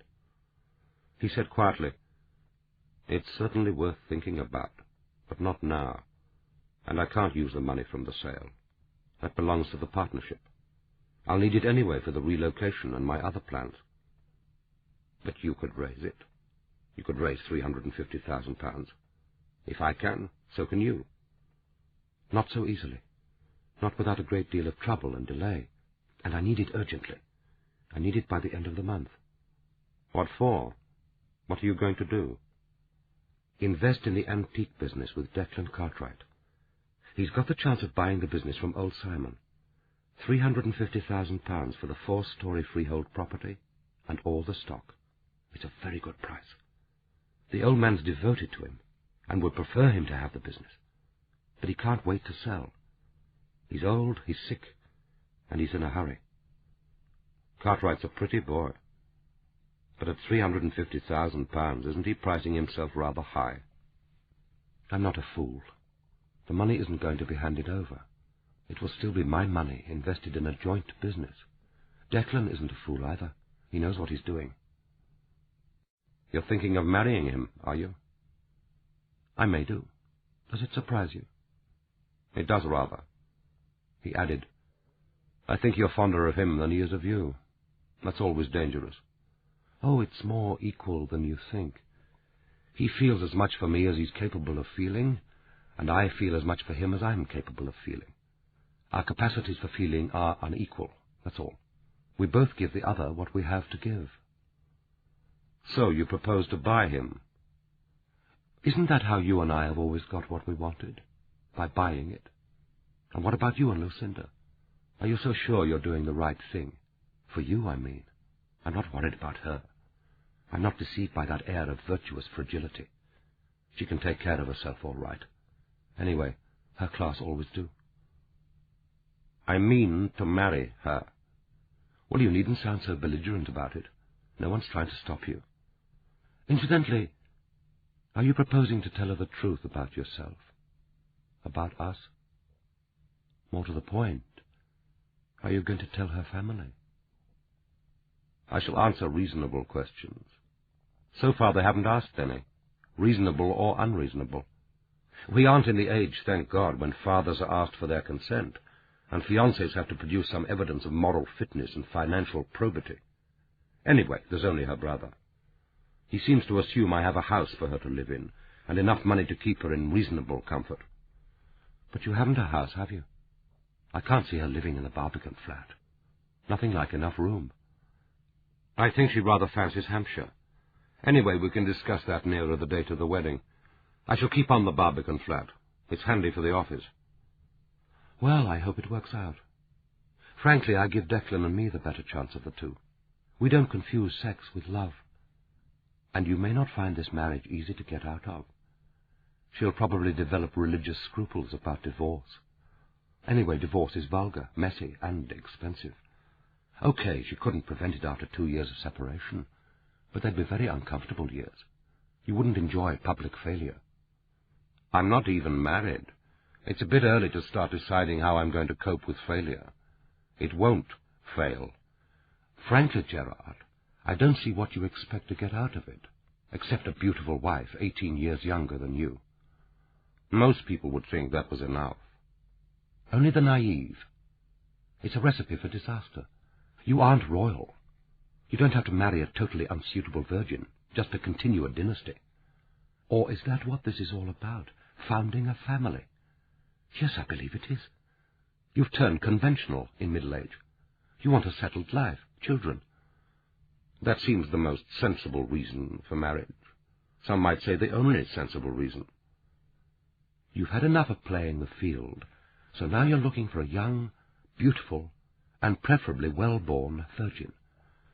Frankly, I think you'd have been better off with Frances. That was never a possibility. It was for her. I can see how it happened, of course.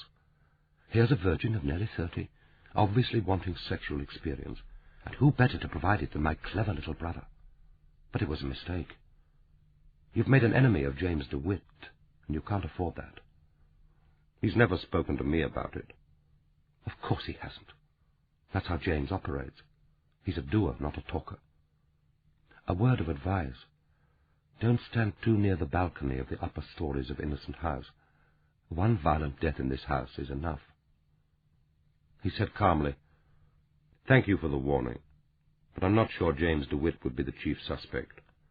After all, if anything happens to me before I marry and make a new will, you'll get my shares, my flat, and my life assurance money.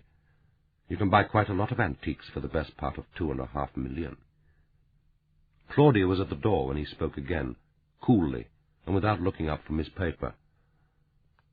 "By the way, the office menace has struck again." Claudia turned and said sharply, "What do you mean? How? When?" "This afternoon, at 12:30 to be precise. Someone sent a fax from here to Better Books in Cambridge, cancelling Carling's signing." She arrived to find the advertisements taken down, the table and chair removed, the hopefuls turned away, and most of the books relegated to the back office. Apparently she was incandescent with rage. I rather wish I'd been there to see it. Christ! When did you learn this? Her agent, Velma Pitt-Cowley, rang me at 2:45 when I got back from lunch. She'd been trying to reach me since 1:30. Carling telephoned her from the shop. And you've kept quiet about it until now? I've had more important things to do this afternoon than swan around the office asking people for alibis. Anyway, that's your job. But I shouldn't make too much of it. I've a good idea this time who was responsible. It's of small importance anyway. Claudia said grimly, "Not to Esme Carling. You can dislike her, despise her, or pity her, but don't underestimate her. She could prove a more dangerous enemy than you imagine." Chapter 15. The upstairs room at the Connaught Arms off Waterloo Road was crowded. Matt Bayliss, the licensee, had no doubt about the success of the poetry reading. Already by 9 o'clock, the bar-takings were well up for a Thursday night. The small upstairs room was normally used for lunches. There was little demand for hot dinners at the Connaught Arms. but was also available for the occasional function, and it was his brother, who worked for an arts organisation, who had persuaded him to cater for the Thursday night event. The plan was for a number of published poets to read their works, interposed with readings by any amateurs who cared to take part. A fee of £1 a head had been charged, and Matt had set up a cash wine bar at the back of the room. He had no idea that poetry was so popular, or that so many of his regulars had ambitions to express themselves in verse. The initial sale of tickets had been satisfactory, but there was a steady stream of late arrivals, and people from the bar, hearing of the entertainment overhead, were making their way up the narrow staircase, tankards in hand. Colin's enthusiasms were varied and fashionable: black art, women's art, gay art, Commonwealth art, accessible art, innovative art, art for the people. This event was billed as poetry for the people. Matt's personal interest was in beer for the people, but he had seen no reason why the two enthusiasms should not be profitably combined. Colin's ambition was to make the Connaught Arms a recognized centre for contemporary verse-speaking, and a public platform for new poets. Matt, watching his relief barman busily opening bottles of Californian Red, discovered in himself an unexpected interest in contemporary culture. He came up from the saloon bar from time to sample the entertainment. The verses were to him largely incomprehensible. Certainly very few either rhymed or had a discernible metre, which was his definition of poetry, but all were enthusiastically applauded. As most of the amateur poets and the audience smoked, the stagnant air was heavy with the fumes of beer and tobacco. The advertised star of the evening was Gabriel Dauncey. He had asked to go on early, but most of the poets before him had overstepped their time limits, the amateurs in particular not being susceptible to Colin's muttered hints, and it was nearly 9:30 before Dauncey made his slow way to the rostrum. He was listened to in a respectful silence, and loudly applauded. But Matt guessed that his poems of a war which, for the great majority of those present, was now history, had little relevance to their current preoccupations. Afterwards Colin had pushed his way through the throng to reach him. "Do you really have to leave? A few of us are thinking of going out for a meal afterwards." "I'm sorry, it will be too late for me. Where can I get a taxi?" "Matt here could ring, but you'd probably get one quicker by walking to Waterloo Road." He had slipped away almost unnoticed and unthanked, leaving Matt feeling that somehow they had done badly by the old man. He was hardly out of the door when an elderly couple came up to him at the bar. The man said, "Has Gabriel Dauncey gone? My wife has a first edition of his poems, which she'd love him to sign. We can't see him anywhere upstairs."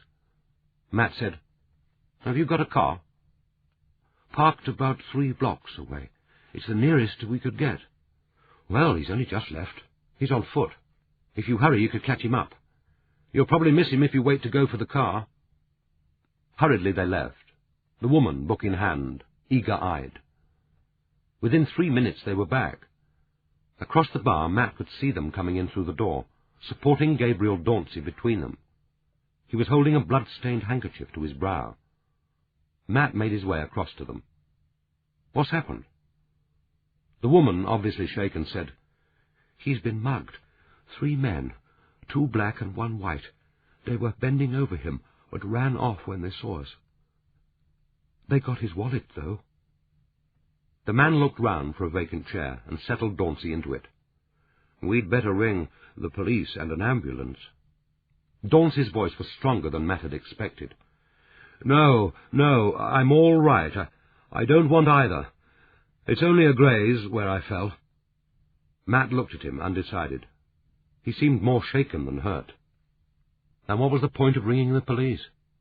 They didn't have a chance of catching the muggers, and this would only be one more minor crime to add to their statistics of crimes reported but unsolved. Matt, while a strong supporter of the police, preferred on the whole not to see them too frequently in his bar. The woman looked at her husband, then said firmly, "We have to pass St. Thomas's Hospital. We'll take him to the casualty department. That would be the wisest plan." Dauncey, apparently, was to have no say in the matter. They want to get rid of the responsibility as soon as possible, thought Matt, and he didn't blame them. After they had left, he made his way upstairs to check on the supply of wine, and noticed on a table by the door a pile of slim volumes. He felt a spurt of pity for Gabriel Dauncey. The poor devil hadn't even waited to sign his books. But perhaps that was just as well. It would have been embarrassing for everyone if he hadn't made a sale. Chapter 16.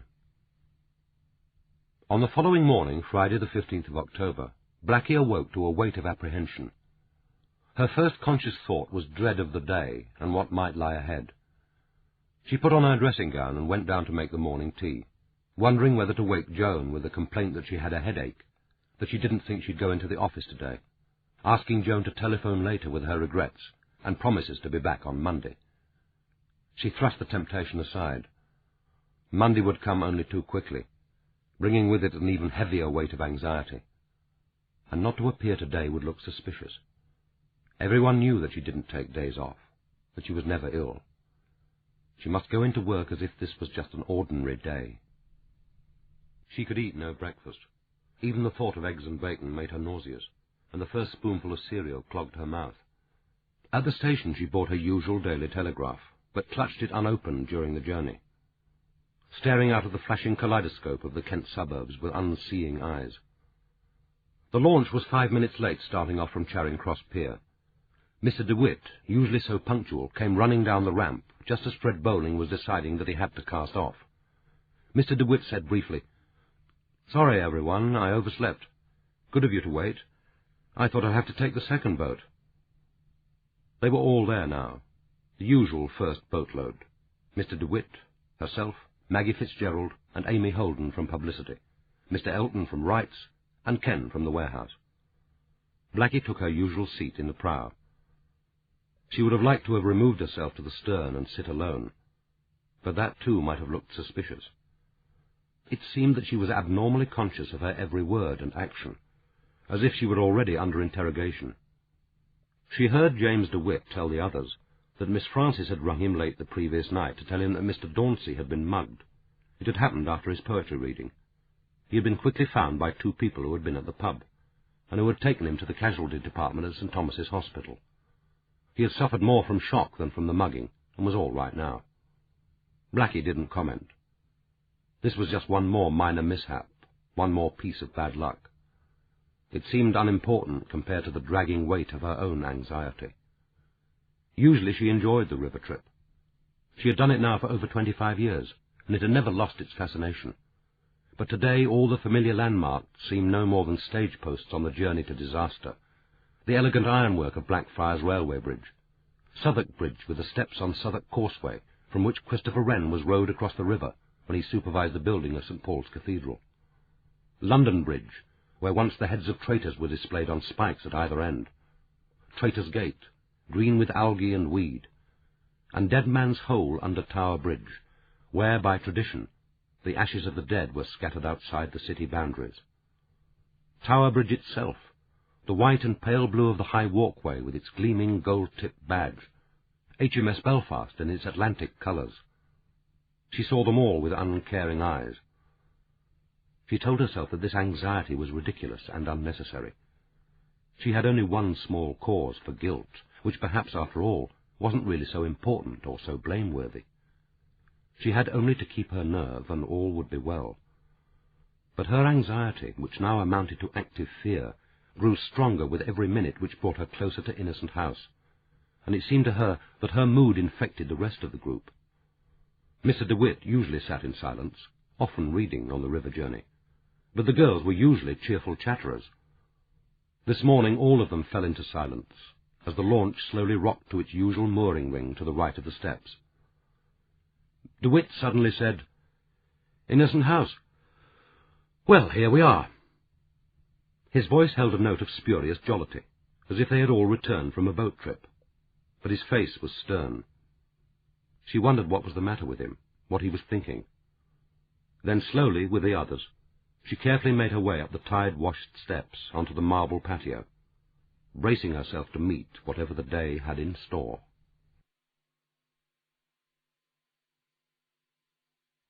Chapter 17.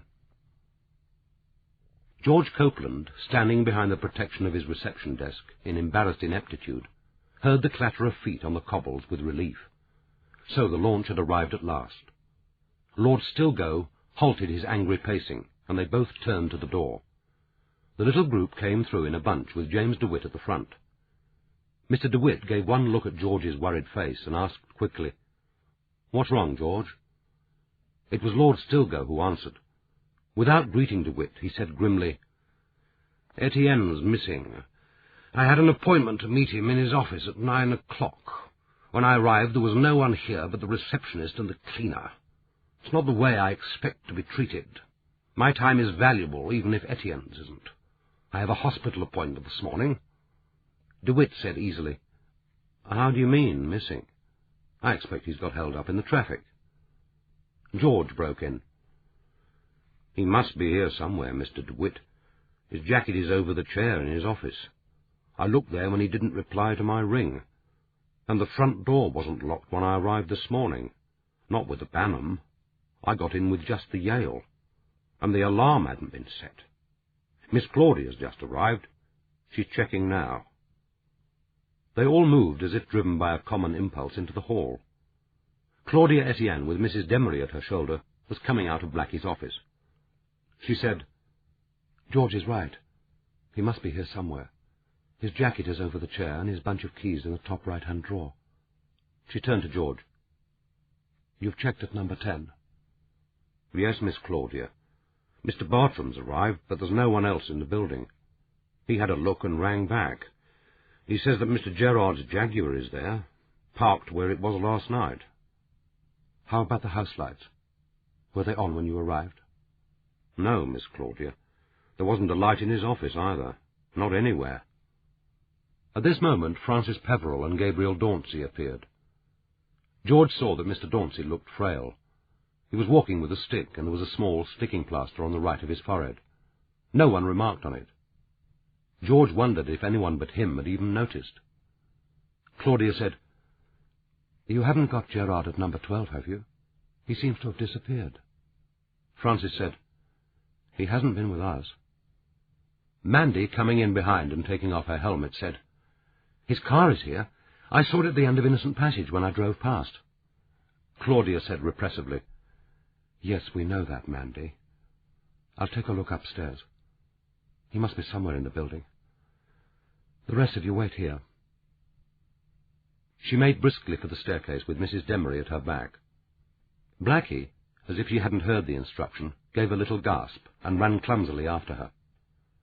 Maggie Fitzgerald said, "Trust Mrs. Demery to be in on the act." But her voice was uncertain, and when no one commented, she blushed as if wishing she hadn't spoken. The little group moved quietly into a semicircle, almost, George thought, as if gently pushed by an invisible hand. He had switched on the lights in the hall, and the painted ceiling glowed above them, seeming to mark with its splendour and permanence their puny preoccupations and unimportant anxieties. All their eyes were turned upwards. George thought that they looked like figures in a religious painting, staring up in anticipation of some supernatural visitation. He waited with them, uncertain whether his place was here or behind his counter. It wasn't for him to initiate action by joining the search. As always, he did what he was told. But he was a little surprised that the partners waited with such docility. But why not?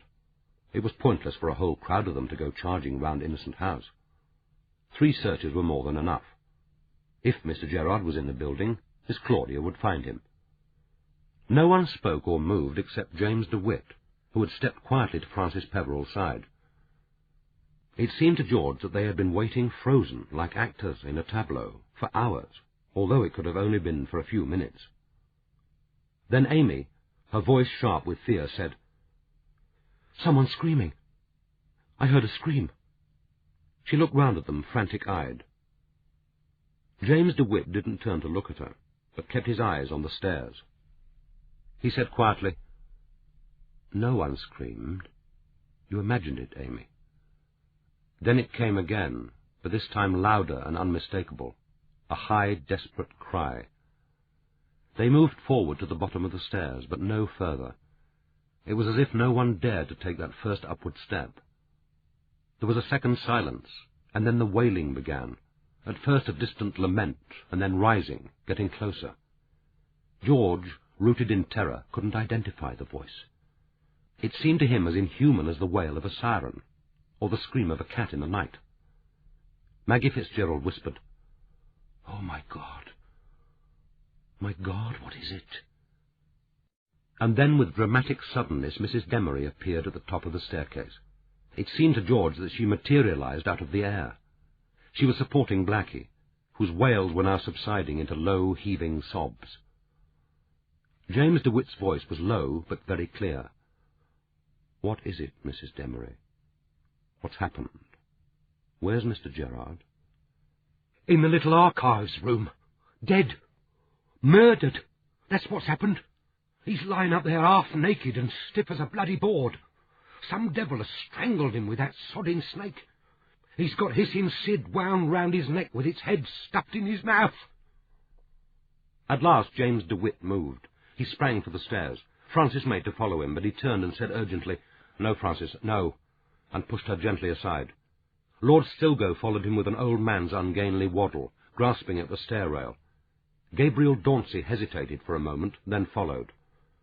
Mrs. Demery cried, "Give me a hand, can't you, someone?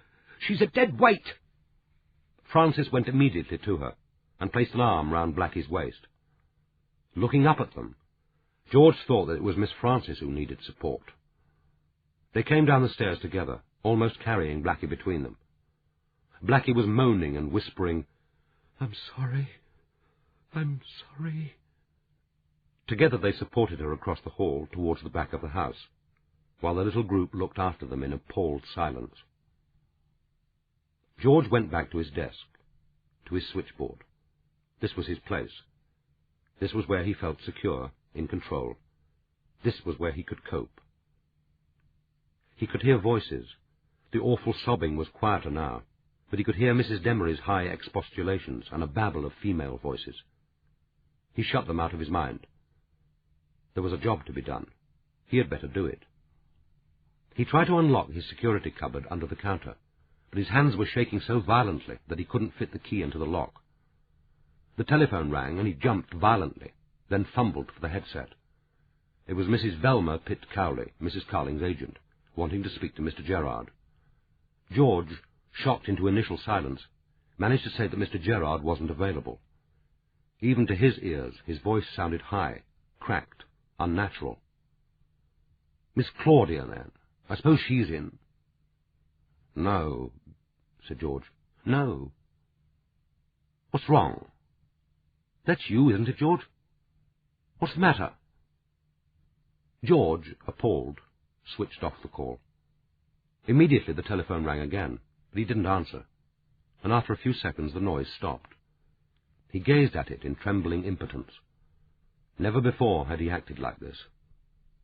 Time passed, seconds, minutes, and then Lord Stilgo was towering over the desk, and he could smell his breath and feel the force of his triumphant anger. "Get me New Scotland Yard. I want to speak to the Commissioner. If he's not available, get me Commander Adam Dalgliesh." Book 2. Death of a Publisher. Chapter 18. Detective Inspector Kate Miskin, nudging aside a half-empty packing case, opened the balcony door of her new Docklands flat, and, grasping the rail of polished oak, gazed over the shimmering river, up to Limehouse Reach, and down to the great curve round the Isle of Dogs. It was only 9:15 in the morning, but already an early mist had cleared, and the sky, almost cloudless, was brightening to an opaque whiteness with glimpses of soft, clear blue. It was a morning more like spring than mid-October, but the river smell was autumnal, strong as the smell of damp leaves and rich earth, overlaying the salty tang of the sea. It was full tide, and beneath the pinpoints of light which flicked and danced on the creased surface of the water like fireflies, she could imagine the strong tug of the flowing current, could almost sense its power. With this flat, this view, one more ambition had been achieved, one more step taken away from that dull, box-sized flat at the top of Ellison Fairweather Buildings, in which she had spent the first 18 years of her life. Her mother had died within days of her birth. Her father was unknown, and she had been cared for by a reluctant and elderly maternal grandmother, who resented the child who had made her a virtual prisoner in the high-rise flat she dared no longer leave at night to seek the conviviality, the glitter and the warmth of the local pub, and who had grown increasingly embittered by her grandchild's intelligence, and by a responsibility for which she was unsuited, by age, by health, by temperament. Kate had realized too late, only at the moment of her grandmother's death, how much she had loved her. It seemed to her now that in the moment of that death each had paid to the other a lifetime's arrears of love. She knew that she would never break completely free of Ellison Fairweather buildings. Coming up to this flat in the large modern lift, surrounded by the carefully packed oil paintings which she herself had painted, she had remembered the lift at Ellison Fairweather, the smeared and filthy walls with their graffiti, the stink of urine, the cigarette ends, the discarded beer cans. It had been frequently vandalized, and she and her grandmother had had to lug their shopping and washing up the 7 stories, pausing at the top of each flight for her grandmother to catch her breath.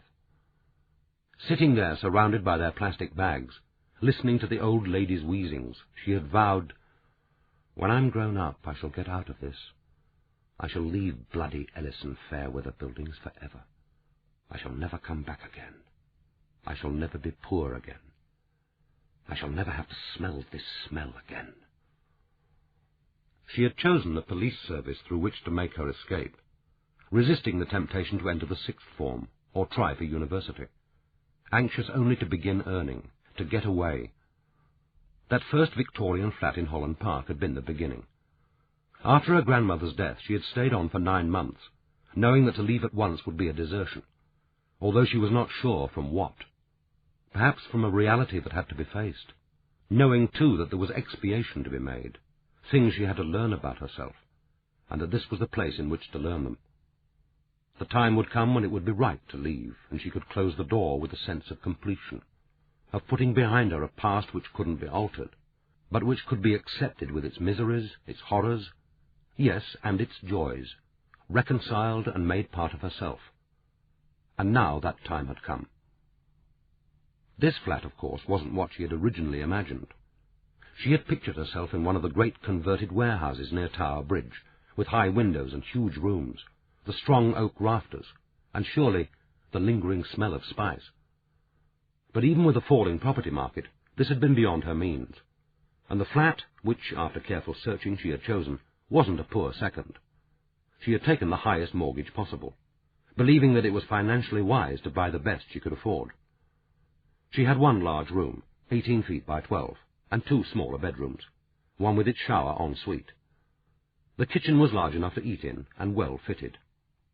The southwest-facing balcony, which ran the whole length of the sitting room, was narrow, but still wide enough to take a small table and chairs.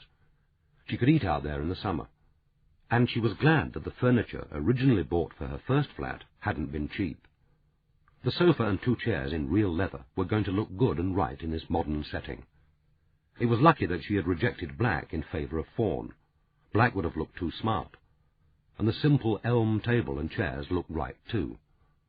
And the flat had another great advantage. It was at the end of the building, and with a double outlook and 2 balconies. From her bedroom she could see the wide, gleaming panorama of Canary Wharf, the tower like an immense cellular pencil, with its lead topped with light, the great white curve of the adjoining building, the still water of the old West India dock, and the overhead Docklands Light Railway, with its trains like clockwork toys. This city of glass and concrete would become busier as new firms moved in. She would be able to look down on the multicoloured, ever-changing pageant of 500,000 scurrying men and women leading their working lives. The other balcony looked southwest over the river, and the slower, immemorial traffic of the Thames, barges, pleasure boats, the launches of the River Police and the Port of London Authority, the cruise liners making their way upstream to berth at Tower Bridge. She loved the stimulus of contrast, and here in the flat she could move at will from one world to another, from the new to the old, from still water to the tidal river which T.S. Eliot had called a strong brown god. The flat was particularly suitable for a police officer, with an entry phone system on the main entrance, and 2 security locks and a chain fitted to her front door. There was a basement garage to which the residents had their own keys. That, too, was important. And the journey to New Scotland Yard wouldn't be too difficult. She was, after all, on the right side of the river. But perhaps she might occasionally travel by riverboat to Westminster Pier. She would get to know the river, become part of its life and history. She would wake in the morning to the cry of gulls, and step out into this cool white emptiness. Standing now between the glitter of the water and the high, delicate blue of the sky, she felt an extraordinary impulse, which had visited her before, and which she thought must be as close as she could ever get to a religious experience. She was possessed by a need, almost physical in its intensity, to pray, to praise, to say thank you, without knowing to whom, to shout with a joy that was deeper than the joy she felt in her own physical well-being and achievements, or even in the beauty of the physical world. She had left the fitted bookshelves at the old flat, but new ones built to her specification covered the whole of the wall facing the window, and on these, kneeling beside a packing-case, Alan Scully was arranging her books. She had been surprised how many she had acquired since knowing him. None of these writers had she ever encountered at school, but she was grateful now for Ancroft Comprehensive. It had done its best for her. The teachers whom she had once in her arrogance despised, she now knew had been dedicated, struggling to impose discipline, to cope with large classes and a dozen different languages, to meet competing needs, to tackle the appalling home problems of some of the children, and to get them through the examinations, which would at least open the door to something better. But most of her education had happened since school. Behind its bicycle sheds and in its asphalt playground, she had learned all that was unimportant about sex, and nothing that was important. It was Alan who had done that for her. That and so much else. He had taught her about books, not condescendingly, not seeing himself as some kind of Pygmalion, but wanting to share with someone he loved the things that he loved. And now the time had come for that, too, to end. She heard his voice. "If we're taking a break, I'll make a coffee. Or are you just admiring the view?" "Admiring the view, gloating. What do you think of it, Alan?" It was the first time he had seen the flat, and she had displayed it with something of the pride of a child with a new toy. "I shall like it when you're finally settled. That is, if I see it when you're finally settled. What about these books? Do you want to separate poetry, fiction, non-fiction? At present we've got Dalgliesh next to Defoe." "Defoe? I didn't know I had a Defoe. I don't even like Defoe." "Oh, separate, I think, and then by author's name. The Dalgliesh is a first edition. Do you feel it necessary to buy him in hardback because he's your boss and you work with him?" "No. I read his poetry to see if I can understand him better." "And do you?" "Not really. I can't relate the poetry to the man, and when I do it's terrifying. He notices too much." "Not signed, I notice. So you didn't ask." "It would embarrass both of us. Don't fiddle with it, Alan. Just put it on the shelf." She went over and knelt beside him. He had made no mention of her professional books, and she saw that they were neatly piled beside the packing-case. One by one she began placing them on the lowest shelf. A copy of the latest criminal statistics, the Police and Criminal Evidence Act, 1984, Blackstone's Guide to the Criminal Justice Act, 1991, Butterworth's Police Law, Keene's The Modern Law of Evidence, Clifford Hogan's Criminal Law, the Police Training Manual, and the Sheehy Report. She thought, the collection of a professional woman on the make, and wondered whether in placing them to one side and not mentioning them, Alan was making some kind of comment, perhaps even a subconscious judgment on more than her library. For the first time in years, she saw that relationship through the eyes of a detached and critical observer. Here we have a professional woman, successful, ambitious, knowing where she wants to go. Coping every day with the messy detritus of undisciplined lives, she has carefully excluded messiness from her own. One necessary accoutrement of this well-organized self-sufficiency is a lover, intelligent, personable, available when needed, skillful in bed and undemanding out of it. For 3 years Alan Scully had admirably filled this need. She knew that in return she had given affection, loyalty, kindness, understanding. None of these had been difficult to provide. But was it surprising that, having made his own commitment, he wanted to be more to her than the equivalent of a fashion accessory? She ground the beans, relishing the fresh coffee smell. No drink ever tasted quite as good as the beans smelled. They drank the coffee sitting on the floor, their backs against a packing case as yet unopened. She said, "What flight are you taking next Wednesday?" "The 11 o'clock, BA 175. You haven't changed your mind." She almost said, "No, I can't, Alan, it's impossible," but stopped herself. It wasn't impossible. She could perfectly well change her mind. The honest answer was that she didn't want to. They had talked over their problem many times before, and she knew now that there could be no compromise. She understood what he felt and what he wanted. He wasn't trying to blackmail her. The chance had come for him to work for 3 years in Princeton, and he was anxious to go. It was important to his career, to his future. But he would stay in London, would continue his present job at the library, if she would make a commitment to him, would agree to marry him, or at least to live with him and have his child. It wasn't that he thought her career less important than his. If necessary, he would temporarily give up his job and stay at home while she worked. He had always granted her that essential equality, but he was tired of being on the periphery of her life. She was the woman he loved and wanted to spend his life with. He would give up Princeton, but not if it meant continuing as they were, seeing her only when the job permitted, knowing that he was her lover, who would never be more. She said, "I'm not ready for marriage or for motherhood. Perhaps I never shall be, particularly not for motherhood. I wouldn't be any good at it. I've never had any training, you see." "I don't think it requires training. It requires loving commitment. That's one thing I can't give. You can't give what you haven't had." He didn't argue or attempt to persuade her. The time for talking was over. He said, "At least we've got another 5 days, and we'll have today. Unpacking all this morning, lunch at a riverside pub, maybe the prospect of Whitby. There ought to be time for that. You've got to eat. What time are you expected back at the yard?" She said, 2 o'clock.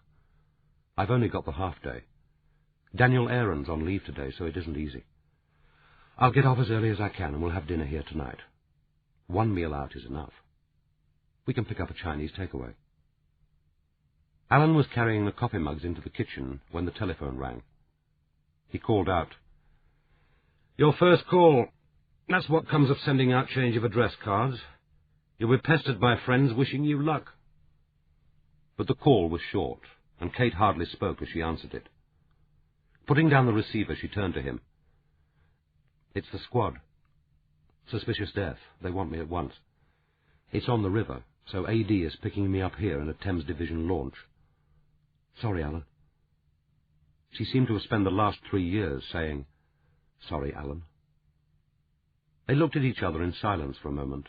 Then he said, "As it was in the beginning, is now, and ever shall be." "What do you want me to do, Kate? Go on unpacking?" Suddenly the thought of him here alone was intolerable. "No," she said. "Leave it. I'll do it later. It can wait."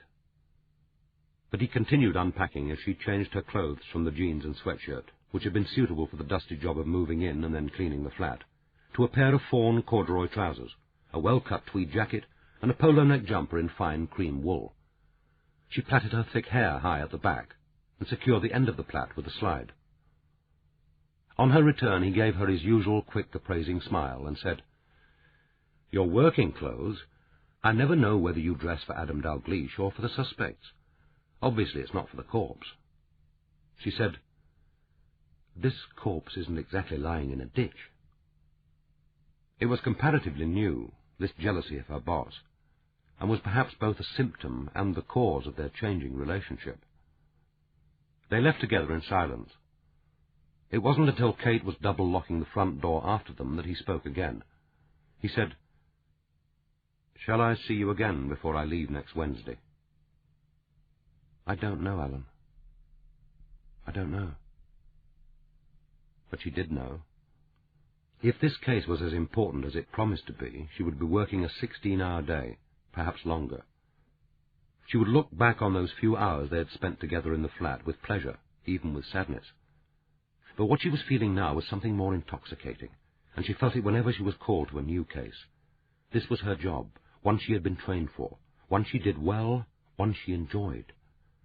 Already knowing that this might be the last time she saw him for years, she was moving in thought away from him, mentally bracing herself for the task ahead. He had parked his car in one of the marked spaces to the right of the forecourt, but he didn't get in. Instead, he came and waited with her for the approach of the police launch. When its dark blue sleek lines came into view, he turned from her without a word and went back to the car. But still he didn't drive away. As the launch drew up, Kate knew that he was still watching, as the tall, dark figure standing in the bow held out a hand to steady her on board. Chapter 19. The call came to Inspector Daniel Aaron just as he was approaching Eastern Avenue. He didn't need to stop the car to take it. The message was short and clear. A suspicious death at Innocent House, Innocent Walk. He was to go there immediately. Robbins would be bringing his murder bag. The message couldn't have come at a better time. His first reaction was a surge of excitement that here at last was the major job he had been longing for. He had only replaced Massingham on the special squad 3 months ago, and was anxious to prove himself. But there was another reason. He was on his way to his parents' house in the Drive, Ilford. It was their 40th wedding anniversary, and a luncheon party had been arranged with his mother's sister and her husband. He had applied well in advance for a day's leave, knowing that this was one family occasion he couldn't reasonably ignore, but he hadn't been looking forward to it. The morning promised a pretentious but dull lunch at the popular store restaurant his mother had chosen, followed by an afternoon of boring family chat. He knew that his aunt regarded him as an uncaring son, an unsatisfactory nephew, a bad Jew. On this occasion she might not openly voice her disapproval, but this brittle forbearance would hardly lighten the atmosphere. He turned into a side road and stopped the car to telephone. It was going to be a difficult call, and he preferred not to be driving while he made it. As he stabbed out the number, he was aware of a confusion of emotions. Relief that he had a valid excuse to miss the luncheon party, a strong disinclination to break the news, excitement that he was on his way to a case which promised to be a big one, and the usual irrational and pleasure-destroying guilt. He had no intention of wasting time in argument or prolonged explanations. Kate Miskin might be already at the scene. His parents would have to accept that he had a job to do. It was his father who answered the telephone. "Daniel, haven't you started out yet? You said you'd come really early, have a quiet time with us before the others arrive. Where are you?" "I'm on Eastern Avenue. I'm sorry, Father, but I can't come. I've just had a call from the squad. It's an urgent case. Murder. I have to drive straight to the scene." And then his mother's voice as she took over the telephone. "What is it you're saying, Daniel? Did you say you're not coming? But you must come. You've promised. Your aunt and uncle will be here. It's our 40th wedding anniversary. What is a celebration if I can't have both my sons with me? You promised." "I know that I promised. I wouldn't be on Eastern Avenue now if I hadn't intended to come. The call's just come through." "But you're on leave. What's the point of having a rest day if they call you back like this? Can't someone else cope? Why does it always have to be you?" "It doesn't always have to be me. It does today. It's an urgent case. Murder." "Murder? And you'd rather be mixed up in murder than be with your parents? Murder? Death? Can't you give a thought to the living?" "I'm sorry. I have to go now." He added grimly, "Have a good lunch," and replaced the receiver. It had been worse than he had expected. He sat for a few seconds, willing himself into calm, fighting down an irritation which was rising to anger. Then he slipped in the clutch, found a convenient driveway to reverse, and joined the stream of traffic. He was part now of the morning rush hour, although the word seemed inappropriate to describe this grinding, erratic progress. He was unlucky with the traffic lights. The journey was punctuated by light after light, glowing into red with maddening perversity. The scene of violent death to which he was driving with such tedious slowness could not yet even be imagined, but once there, the tasks would take all his thoughts and energies. Physically, he was moving away from that Ilford house mile by painful mile, but now he could not banish it or its life from his thoughts. The family had moved from the Whitechapel terraced house where he was born when he was 10 and David 13. He still thought of 27 Balaclava Terrace as home. It was one of the few streets not destroyed by enemy bombing, stubbornly surviving while the surrounding flats and houses were demolished in clouds of acrid dust, and the great high towers rose up like an alien city. It, too, would have gone, but for the eccentricity and determination of an old woman in a neighbouring square, whose efforts at preserving something of the old East End had coincided with a shortage of local authority money for their more adventurous plans. So Balaclava Terrace still stood, now no doubt gentrified, a refuge from strident modernity for young executives, housemen from the London hospital, and sharing medical students. None of the family had ever returned. For his parents, the move had been the realization of a dream which was almost terrifying when it promised to become reality, a matter for constant half-understood conversations late into the night. His father, his accountancy examinations completed, had gained a promotion. It was to be a sloughing off of the past, a move northeast, which was also a move upwards, a few more miles from that distant Polish village with its unpronounceable name, from which his great-grandfather had originally come. It would mean a mortgage, a matter for anxious arithmetic, the weighing of alternatives. But all had been well. Within 6 months of moving, an unforeseen death in the firm had meant further promotion, and with it financial security. There was a modern fitted kitchen in the Ilford house, a 3-piece suite for the sitting room. The women who attended the local synagogue were smartly dressed. Now his mother was among the smartest. Daniel suspected that he was the only member of the family who regretted Balaclava Terrace. He was ashamed of the Ilford house, and ashamed of himself for despising what had been so hardly won. He thought to himself that if ever he brought Kate Miskin home, he would prefer her to see Balaclava Terrace, not the Drive, Ilford. But what on earth had Kate Miskin to do with where or how he lived? There was no question of inviting her home. He had worked with her in the special squad for only 3 months. What on earth had Inspector Kate Miskin to do with his family's life? He thought he knew the root of his discontent. It lay in envy. Almost from early childhood he had known that his elder brother was his mother's favourite son. She had been 35 when David was born, and had almost given up hope of a child. The overwhelming love she had felt for her first child had been a revelation of such intensity that it had absorbed almost all she had to give in maternal affection. Coming 3 years later, he was welcomed but never obsessively desired. He remembered as a 14-year-old seeing a woman gazing into a neighbour's pram at a new baby and saying, "So he's number 5. Still, they all bring their own love with them, don't they?" End of Side 4. Side 5. He had never felt that he had brought his. And then when David was 11, he had had his accident. Daniel could still remember the effect on his mother. Her wild eyes as she clung to his father, her face bleached with terror and pain, suddenly the face of a wild stranger, her unbearable sobbing, the long hours spent at David's bedside in the London hospital, while he was left to the care of neighbours. In the end they had had to amputate David's left leg below the knee. She had brought home her maimed elder son with an exultant tenderness, as if he had risen from the dead. But Daniel knew that he had no chance of competing. David had been courageous, uncomplaining, an easy child. He had been moody, jealous, difficult. He had also been intelligent. He suspected that he was cleverer than David, but had early given up their academic rivalry. It was David who went to London University, read law, had been called to the bar, and had now found a place in a chambers which specialized in criminal cases. And it was as an act of defiance that at 18 and straight from school he had joined the police. He told himself, and half believed, that his parents were ashamed of his job. Certainly they never boasted of his successes as they did of David's. He remembered a snatch of conversation at his mother's last birthday dinner. Greeting him at the door, she had said, "I haven't told Mrs. Forsdyke that you're a policeman. Of course I shall mention it, if she asks what you do." His father had said quietly, "And in Commander Dalglish's special squad, Mother, called into crimes of particular sensitivity."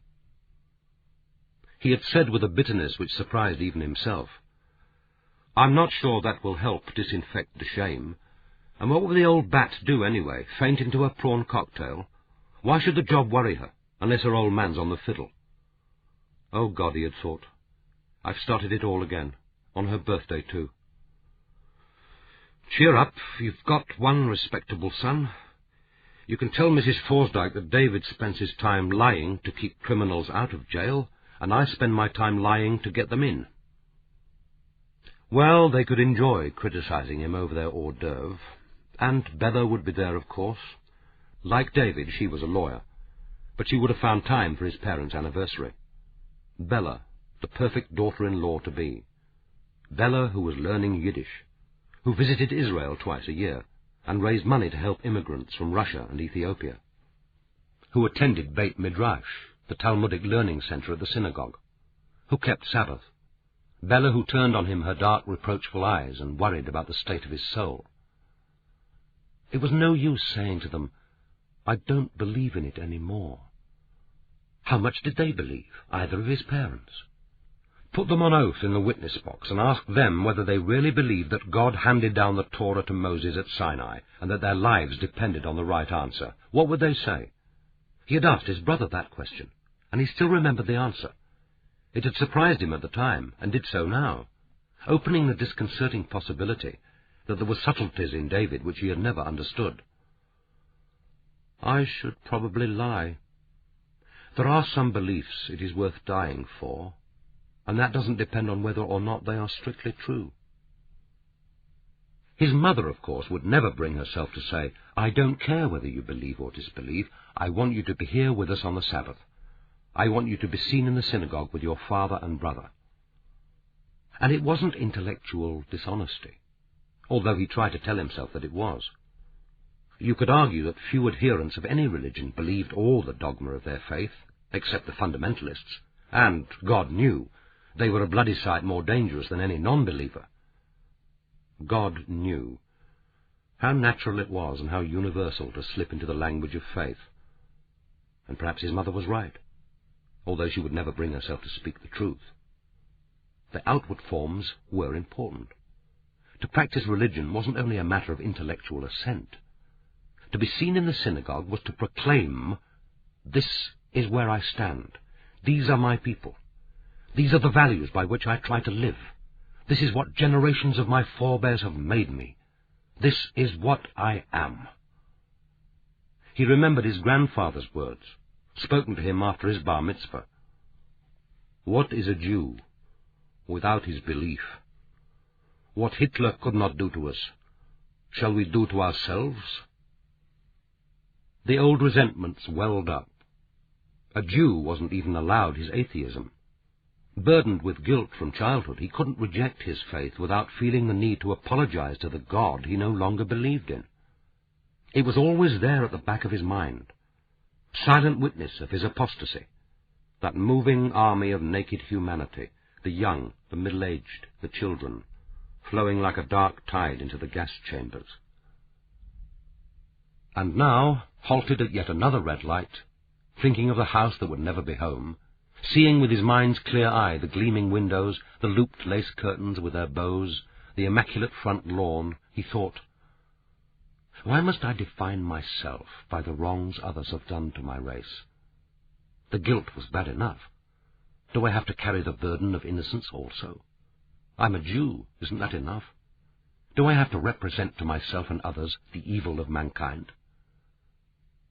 He had at last reached the highway, and, mysteriously, as is its habit, the traffic had eased, and he was making good progress. With luck, he would be at Innocent House within 5 minutes. This death wouldn't be commonplace, this mystery not easily solved. The team wouldn't have been called into a routine case. For those intimately concerned, perhaps, no death was commonplace, and no investigation purely routine. But this was his chance to prove to Adam Dalgliesh that he had been right to choose him as Massingham's replacement, and he intended to seize it. There was no priority, personal or professional, which was higher than this.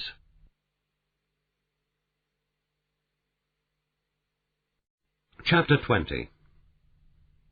The police launch butted upstream round the northerly bend of the river between Rotherhithe and Narrow Street against a strong current. The breeze was strengthening to a light wind. and the morning was colder than it had seemed to Kate on her first wakening. A few clouds, thin trails of white vapour, drifted and dissolved against the pale blue of the sky.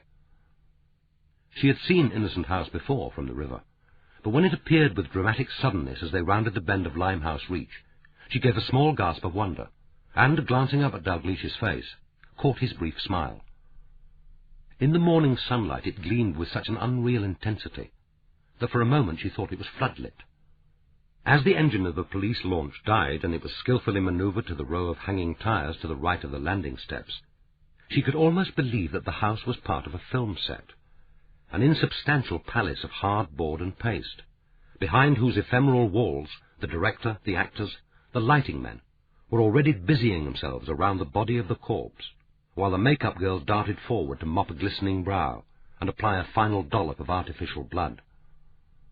The fantasy disconcerted her. She was not prone to play-acting or to flights of imagination, but the sense of a contrived occasion, of being at once an observer and a participant, was difficult to shake off, and was strengthened by the posed immobility of the reception party. There were 2 men and 2 women. The women stood a little to the front, with a man on each side. They were grouped on the wide marble forecourt, as motionless as statues, watching the tying up of the launch with serious, and it seemed, critical faces. There had been time on the short journey for Dalgliesh to give her some briefing, and Kate could guess who they were. The tall, dark woman must be Claudia Etienne, the dead man's sister, with the last of the Peverells, Francis Peverell, on her left. The older of the 2 men, who looked well over 70, would be Gabriel Dauncey, the poetry editor, and the younger, James DeWitt. They looked as posed as if a director had carefully arranged them to suit the camera angles. But as Dalgliesh advanced, the little group broke up, and Claudia Etienne, hand outstretched, came forward to make the introductions. She turned, and they followed her down a short, cobbled lane, and into the side door of the house. An elderly man was seated at the switchboard behind the reception desk. With his pale, smooth face and almost perfect oval, the cheeks splotched with small red circles under gentle eyes, he had the look of an elderly clown. He looked up at them as they entered, and Kate saw in the luminous eyes a look of mingled apprehension and appeal. It was a look she had seen before.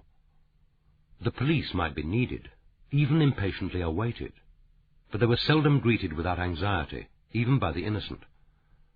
For the first couple of seconds she wondered irrelevantly which professions were invited into people's homes without reservation. Doctors and plumbers came high on the list.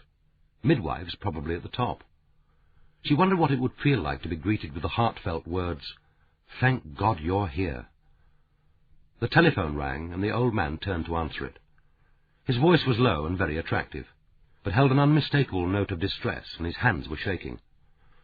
"Peverell Press? Can I help you?" "No, I'm afraid Mr. Gerard isn't available. Can I get someone else to ring you back later?" He looked up again, this time at Claudia Etienne, and said helplessly, "It's Matthew Evans' secretary from Faber's, Miss Etienne. He wants to talk to Mr. Gerard. It's about next Wednesday's meeting on literary piracy." Claudia took the receiver. "This is Claudia Etienne. Please tell Mr. Evans I'll ring him back as soon as I can. We're going to close the office now for the rest of the day. I'm afraid there's been an accident. Tell him Gerard Etienne is dead. I know he'll understand that I can't speak now." Without waiting for a response, she replaced the receiver, then turned to Dalgliesh. "There's no point in trying to cover it up, is there? Death is death. It isn't a temporary embarrassment, a little local difficulty. You can't pretend it hasn't happened. Anyway, the press will get hold of it soon enough." Her voice was harsh, the dark eyes hard. She looked like a woman possessed more by anger than grief. Turning to the receptionist, she said more gently, "Put a message on the answer phone, George, that the office is closed for the day. Then go and get yourself some strong coffee. Mrs. Demery is about somewhere. If any other staff arrive, tell them to go home." George said, "But will they, Miss Claudia? I mean, they won't want to take it from me, surely?" Claudia Etienne frowned. "Perhaps not. I suppose I ought to see them. Better still, we'll get Mr. Bartram. He's here somewhere, isn't he, George?" "Mr. Bartram is in his own office in number 10, Miss Claudia. He said he had plenty of work to get on with and wanted to stay. He thought it would be all right, as he's not in the main house. Ring him, will you, George, and ask him to have a word with me. He can cope with the latecomers. Some of them may have work they can take home. Tell them I shall be speaking to all of them on Monday. She turned to Dalgliesh. We've been doing that, sending staff home. I hope that's all right. It seemed better not to have too many people on the premises. Dalgliesh said, We shall need to see them all in time, but that can wait. Who found your brother? I did. Blackie, Miss Blackett, my brother's secretary, was with me, and so was Mrs. Demery, our cleaner. We went up together. Which of you entered the room first? I did. Then, if you could show me the way. Did your brother usually take the lift or the stairs? The stairs. But he didn't normally go up to the top of the house. That's what's so extraordinary, his being in the archives office at all. Dalgliesh said, Then we'll take the stairs. Claudia Etienne said, I locked the room after we found my father's body. Lord Stilgo has the key. He asked for it, so I gave it to him. Why not, if it made him happy? I suppose he thought one of us might go back and interfere with the evidence. But Lord Stilgo was already pressing forward. I thought it right to take charge of the key, Commander. I have to speak to you in private. I warned you. I knew that we should have a tragedy here sooner or later. He held out the key, but it was Claudia who took it. Dalgliesh said, Lord Stilgo, do you know how Gerard Etienne died? Of course not. How could I? Then we'll talk later. But I've seen the body, of course. I thought that was only my duty. Abominable. Well, I warned you. It's obvious that this outrage is part of the campaign against me and my book. Dalgliesh said, Later, Lord Stilgo. He was, as always, taking his time in viewing the body.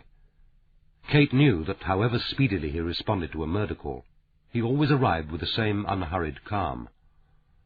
She had seen him put out a restraining hand to an over-enthusiastic detective sergeant with the quiet words, Cool it, Sergeant. You're not a doctor. The dead can't be resuscitated. Now he turned to Claudia Etienne. Shall we go up? She turned to the three partners, who, with Lord Stilgo, were standing together in a silent group, as if waiting for instructions, and said, Perhaps you'd better wait in the boardroom. I'll join you as soon as I can. Lord Stilgo said in a voice more reasonable than Kate expected, I'm afraid I can't stay any longer, Commander. That's why I made such an early appointment with Mr. Etienne. I wanted to discuss progress on my memoirs before I went into hospital for a minor operation. I'm due there at 11. I don't want to risk losing the bed. I'll telephone either you or the Commissioner of the Yard from the hospital. Kate sensed that this suggestion was greeted with relief by DeWitt and Dauncey. The little group passed through the open doorway into the hall. Kate gave a silent gasp of admiration. For a second her step halted, but she resisted the temptation to let her eyes too obviously range. The police were always invaders of privacy. It was offensive to act as if she were a paying tourist. But it seemed to her that in that one moment of revelation, she was aware simultaneously of every detail of the hall's magnificence, the intricate segments of the marble floor, the 6 mottled marble pillars with their elegantly carved capitals, the richness of the painted ceiling, a gleaming panorama of 18th-century London, bridges, spires, towers, houses, masted ships, the whole unified by the blue reaches of the river, the elegant double staircase, the balustrade curving down to end in bronzes of laughing boys riding dolphins and holding aloft the great globed lamps. As they mounted, the magnificence was less intrusive, the decorative detail more restrained, but it was through dignity, proportion, and elegance that they moved purposefully upwards to the stark desecration of murder. On the 3rd floor there was a green baize door which stood open. They mounted a narrow stairway, Claudia Etienne leading with Dalgliesh at her shoulder and Kate at the rear. The stairs turned to the right before the final half-dozen treads led them to a narrow hall about 10 feet wide, with the grille doors of a lift to the left. The right-hand wall was without doors, but there was a closed door on the left and one immediately in front of them which stood open. Claudia Etienne said, This is the archives room where we keep our old records.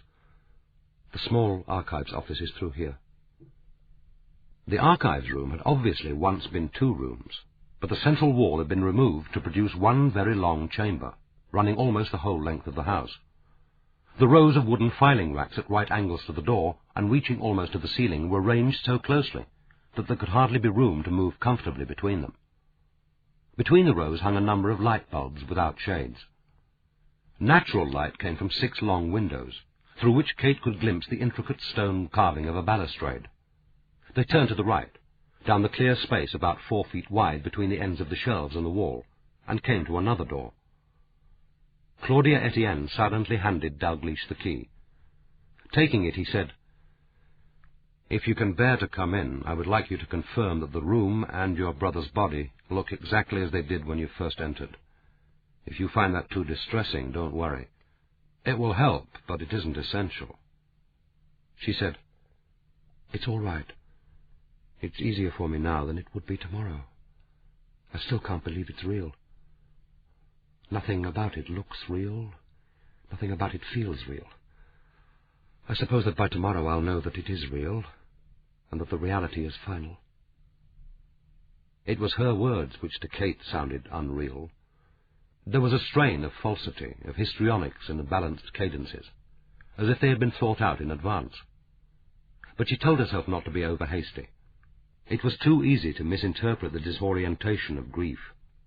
She, more than most, surely knew how oddly inappropriate the first-spoken reaction to shock or bereavement could be. She remembered the wife of a bus driver stabbed to death in an Islington pub, whose first reaction had been to lament that he hadn't changed his shirt that morning, or posted the Pools coupon. And yet the wife had loved her husband, and genuinely grieved for him. Dalgliesh took the key from Claudia Etienne. It turned easily in the lock, and he opened the door. A sour, gaseous smell wafted out like a contagion.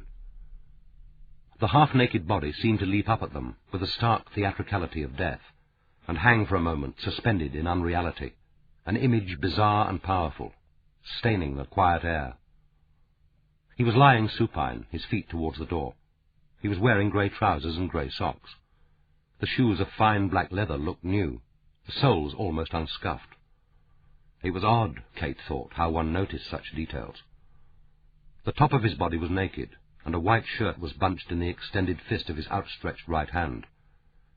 The velvet snake was wound twice round his neck, the tail lying against his chest, the head jammed into the wide-stretched mouth. Above it his eyes, open and glazed, unmistakably the eyes of death, seemed to Kate to hold for a moment a look of outraged surprise. All the colours were strong, unnaturally bright. The rich dark brown of the hair, the face and torso stained an unnatural pinkish red, the stark whiteness of the shirt, the livid green of the snake.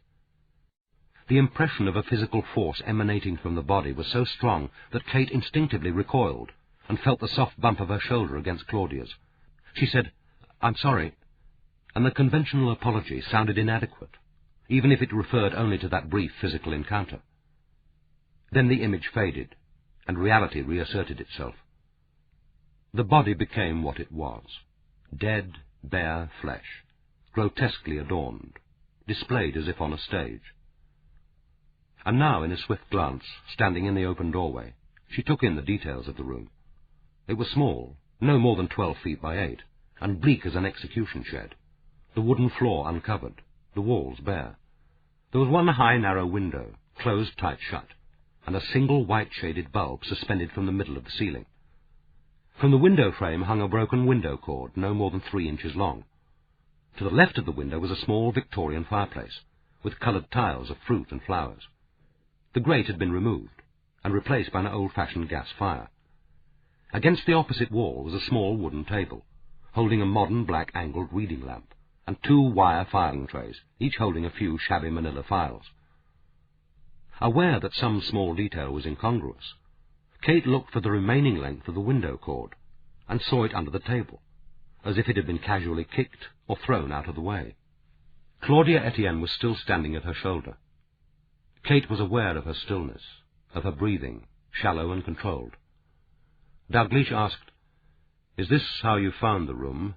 Does anything strike you now which didn't then? She said, "Nothing's changed." Well, how could it? I locked the door before we left. I didn't notice much about the room when I found him. Did you touch the body? I knelt by him and felt his face. He was very cold, but I knew he was dead before then. I stayed kneeling by him. When the others had gone, I think... She paused, then went on resolutely. I laid my cheek briefly against his. And the room? It looks odd now. I'm not often up here. The last time was when I found Sonia Clement's body. But it looks different, emptier, cleaner. And there's something missing. It's the tape recorder. Gabriel, Mr. Dauncey, dictates onto a tape, and the recorder is usually left on the table. And I didn't notice that broken window cord when I first came in. Where's the end? Is Gerard lying on it? Kate said, "It's under the table." Claudia Etienne looked at it and said, "How odd. You'd expect it to be lying by the window." She swayed, and Kate put out a supporting hand, but the girl shrugged it quickly away. Dalgliesh said, "Thank you for coming up with us, Miss Etienne. I know it wasn't easy. That's all I wanted to ask now. Kate, will you—" But before Kate could move, Claudia Etienne said, "Don't touch me. I'm perfectly capable of walking downstairs by myself. I'll be with the others in the boardroom if you need me again." But her way down the narrow stairs was impeded. There was the sound of male voices, quick, light footsteps. A few seconds later, Daniel Aaron came swiftly into the room, followed by 2 scene-of-crime officers, Charlie Ferris and his assistant. Aaron said, "I'm sorry I'm late, sir. The traffic was heavy on the Whitechapel Road." His eyes met Kate's, and he gave a shrug and a brief, rueful smile. She liked and respected him.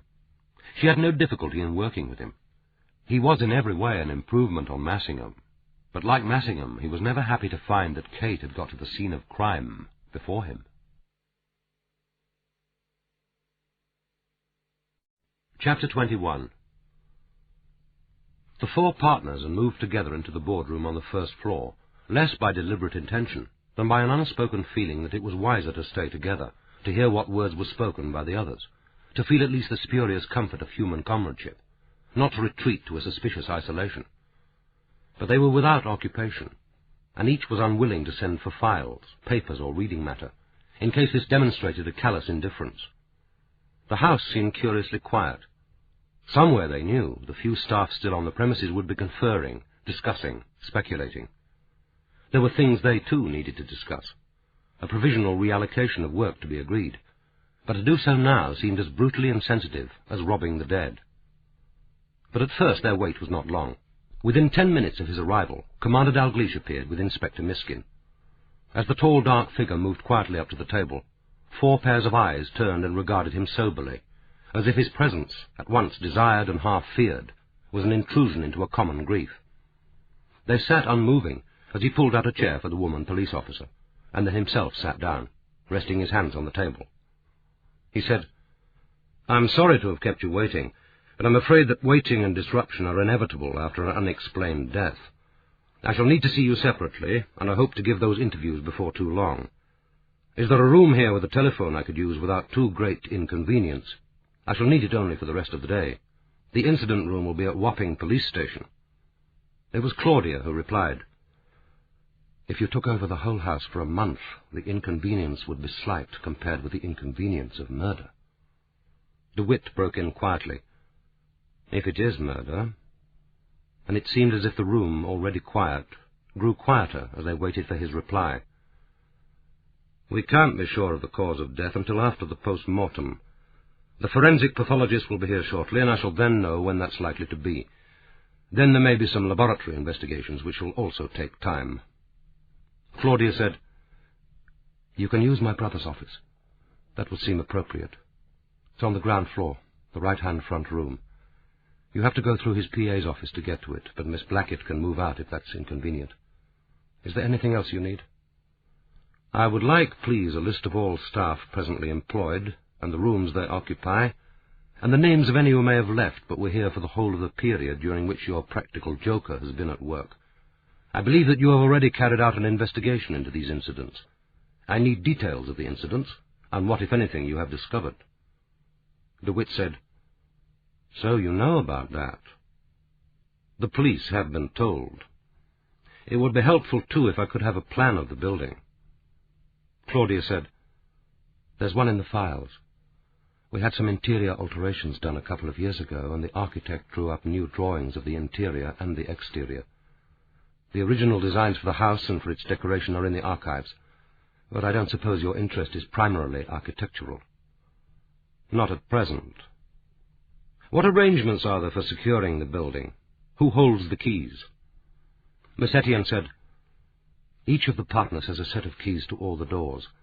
The formal entrance is from the terrace and the river, but that door is only used now for big occasions, when most of the guests come by boat. We don't have many of those nowadays. The last one was the joint summer party and celebration of my brother's engagement on the 10th of July. The door from Innocent Walk is the main street door, but it's rarely used. Because of the architectural oddity of the house, it leads past the servants' quarters and the kitchen. It's always kept locked and bolted. It's still locked and bolted. Lord Stilgo checked the doors before you arrived."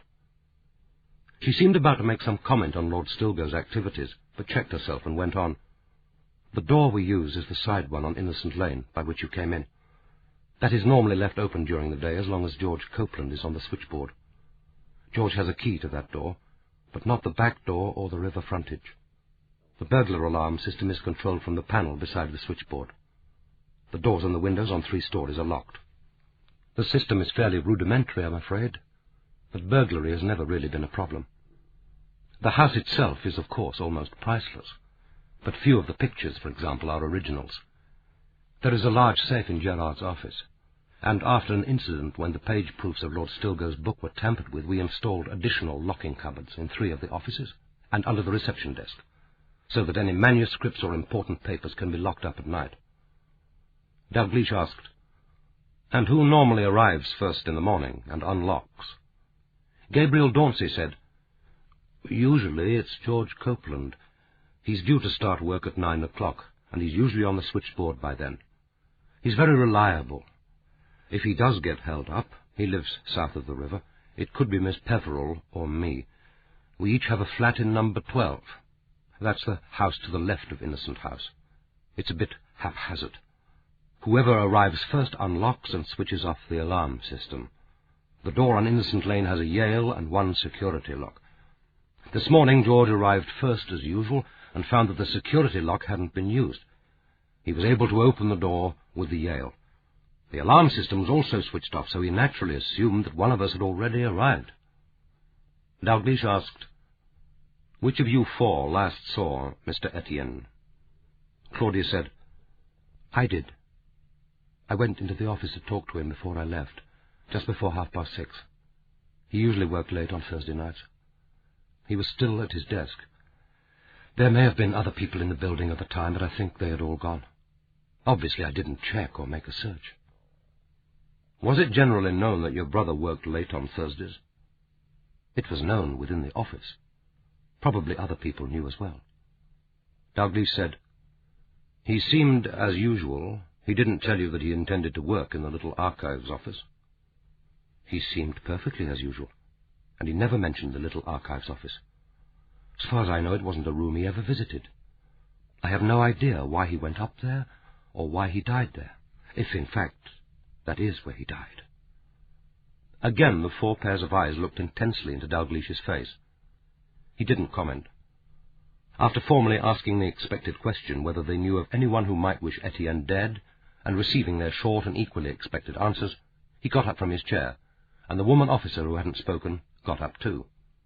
Then he thanked them quietly, and she stood a little aside so that he moved first out of the door. After they had left, there was a silence for half a minute. Then DeWitt said, "Not exactly the kind of copper from whom one asks the time. Personally, I find him terrifying enough to the innocent, so God knows what he does to the guilty. Do you know him, Gabriel? After all, you're in the same line of business." Dauncey looked up and said, "I know his work, of course, I don't think we've ever met. He's a fine poet. Oh, we all know that. I'm only surprised you've never tried to wean him away from his publisher. Let's hope he's an equally good detective. Francis said, "It's odd, though, isn't it? He never asked us about the snake." Claudia said sharply, "What about the snake?" "He didn't ask us whether we knew where to find it." "Oh, he will," said DeWitt. "Believe me, he will." Chapter 22. In the little archives room, Dalgliesh asked, "Did you manage to speak to Dr. Kynaston, Kate?" "No, sir. He's in Australia visiting his son. Doc Wardle's coming. He was in his lab, so he shouldn't be long." It was an unpropitious start.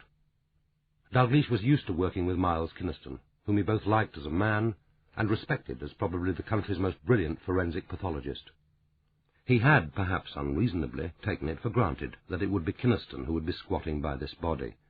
Kynaston's stubby-fingered hands in the latex gloves, fine as a second skin, which would be moving about the corpse, with as much gentleness as if these stiff limbs could still tense under his probing hands.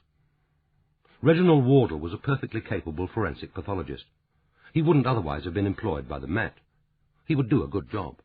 His report would be as thorough as Kynaston's, and it would come on time. He would be as effective in the witness box, if it came to that. Cautious but definite, unshakable under cross-examination. But Dalgliesh had always found him irritating, and suspected that the mild antipathy, not strong enough to be called dislike, or to prejudice their cooperation, was mutual. Wardle, when called out, came promptly to the murder scene. No one could fault him there, but would invariably stroll in with leisurely unconcern, as if to demonstrate the unimportance of violent death, and this corpse in particular, in his private scheme of things. He was apt to sigh and tut-tut over the body, as if the problem it presented was irritating rather than interesting, and one which hardly justified the police in dragging him away from the more immediate concerns in his laboratory.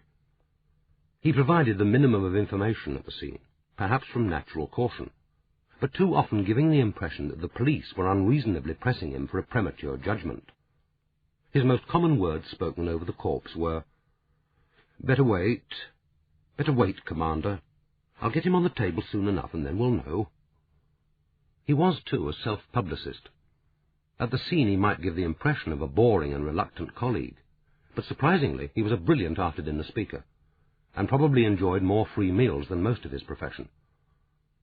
Dalgliesh, who found it astonishing that a man could actually volunteer for, let alone enjoy, a protracted and usually poor hotel dinner, for the satisfaction of getting on his feet afterwards, privately added this fact to the list of Wardle's mild delinquencies. Once in his autopsy room, however, Doc Wardle was a different man. Here, perhaps because this was his acknowledged kingdom, he seemed to take a pride in demonstrating his considerable skills, and was ready enough to share opinions and propound theories. Dalgliesh had worked with Charlie Ferris before, and was glad to see him. His nickname of the Ferret was rarely used to his face, but it was perhaps too appropriate a sobriquet to be always avoided.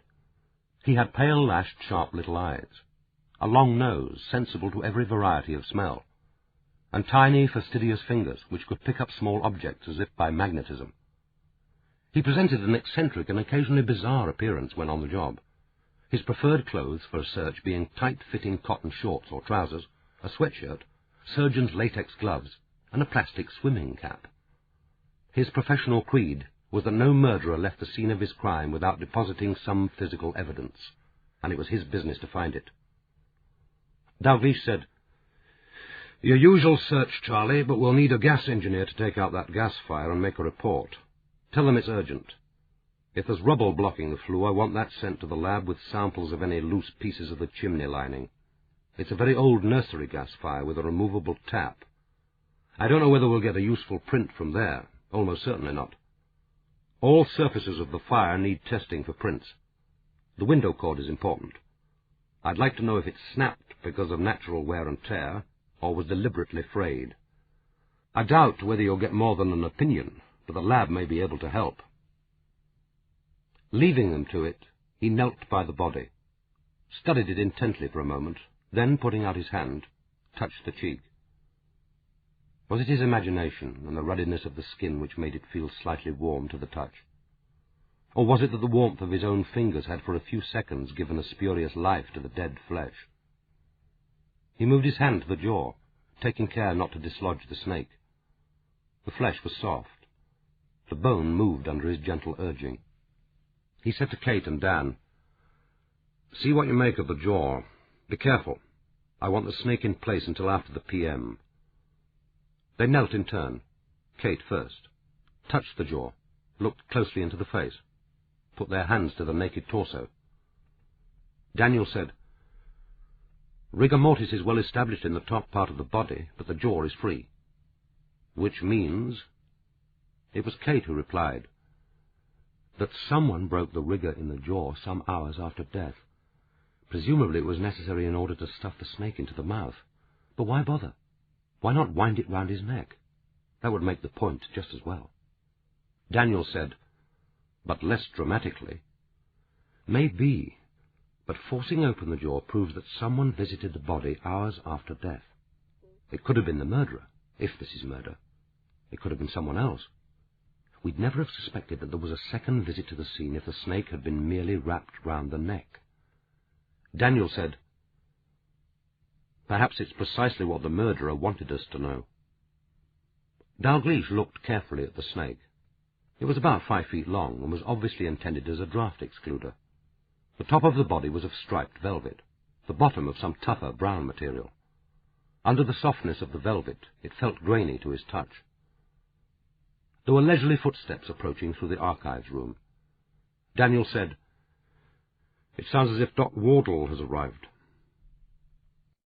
He was over 6 feet 3 inches tall, his impressive head jutting over wide, bony shoulders, from which his ill-fitting and thin jacket drooped as if from a wire coat-hanger.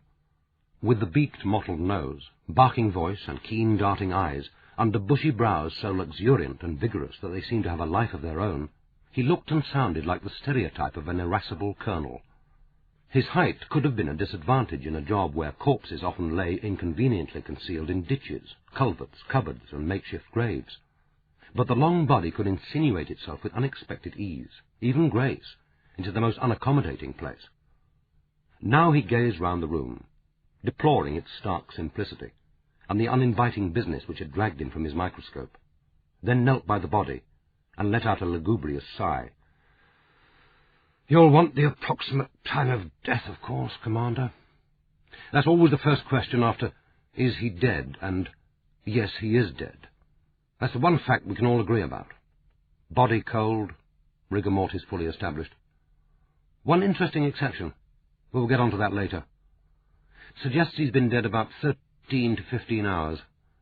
The room's warm, unnaturally so for the time of the year. Taken the temperature, have you? 68 degrees. That and the fact that metabolism was probably fairly pronounced at the time of death could delay the onset of rigor. You've already discussed the interesting anomaly, no doubt. Still, tell me about it, Commander. Tell me about it. Oh, you, Inspector, I can see you're longing to." Dalgliesh almost expected him to add, "It's too much to hope that you could keep your hands off him." He looked at Kate, who said, "The jaw is slack. Rigor mortis begins in the face, jaw and neck at 5 to 7 hours after death, and is fully established at about 12 hours. It passes off in the same sequence. So either it is already passing off in the jaw, which would put the time of death earlier by some 6 hours, or the mouth was forcibly opened. I'd say almost certainly the latter. The facial muscles aren't slack." Wardle said, "I sometimes wonder, Commander, why you bother to call out a pathologist." Undeterred, Kate went on, "Which means that the snake's head was put in the mouth not at the time of death, but at least 5 to 7 hours later. So the cause of death can't be suffocation, at least not with the snake. But then we never thought that it was." Dalgliesh said, "The staining and the position of the body suggest that he died face downward and was subsequently turned over. It would be interesting to know why." Kate suggested, "Easier to arrange the snake? Stuff the head in his mouth?" "Perhaps." Dalgliesh said no more, while Doc Wardle continued his examination. He had already encroached on the pathologist's territory more than was prudent. He had little doubt about the cause of death, and wondered whether it was perversity rather than caution which was keeping Wardle silent. It wasn't the first case either of them had seen of carbon monoxide poisoning. The post-mortem lividity, more pronounced than usual because of the blood's slower liquidation, the cherry-red coloration of the skin, so bright that the body looked as if it had been painted, were unmistakable and surely definitive. Wardle said, "Copybook, isn't it? Hardly needs a forensic pathologist and a commander of the Met to diagnose carbon monoxide. But don't let's get too excited. Let's get him on the table, shall we? Then the lab leeches can take their blood samples and give us an answer we can rely on. Do you want that snake kept in the mouth?" "I think so. I'd prefer to leave it undisturbed until the autopsy." "Which you'll want done, no doubt, immediately, if not sooner." "Don't we always?" "I can do it this evening. We were due at a dinner party which our hostess has cancelled. A sudden attack of flu, or so she claims. 6:30 at the usual mortuary, if you can make it. I'll give them a ring, tell them to expect us. Is the meat wagon on the way?" Kate said, "It should arrive any moment." Dalgliesh was aware that the PM would go ahead whether or not he could make it, but of course he would be there. Wardle was being unexpectedly cooperative. But then he reminded himself that when the chips were down, Wardle invariably was.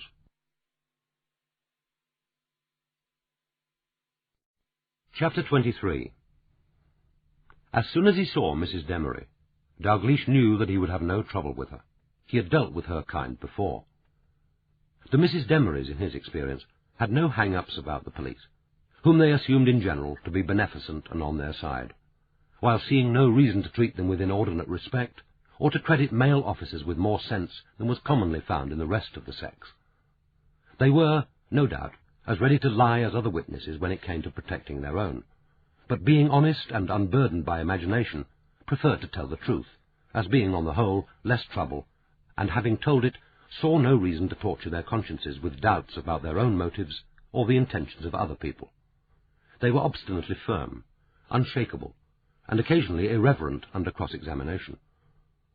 Dalgliesh suspected that they found men slightly ridiculous, particularly when dressed in gowns and wigs, and given to pontificating in arrogant voices over other people's heads, and had no intention of being lectured to, browbeaten, or put down by those irritating creatures. Now the latest example of this excellent species settled herself opposite him, and gave him a frank appraisal from bright, intelligent eyes. Her hair, obviously recently dyed, was a bright orange gold, worn in a style seen in Edwardian photographs, swept up firmly at the back and sides, and with a fringe of frizzy curls low on the forehead. With her sharp nose and bright, slightly exophthalmic eyes, she reminded Dalgliesh of an exotic and intelligent poodle. Without waiting for him to begin the conversation, she said, "I knew your dad, Mr. Dalgliesh." "Did you, Mrs. Demery? When was that? During the war?" "Yes, that's right. My twin brother and I was evacuated to your village. Remember the Carter twins? Well, of course you wouldn't. There wasn't even a glint in your dad's eye then. Oh, he was a lovely gentleman. We wasn't billeted at the rectory. They had the unmarried mothers. We was with Miss Pilgrim in her cottage. Oh, God, Mr. Dalgliesh, that was a terrible place, that village. I don't know how you put up with it when you was a kid. Put me off the country for life, that village did. Mud, rain, and that awful stink you get from the farmyard. And talk about boredom." "Not much, perhaps, for a city child to do." "I wouldn't say that. There was things to do, all right. But start doing them and you were in dead trouble." "Like damming the village stream." "So you heard about that. How was we to know that it would flow into Mrs. Piggott's back kitchen and drown her old cat? Fancy you knowing about that, though." Mrs. Demery's face expressed the liveliest gratification. "You and your brother are part of the folklore of the village, Mrs. Demery." "Are we now? That's nice. Remember Mr. Stewart's piglets?" "Mr. Stewart does. He's well over 80 now, but there are some events that are branded on the memory." A proper race that was going to be. We got the little buggers lined up, more or less, but after that they was all over the place. Well, mostly all over the Norwich Road. But, oh God, that village was a terrible place. The quiet of it. We'd lie awake listening to it, that silence. It was like being dead. And the dark. I never knew darkness like that. Pitch black it was. It was like a great black woolly blanket being pressed down on you until you felt suffocated. Billy and I couldn't stand it. We never had a nightmare till we was evacuated. When our mum came to visit, we used to bawl all the time. I can remember those visits. Mum dragging us along that boring old lane, and Billy and I howling that we wanted to come home. We told her that Miss Pilgrim wasn't giving us any food, and was always after us with the slipper. It was true about the food, too.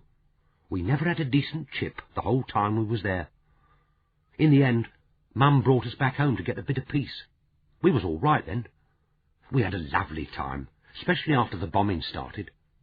We had one of those Anderson shelters in the garden, and we were all snug in it with Mum and Gran and Auntie Edie, and Mrs. Powell from number 42 when she got bombed out.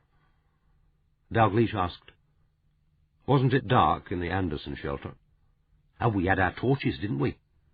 And when the raids weren't actually on, you could go outside and watch the searchlights. Lovely criss-cross patterns they made in the sky. And talk about noise. Those anti-aircraft guns. Well, it was like a giant tearing up corrugated iron. Well, as Mum said, if you give your kids a happy childhood, there's not much life can do to them after that. Dalgliesh felt that it would be unproductive to argue this sanguine view of child-rearing. He was about tactfully to suggest that it was time they got down to business, when Mrs. Demery forestalled him. Well, that's enough about the good old days. You'll be wanting to ask me about this murder. So that's how it strikes you, Mrs. Demery? Stands to reason. He didn't put that snake around his own neck. Strangled, was he? We shan't know how he died until we get the result of the PM. Well, he looked strangled to me, with his face all pink, and that snake's head stuffed in his mouth. Mind you, I've never seen a healthier-looking corpse. Looked better dead than he did alive, and he looked pretty good alive. He was a good looker, all right. I always thought he looked a bit like the young Gregory Peck. Dalgliesh asked her to describe exactly what had happened since her arrival at Innocent House. I come in every weekday except Wednesday from 9 until 5. On Wednesdays they're supposed to have the whole place thoroughly cleaned by the Superior Office Cleaning Company. At least that's what they call themselves. Inferior Cleaning Company would be more like it. I suppose they do the best they can, but it's not like taking a personal interest in the place. George comes 30 minutes early and lets them in. They're usually through by 10. Who lets you in, Mrs. Demery? Do you have keys? No. Old Mr. Etienne suggested I did, but I didn't want the responsibility. Too many keys in my life already. George usually opens up, or it could be Mr. Dauncey or Miss Frances. Just depends who's earlier. This morning Miss Peverell and Mr. Dauncey weren't here, but George was, and he let me in. Well, I got on quietly enough with my cleaning back in the kitchen. Nothing happened until just before 9. Then this Lord Stilgo turned up, saying he'd got an appointment with Mr. Gerard. Were you there at the time? I was, as it happened. I was having a bit of a chat with George. Lord Stilgo was none too pleased to find no one there but the receptionist and me. George had rung round the office trying to find Mr. Gerard, and he was suggesting that Lord Stilgo should wait in the reception area when Miss Etienne arrived. She asked George if Mr. Gerard was in his office, and George said he'd rung, but there was no reply. So she went across the hall to the office, and Lord Stilgo and I followed her. Mr. Gerard's jacket was over his chair, and the chair was pulled back from the desk, which seemed a bit odd. Then she put her hand in the right-hand drawer and found his keys. Mr. Gerard always kept his keys there when he was in his office. The bunch was rather heavy, and he hated it dragging on his jacket pocket. Miss Claudia said, "He must be here somewhere. Perhaps he's in number 10 with Mr. Bartram." So we went back to the reception room, and George said he'd rung number 10. Mr. Bartram had arrived, but he hadn't seen Mr. Gerard, though his jag was there. Mr. Gerard always parked his car in Innocent Passage because it was safer. So Miss Claudia said, "He must be here somewhere. We'd better start looking for him." By then the first boat had arrived, and then Miss Frances and Mr. Dauncey. Did Miss Etienne sound worried? More puzzled, if you know what I mean. I said, "Well, I've been through most of the back of the house and on the ground floor, so he isn't in the kitchen. And Miss Claudia said something about, well, he'd hardly likely to be, would he? And started up the stairs with me and Miss Blackett just behind her. You didn't say that Miss Blackett was there. Didn't I? Well, she'd arrived all right with the launch. Of course, you tend to overlook her now that old Mr. Peverell's dead. Anyway, she was there, although she was still wearing her coat, and she came up the stairs with us. 3 of you, to search for one man. Well, that's how it was. I suppose I went out of curiosity. It was a kind of instinct, really. I don't know why Miss Blackett went. You'll have to ask her. Miss Claudia said, we'll start searching at the top of the house. So that's what we did. So she went straight to the archive room? That's right. And then on to the little room beyond. The door wasn't locked. How did she open it, Mrs. Demery? How do you mean? She opened it the same way you always open a door. Did she fling it wide, open it gently? Did she seem at all apprehensive? Not that I noticed. She just opened it. And, well, there he was, lying on his back with his face all pink, and that snake wound round his neck with a head stuffed in his mouth. His eyes were open and staring. Horrible they was. Mind you, I could see he was dead at once, though, like I said, I've never seen him looking better. Miss Claudia went over and knelt beside him. She said, go and phone the police, and get out of here, both of you. Kind of sharp she was. Still, it was her brother. I know when I'm not wanted, so I got out.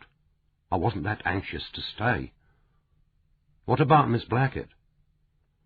She was just behind me. I thought she was going to scream, but instead of that she made a kind of high wailing noise. I put my arms round her shoulders. She was shaking something terrible. I said, come on, dearie, come on. There's nothing you can do here. So we went down the stairs. I thought it would be quicker than the lift, which is always getting stuck. But maybe the lift would have been better. I had some trouble getting her down the stairs, she was shaking so much. And once or twice her legs almost gave way. Once I thought I'd just have to dump her and go for help. When we got to the bottom flight, there was Lord Stilgo and Mr. DeWitt, and the rest of them standing there looking up at us. I suppose they saw from my face and the state Miss Blackett was in that something awful had happened. So then I told them. Seemed like they couldn't take it in for a moment, and then Mr. DeWitt started running up the stairs with Lord Stilgo and Mr. Dauncey behind him. What happened then, Mrs. Demery? I helped Miss Blackett to her chair and went off to find her some water. You didn't ring the police? I thought I'd leave that to the rest of them. The body wasn't going to go away, was it? What was the hurry? Anyway, if I had rung, I'd only have done the wrong thing. Lord Stilgo came back. He went straight to the reception desk and said to George, get me New Scotland Yard. I want the Commissioner. Failing him, Commander Adam Dalgliesh. Straight to the top for him, of course. Then Miss Claudia asked me to go and make some strong coffee, so that's what I did. White as a sheet she was. Well, you couldn't wonder, could you? Dalgliesh said, Mr. Gerard Etienne took over as chairman and managing director fairly recently, didn't he? Was he well liked? Well, he wouldn't have been carried out of here in a body bag if he was a little ray of sunshine about the place. Someone didn't like him, that's for sure. Of course, it wasn't easy for him taking over from old Mr. Peverell. Everyone respected Mr. Peverell. He was a lovely man. But I got on all right with Mr. Gerard. I didn't worry him, and he didn't worry me. I don't reckon, though, that many about the place will be crying for him. Still, murder is murder, and it'll be a shock, no doubt about it. Won't do much good for the firm either, I shouldn't wonder. Now, here's an idea. See how this grabs you. Maybe he did it himself. Then this joker we've got about the place put the snake round his neck afterwards to show what they thought of him. Might be worth thinking about. Dalgliesh didn't say that it had been thought about. He asked, would it surprise you to hear that he had killed himself? Well, it would, to tell you the truth. Too pleased with himself for that, I'd have said. Anyway, why should he? OK, so the firm's in a bit of trouble. But what firm isn't? He'd have come through all right. I can't see Mr. Gerard doing a Robert Maxwell. Still, Who'd have thought it of Robert Maxwell? So there's no knowing, really, is there? Mysterious. That's what people are. Mysterious. I could tell you a thing or two about the mysteriousness of people. Kate broke in. Miss Etienne must have been terribly distressed finding him like that. Her own brother. Mrs. Demery transferred her attention to Kate, but seemed none too pleased at this intrusion of a third person into her tete-a-tete. Ask a straight question, and you'll get a straight answer, Inspector. How distressed was Miss Claudia? That's what you want to know, isn't it? You'll have to ask her. I don't know. She was at the side of the body, bending over it, and she never turned her face all the time Miss Blackett and I were in the room, which wasn't long. I don't know what she was feeling. I only know what she said. Get out of here, both of you. Rather harsh. Shock, maybe. You work it out for yourselves. Leaving her alone with the body. That's the way she wanted it, seemingly. Anyway, I couldn't have stayed. Someone had to help Miss Blackett down the stairs. Dalgliesh asked, "Is it a good place to work, Mrs. Demery? Are you happy here?" As good as I'm likely to get. Look, Miss Dalgliesh, I'm 63. OK, that's no great age, and I've still got my eyes and legs, and I'm a damn sight better worker than some I could name. But you don't start looking for a new job at 63, and I like work. I'd die of boredom stuck at home. And I'm used to this place. Been here nigh on 20 years. It's not everyone's cup of tea, but it suits me. And it's handy. Well, more or less. I'm still in Whitechapel. Got a nice little modern flat now. How do you get here? Tube to Wapping, then walk. It's no distance. I'm not afraid of London streets. Been walking London streets before you was thought of. Old Mr. Peverell said he'd send a taxi for me any morning if the journey worried me. He would have, too. He was a very special gentleman, was Mr. Peverell. That showed what he thought of me. It's nice to be appreciated. It is indeed. Tell me, Mrs. Demery, about the cleaning of the archives room, the large one and the small office where Mr. Etienne was found. Is that your responsibility, or does the cleaning company do it? I do. The outside cleaners never go as high as the top floor. That started with old Mr. Peverell. There's all that paper up there, you see, and he was afraid of them smoking and starting a fire. Besides, those files are confidential. Don't ask me why. I've had a peek at one or two, and they're only full of a lot of old letters and manuscripts as far as I can see. It's not as if they keep the staff records there or anything private like that. Still, Mr. Peverell set great store by the archives. Anyway, he agreed I'd be responsible for those 2 rooms. No one hardly ever goes up there, except Mr. Dauncey, so I don't bother over much. No point in it. I usually go up once a month on a Monday and give it a quick dust. Do you vacuum the floor? Might give it a quick go-round if it looked as if it needed it. Might not. As I said, there's only Mr. Dauncey uses it, and he doesn't make much mess. There's enough to do in the rest of the house without lugging the vacuum cleaner all the way up there and spending time where it isn't needed. I can see that. When did you last clean the little room? I gave it a quick dust 3 weeks ago last Monday. I'll be up there again next Monday. Leastwise, that's what I normally do, but I expect you'll be keeping the door locked. For the time being, Mrs. Demery. Shall we go up? They took the lift, which was slow but smooth enough. The door of the small archives office was open. The gas company engineer hadn't yet arrived, but the 2 scene of crime officers and the photographers were still there. At a sign from Dalgliesh, they slipped past him and stood waiting. Dalgliesh said, "Don't go in, Mrs. Demery. Just stand at the door and tell me if you see any change." Mrs. Demery surveyed the room slowly. Her eyes rested briefly on the white, chalked outline of the absent body, but she made no comment. With only a few seconds' pause, she said, "Your chaps been giving it a clean-up, then, have they?" "We've done no cleaning, Mrs. Demery." "Someone has. There's not 3 weeks' dust here. Look at that mantelpiece and the floor. That floor's been vacuumed. Bloody hell! So he cleaned the room before he did his killing, and with my hoover!" She turned to Dalgliesh, and he saw in her eyes a dawning mixture of outrage, horror, and superstitious awe. Nothing so far about Etienne's death had affected her so deeply as this cleaned and prepared death cell. "How do you know, Mrs. Demery?" "The Hoover's kept in the utility room on the ground floor, next to the kitchen. When I went to take it out this morning, I said to myself, someone's been using this." "How could you tell?" "Because it was set for cleaning a smooth floor, not a carpet. There's two settings, you see.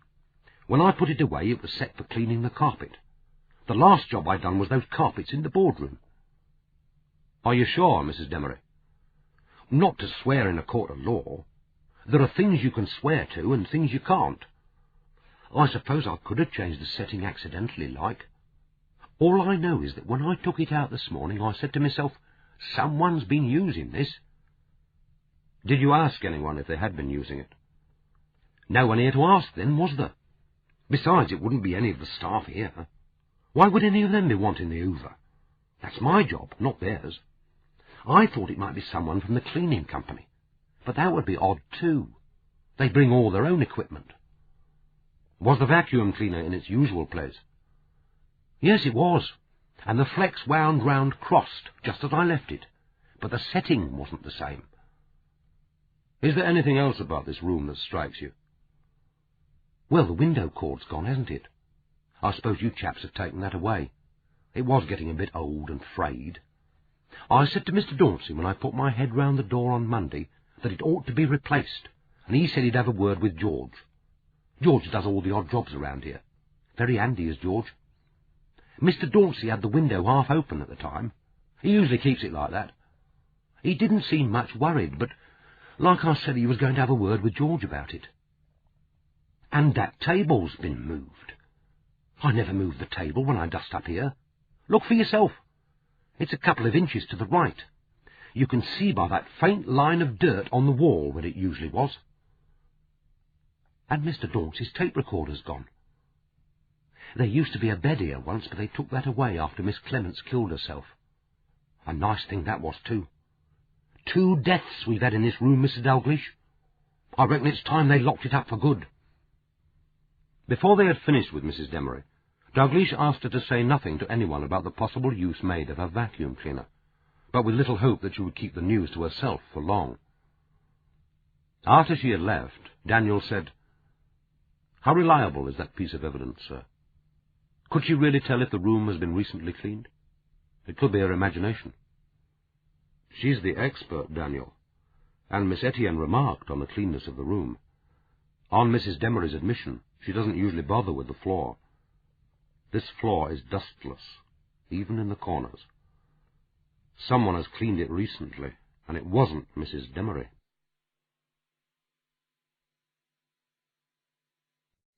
Chapter 24. In the boardroom, the 4 partners still waited. Gabriel Dauncey and Francis Peverell sat at the oval mahogany table, close but not touching.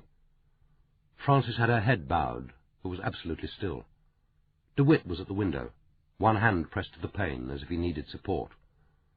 Claudia stood intently examining the large copy of a Canaletto of the Grand Canal, which hung beside the door. The magnificence of the room both diminished and formalized the burden each bore of fear, grief, anger, or guilt. They were like actors in an over-designed play, in which a fortune had been lavished on the extravagant set, but in which the players were amateurs, the dialogue half-learned, the moves stiff and unpracticed. When Dalgliesh and Kate had left the room, Francis Peverell had said, "Leave the door open," and DeWitt, without a word, had gone back to leave it ajar. They needed the sense of a world outside, the sound of distant voices, however faint, however occasional. The closed door would be too like the vacant chair at the middle of the table, one awaiting Gerard's impatient entry, the other his presiding presence.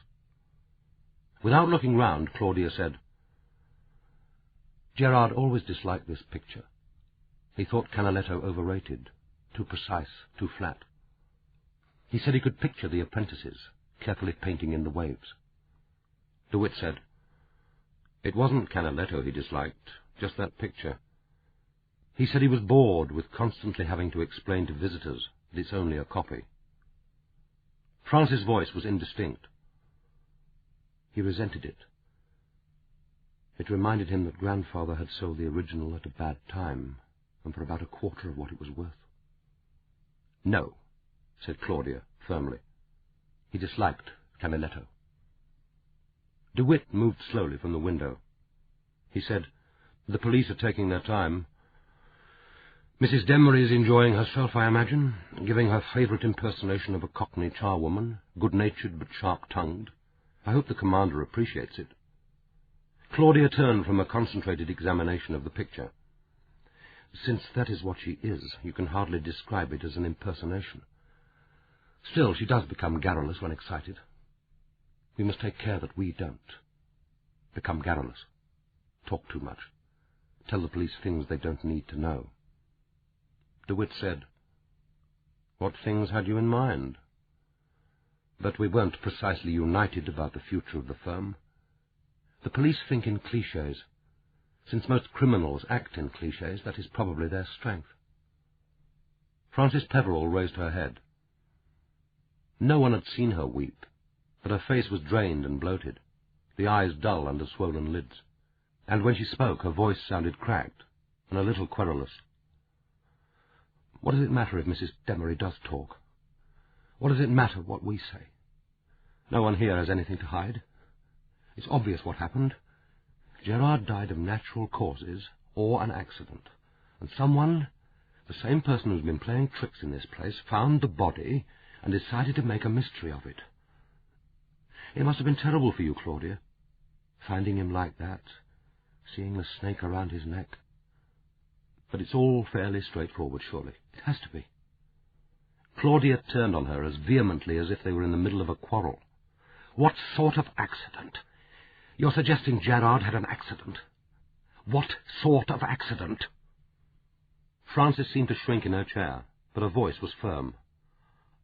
"I don't know. I wasn't there when it happened, was I? It was just a suggestion. A bloody stupid one." "Claudia," DeWitt's voice was more loving than censorious, "we mustn't quarrel. We have to keep calm, and we have to stay together." "How can we stay together? Dalgliesh will want to see us separately." "Not physically together. Together as partners. Together as a team." As if he hadn't spoken, Frances said, "Or a heart attack. Or a stroke. He could have had either. It happens to the healthiest of people." Claudia said, "Gerard had a perfectly sound heart. You don't climb the Matterhorn if you've got a weak heart. And I can't imagine any less likely subject for a stroke." DeWitt's voice was conciliatory. "We don't know yet how he died. We can't until after the post-mortem. In the meantime, what happens here?" Claudia said, "We carry on. Of course we carry on. Provided we have the staff. People may not want to stay, especially if the police suggest that Gerard's death wasn't straightforward." Claudia's laugh was harsh as a sob. "Straightforward? Of course it wasn't straightforward. He was found dead, half naked with a toy snake wound round his neck and its head stuffed in his mouth. Even the least suspicious policeman would hardly call that straightforward." "I meant, of course, if they suspect murder. We've all got the word in our minds. Someone may as well speak it." Frances said, "Murdered? Why should anyone murder him? And there wasn't any blood, was there? You didn't find a weapon. And no one could have poisoned him. Poisoned him with what? When could he have taken it?" Claudia said, "There are other ways." "You mean he was strangled by hissing Sid? Or suffocated? But Gerard was strong. You'd have to overpower him to do that." Then, as no one replied, she said, "Look, I don't know why you're both so anxious to suggest Gerard was murdered." DeWitt came and sat down beside her. He said gently, "Frances, no one is suggesting it. We're just facing the possibility. But you're right, of course. It's much better to wait until we know how he died. What puzzles me is why he was in the little archives office. I can't remember him ever going up to the top floor. Can you, Claudia?" "No.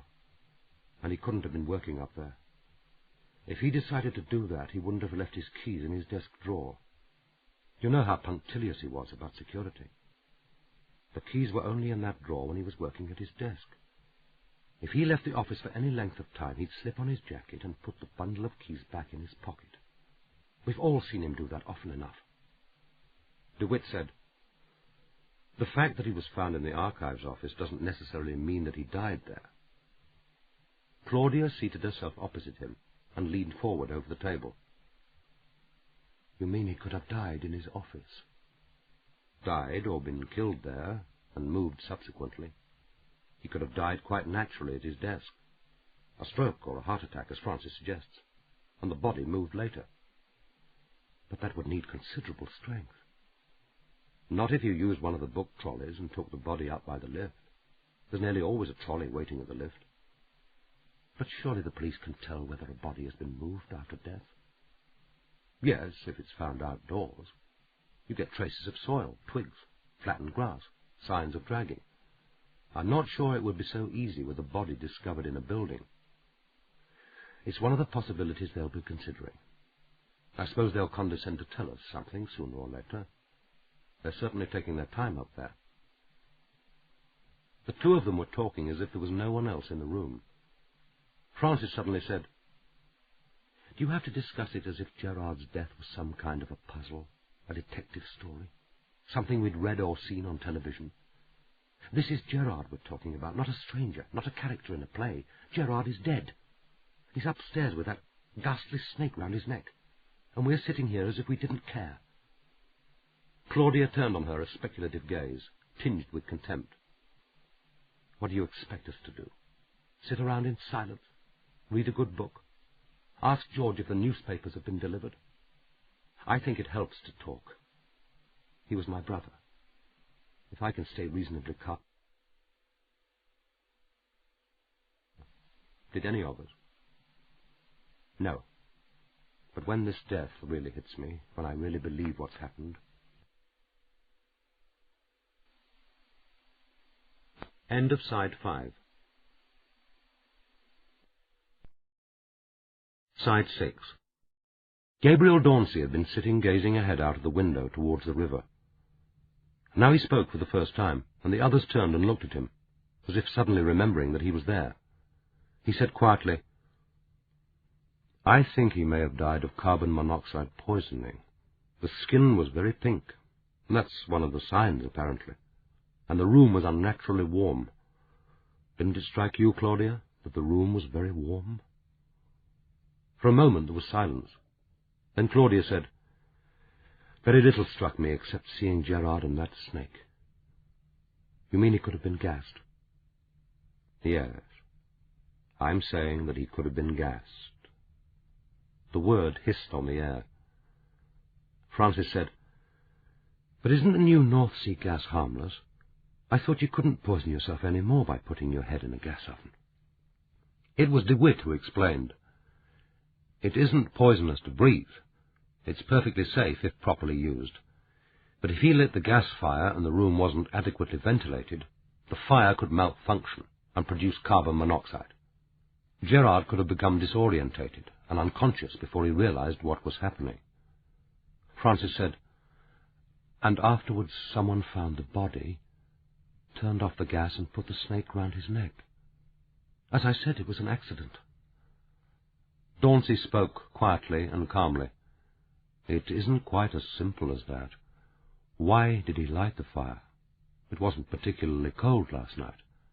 And if he did light it, why did he shut the window? It was shut when I saw his body, and I left it open when I last used the room on Monday." DeWitt said, "And if he was planning to spend the evening working in the archives long enough to need a fire, why did he leave his jacket and keys in his office? None of it makes sense." In the silence that followed, Francis suddenly spoke. "We've forgotten Lucinda. Someone's got to tell her." Claudia said, "God, yes. One tends to forget the Lady Lucinda. Somehow I don't imagine that she'll hurl herself into the Thames with grief. There was always something odd about that engagement."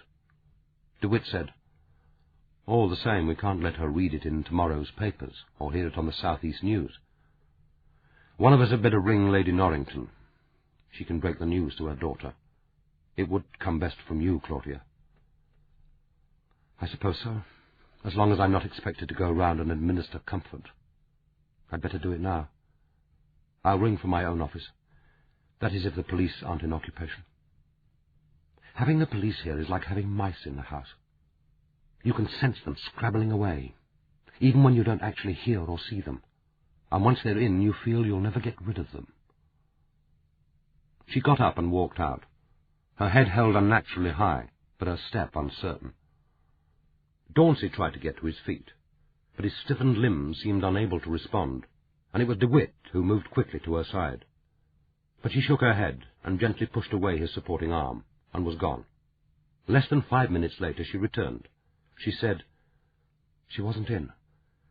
It's hardly the kind of message you can leave on the answer phone. I'll try again later." Francis said, "What about your father? Isn't he more important?" "Of course he's more important. I shall drive down to see him tonight." The door opened without a preliminary knock, and Detective Sergeant Robbins put his head in. "Mr. Dalgliesh is sorry that he's keeping you waiting longer than he expected. He would be grateful if Mr. Dauncey could come now to the Archives office." Dauncey at once got up, but his stiffness after long sitting had made him clumsy. His stick, dislodged from the back of his chair, clattered to the ground. He and Francis Peverell knelt simultaneously to retrieve it, and, after what sounded to the others like a short scuffle and a few almost conspiratorial whispers, Francis laid hands on it, and, rising red-faced from under the table, handed it to Dauncey. He leaned on it for a few seconds, then hung it again on the back of the chair, and moved towards the door without its aid, slowly but firm-footed. When he had left, Claudia Etienne said, "I wonder why Gabriel gets the privilege of going first." James DeWitt answered, "Probably because he uses the little Archives office more than most of us." Francis said, "I don't think I've ever used it. The last time I was there was when they took the bed away. You don't go up there either, do you, James?" "I've never worked up there, at least not for more than half an hour. The last time was about 3 months ago. I went up to find Esme Carling's original contract with us. I couldn't find it." "You mean you couldn't find her old file?" "I found her file. I took it into the little Archives room to study it. The original contract wasn't there." Claudia said, without particular interest, "That's not surprising. We've had her on the list for 30 years. It was probably misfiled 20 years ago." And then, with sudden energy, "Look, I don't see why I should waste time just because Adam Dalgliesh wants to chat with a fellow poet. We don't have to stay in this room." Francis sounded doubtful. "He said he wanted to see us together." "Well, he has seen us together. Now he's seeing us separately. When he wants me, he'll find me in my office. Tell him that, will you?" After she had left, James said, "She's right, you know. We may not feel like working, but it's worse sitting and waiting, looking at that empty chair." "But we haven't been looking at it, have we? We've been carefully not looking at it, keeping our eyes elsewhere, almost as if Gerard were an embarrassment. I can't work, but I would like some more coffee." "Then let's find it. Mrs. Demery must be about somewhere. I'd rather like to hear her version of her interview with Dalgliesh. If that doesn't lighten the atmosphere, nothing will." They moved together to the door. As they reached it, Francis turned to him. "James, I feel so frightened. I ought to be feeling grief and shock and the horror of it. We were lovers. I did love him once, and now he's dead. I ought to be thinking of him, of the awful finality of his death. I ought to be praying for him. I did try, but it came out as meaningless words. What I'm feeling is totally selfish, totally ignoble. It's fear." "Fear of the police? Dalgliesh isn't a bully." "No, it's worse than that. Fear of what's going on here, that snake. Whoever did that to Gerard is evil. Don't you find it, the presence of evil in Innocent House? I think I've been feeling it for months. This just seems like the inevitable end, something all the petty mischiefs have been leading up to. My mind ought to be full of grief for Gerard. It isn't. It's full of terror. terror and an awful foreboding that this isn't the end. James said gently, "There aren't any right or wrong emotions. We feel what we feel. I doubt whether any of us feels intense grief, even Claudia. Gerard was a remarkable man, but he wasn't lovable. What I try to persuade myself is grief is probably no more than that universal and impotent sadness one always feels at the death of the young, the talented, the healthy. Even that is overlaid by a fascinated curiosity, spiced with apprehension." He turned to her and said, "I'm here, Frances. When you need me, and if you need me, I'm here. I shan't be a nuisance. I shan't thrust myself on you just because shock and fear have made us both vulnerable. I'm just offering you whatever you need, when you need it." "I know. Thank you, James." She put out her hand, and for a second laid it against his face. It was the first time she had ever voluntarily touched him. Then she turned to the door, and in turning, missed the spreading radiance of joy and triumph on his face.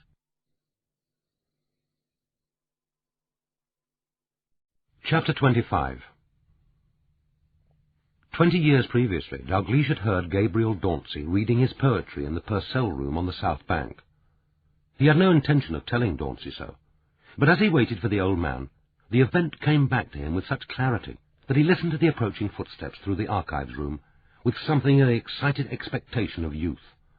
Of the 2 world wars, it was the first which had produced the greater poetry, and sometimes he occupied his mind by wondering why this should be so. Was it that the year 1914 had seen the death of innocence, that the cataclysm had swept away more than a brilliant generation?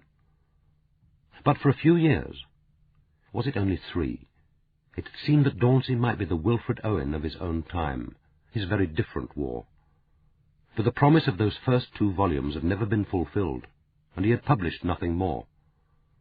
Dalgliesh told himself that the word promise, with the suggestion of a talent as yet unrealized, was hardly appropriate. 1 or 2 of those early poems had represented achievement at a level which few post-war poets had reached. After that reading, Dalgliesh had discovered as much as Dauncey wanted known of his history. How, living in France, he had been in England on business when war was declared, leaving his wife and 2 children trapped by the invading Germans.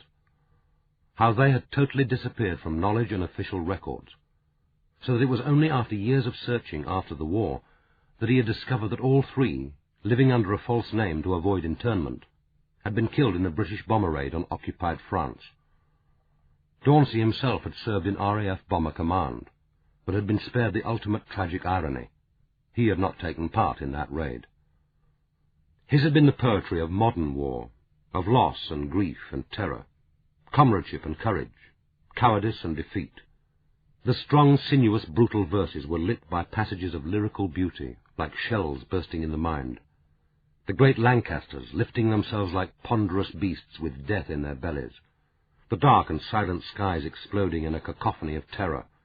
The boyish crew, for whom he, little older, was responsible, climbing clumsily accoutred into that frail metal shell night after night, knowing the arithmetic of survival, that this could be the night when they would fall from the sky like flaming torches.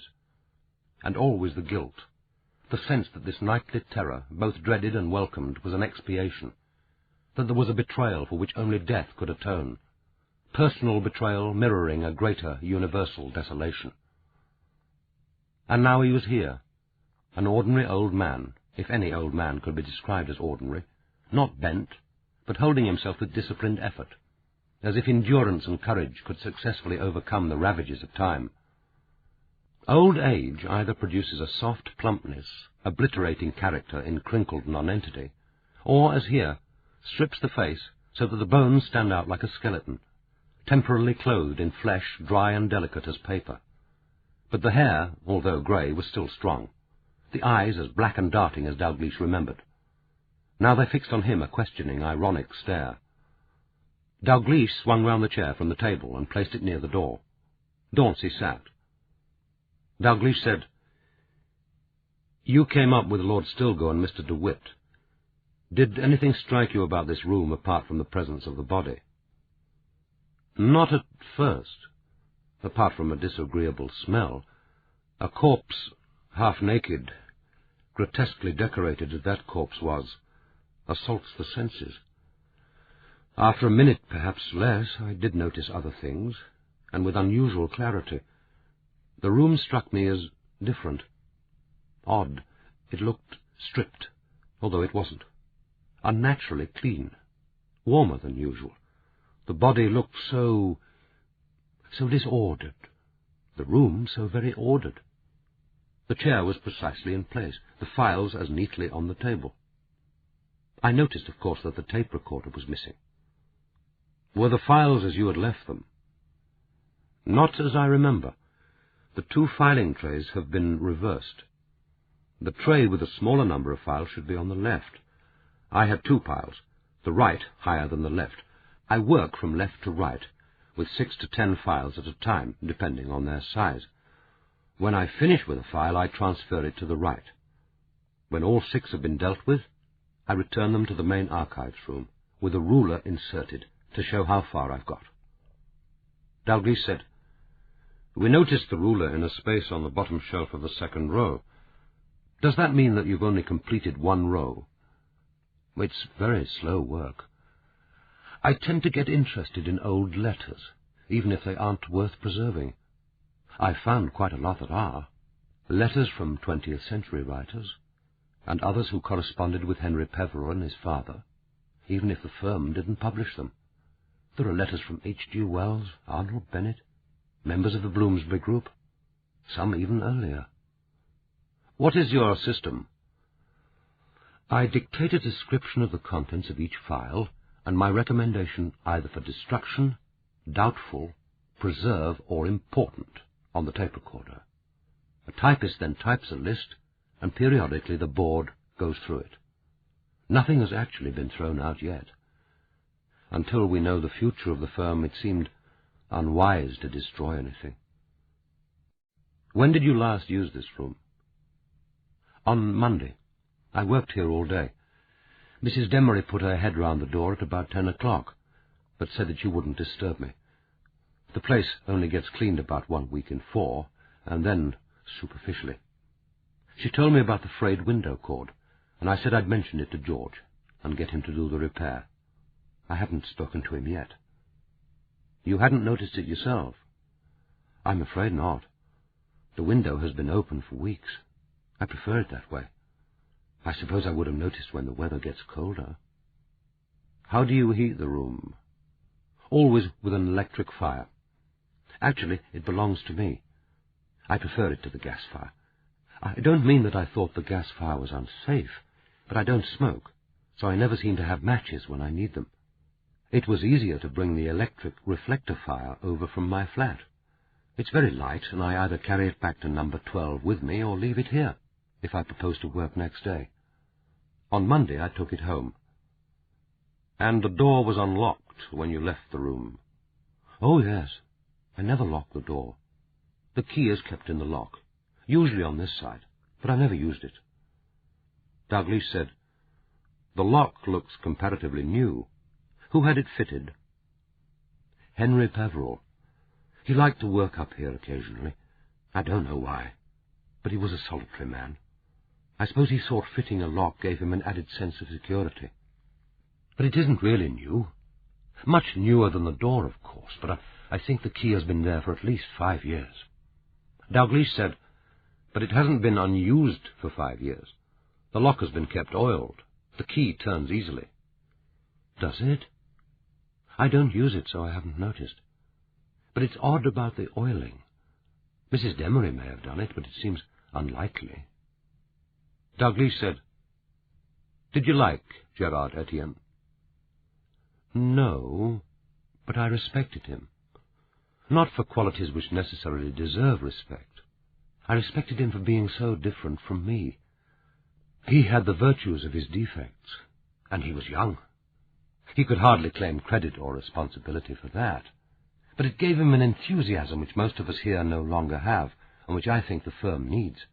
We may have complained about what he did, or disliked what he proposed to do, but at least he knew where he was going. I suspect we shall feel rudderless without him."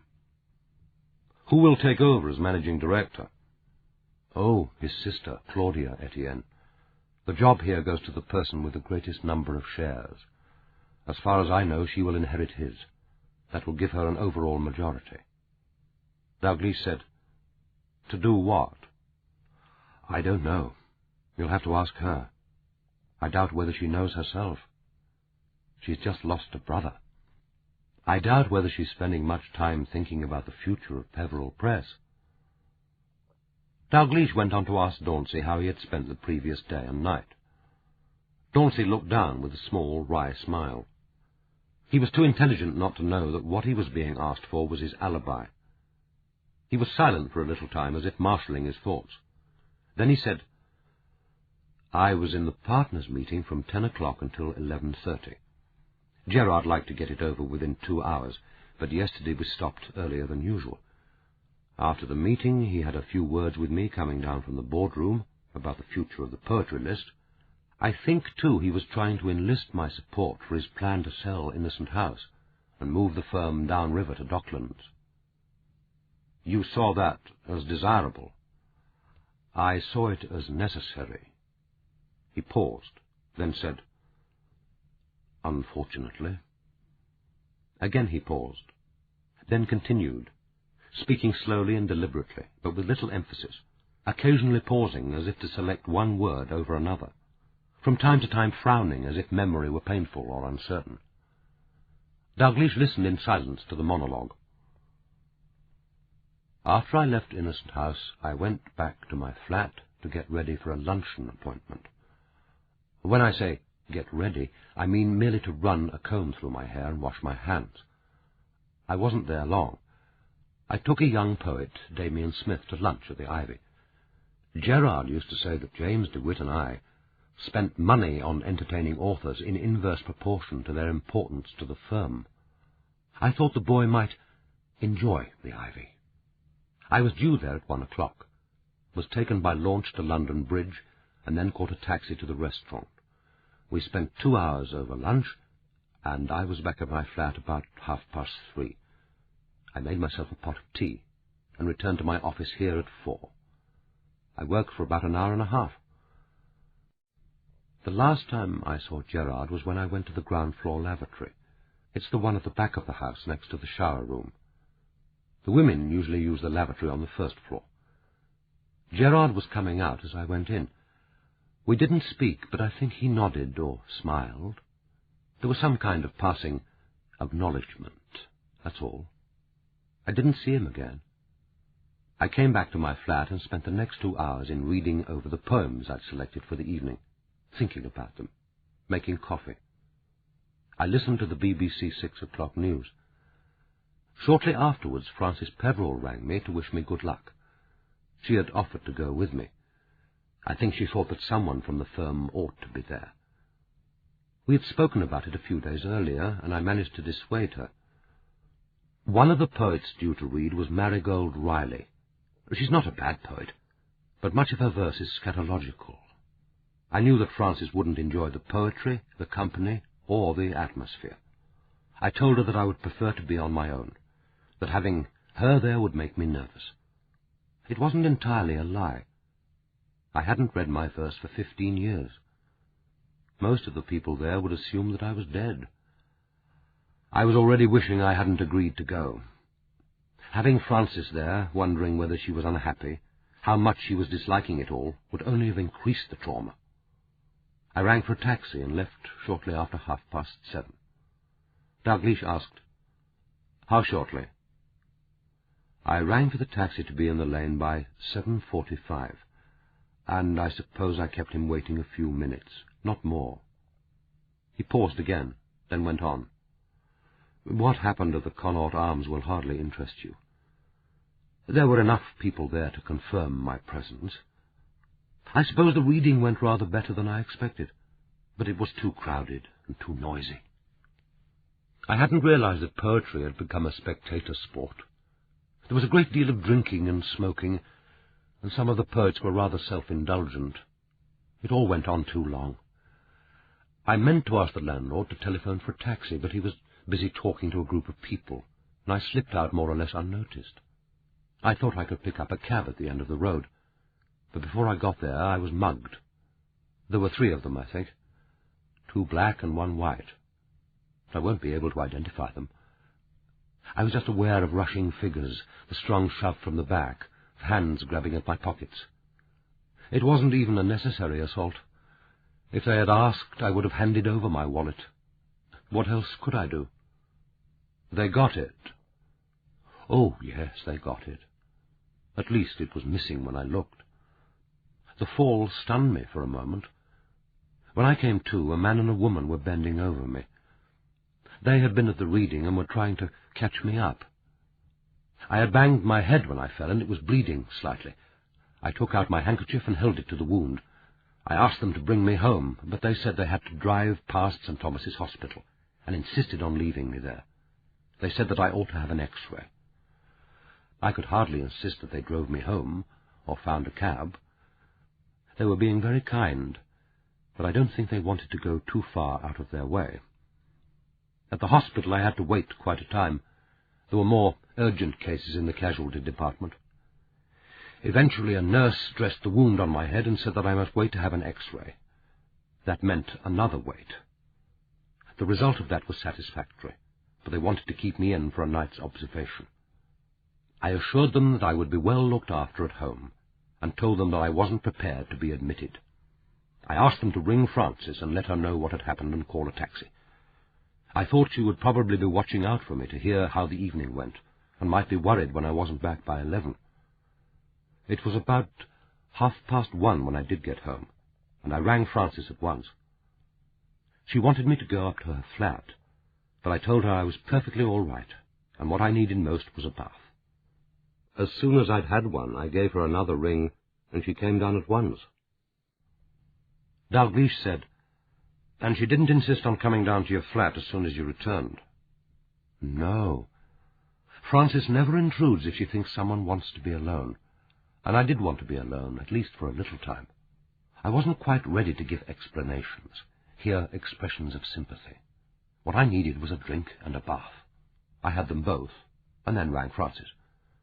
I knew she was anxious. I didn't want to keep her waiting until the morning to learn what had happened.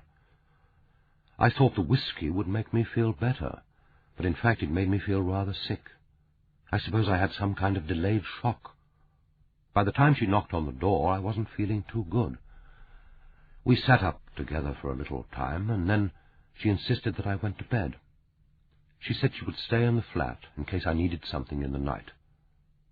I think she was afraid that I might be a great deal more ill than I made out, and that she ought to be at hand to telephone a doctor if anything went wrong. I didn't try to dissuade her, although I knew that all I needed was a night's rest. I thought she would sleep in my spare room, but I believe she wrapped herself in a blanket and stayed next door in the sitting room. When I woke in the morning, she was dressed and had made a cup of tea. She insisted that I should stay at home, but I was feeling a great deal better by the time I was dressed, and decided to go into Innocent House.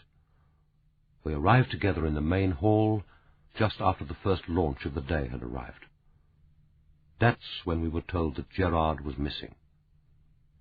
Dalgliesh said, "And that was the first you knew of it?" "Yes. It was his habit to work later than most of us, particularly on Thursdays. He was usually in later in the morning, except on the days when we had a partners' meeting, and he liked to begin promptly at 10. I'd assumed, of course, that he had gone home at about the time I left for my reading." "But you didn't see him when you left for the Connaught Arms?" "No, I didn't see him." "Or see anyone entering Innocent House?" "No one. I saw no one." "And when you were given the news that he was dead, the 3 of you went up to the little archives office?" "Yes, we went up together, Stilgo, DeWitt, and myself. It was a natural response to the news, I suppose, the need to see for oneself. James got there first. Stilgo and I couldn't keep up with him. Claudia was still kneeling by her brother's body when we arrived. She got up and faced us, and spread out one arm towards us. It was a curious gesture. It was as if she were displaying this enormity to public gaze." "And how long were you in the room?" "It could only have been less than a minute. It seemed longer. We were bunched together just inside the door, looking, staring, unbelieving, appalled. I don't think anyone spoke. I know I didn't. Everything in the room was extremely vivid. The shock seemed to have jarred my eyes into an extraordinary keenness of perception. I saw every detail of Gerard's body and of the room itself with astonishing clarity. Then Stilgo spoke. He said, "I'll telephone the police. We can do nothing here. This room must be locked at once, and I'll keep the key." He took over. We left together, and Claudia locked the door after us. Stilgo took the key. The rest you know. Chapter 26. During the innumerable discussions of the tragedy, which were to occupy the following weeks and months, it was generally agreed by the staff of the Peverell Press that the experience of Marjorie Spenlove had been singular. Miss Spenlove, senior copy editor, had arrived at Innocent House punctually at her usual hour of 9:15. She had murmured a good morning to George, who, sitting stricken at his switchboard, hadn't noticed her. Lord Stilgo, Dauncey, and DeWitt were in the little archives room with the body. Mrs. Demery was ministering to Blackie in the ground-floor cloakroom, surrounded by the rest of the staff, and the hall was for a few minutes empty. Miss Spenlove went straight up to her room, took off her jacket, and settled down to work. When working, she was oblivious to everything except the text before her. It was claimed by Peverell Press that no work copy-edited by Miss Spenlove ever contained an undetected error. She was at her best working on non-fiction, occasionally finding it difficult with young modern novelists to distinguish between grammatical mistakes and their cultivated and much praised natural style. Her expertise went beyond details of the words. No geographical or historical inaccuracy went unchecked, no inconsistencies of weather, topography, or dress unnoticed. Authors valued her, even though their session with her to approve the final text left them feeling that they had undergone a particularly traumatic session with an intimidating headmistress of the old school. Sergeant Robbins and a detective constable had searched the premises soon after their arrival. The search had been a little perfunctory. No one could seriously expect that the murderer was still on the premises, unless he or she was a member of the staff. But Sergeant Robbins, perhaps excusably, had neglected to look in the small lavatory on the second floor. Descending to fetch Gabriel Dauncey, his sharp ears detected the sound of a cough from the adjoining office, and, opening the door, he found himself confronting an elderly lady working at a desk. Regarding him sternly over her half-moon spectacles, she inquired, "And who may you be?" "Detective Sergeant Robbins of the Metropolitan Police, madam." "How did you get in?" "Through the door. I work here. This is my office. I am the senior copy editor of Peverell Press. As such, I have a right to be here. I very much doubt whether that could be said of you." "I'm here on duty, madam. Mr. Gerard Etienne has been found dead under suspicious circumstances." "You mean someone has murdered him?" "We can't be sure of that yet." "When did he die?" "We shall know more after the forensic pathologist has reported." "How did he die?" "We don't yet know the cause of death." "It seems to me, young man, that there is very little you do know. Perhaps you had better come back when you are better informed." Sergeant Robbins opened his mouth, then shut it firmly, just managing to prevent himself saying, "Yes, miss, very good, miss." He disappeared, closing the door behind him, and was halfway down the stairs before realizing that he hadn't asked the woman's name. He would, of course, learn it in time. It was a small omission in a brief encounter, which he admitted hadn't gone well. Being honest and given to mild speculation, he also admitted that part of the reason was the woman's uncanny resemblance in appearance and voice to Miss Addison, who had been his first teacher when he moved up from the infant school, and who had believed that children do best and are happiest when they know from the start who is boss. Miss Spenlove was more shaken by the news than she had let him see. After completing work on the page, she telephoned the switchboard. "George, could you find Mrs. Demery for me?" In seeking information, she believed in going to an expert. "Mrs. Demery, there's a young man roaming the building who claims to be a detective sergeant of the Metropolitan Police. He told me that Mr. Etienne is dead, possibly murdered. If you know anything about it, perhaps you could come up and enlighten me. And I'm ready for my coffee." Mrs. Demery, abandoning Miss Blackett to the ministrations of Mandy, was only too eager to oblige. Chapter 27. Dalgliesh, with Kate, conducted the remaining interviews with the partners in Gerard Etienne's office. Daniel was occupied in the little archives room, where the gasman was already at work, dismantling the fire, and when this was completed, and samples of any chimney debris dispatched to the lab, would go on to Wapping Police Station to set up the incident room. Dalgliesh had already spoken to the station superintendent, who had accepted philosophically the need for the intrusion and the temporary use of one of his offices. Dalgliesh hoped that it wouldn't be for long. If this was murder, and he now had no doubt in his own mind that it was, then the number of possible suspects was unlikely to be great. He had no wish to sit at Etienne's desk, partly because of sensitivity to the feelings of the partners, but principally because a confrontation across 4 feet of pale oak invested any interview with a formality which was more likely to inhibit or antagonize a suspect than elicit helpful information. There was, however, a small conference table in the same wood, with 6 chairs close to the windows, and they seated themselves there. The long walk from the door would be intimidating for all but the most self-possessed, but he doubted whether it would worry Claudia or James DeWitt. The room had obviously once been a dining room, but its elegance had been desecrated by the end partition, which cut across the oval stucco decorations on the ceiling, and bisected one of the 4 tall windows which looked out on Innocent Passage. The magnificent marble fireplace with its elegant carving was in Miss Blackett's office, and here in Etienne's office the furniture, desk, chairs, conference table and filing cabinets, was almost aggressively modern. They might have been chosen to be deliberately at odds with the marble pilasters and porphyry entablatures, the 2 magnificent chandeliers, one almost touching the partition, and the gilt of picture frames against the pale green of the walls. The pictures were conventional rural scenes, almost certainly Victorian. They were well, but a little overpainted, too sentimental for his taste. He doubted whether these were the pictures which had originally hung here, and he wondered what portraits of the Peverells had once graced these walls. There was still one piece of the original furniture, a marble and bronze wine table, obviously Regency. So, one reminder of past glories at least was still in use. He wondered what Francis Peverell thought of the room's desecration, and whether now, with Gerard Etienne dead, the partition would be taken down.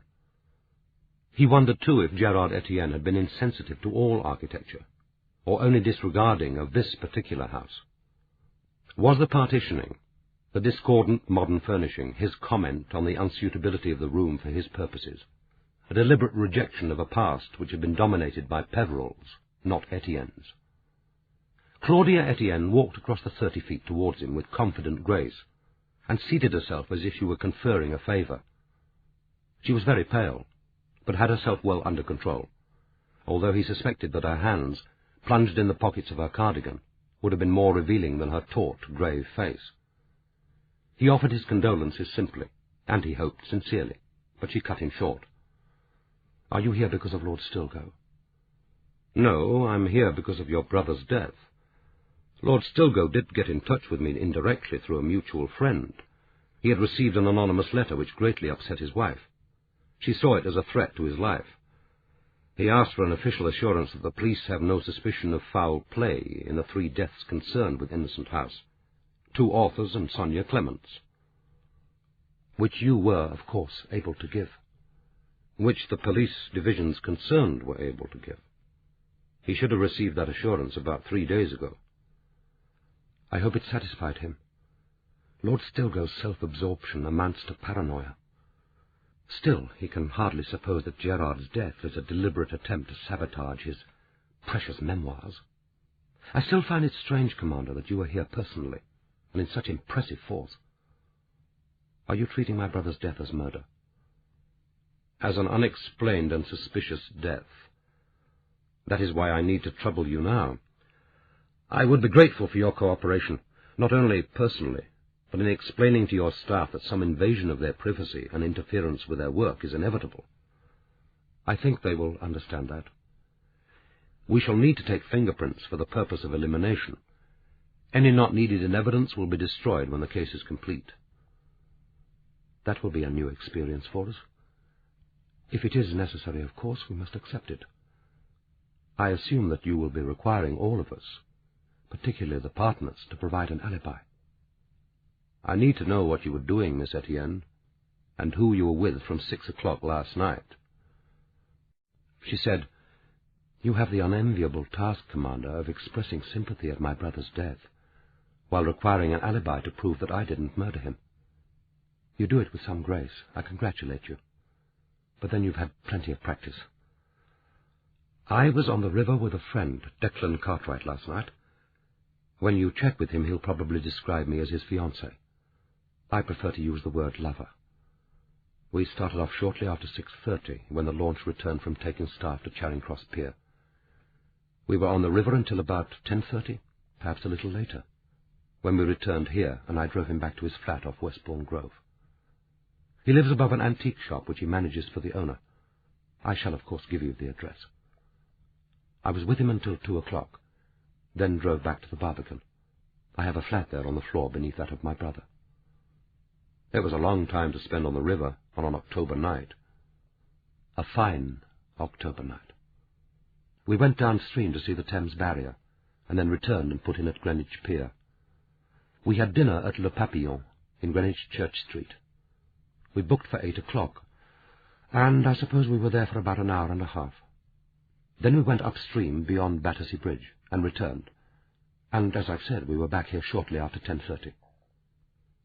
Did anyone see you, other, of course, than the staff of the restaurant and the other diners? The river wasn't very busy. Even so, plenty of people must have seen us, but that doesn't mean they'll remember us. I was in the wheelhouse, and Declan was with me most of the time. We saw at least 2 police launches on the river. I dare say they will have noticed us. That's their job, isn't it? Did anyone see you when you embarked or on your return? Not as far as I know. We saw and heard no one.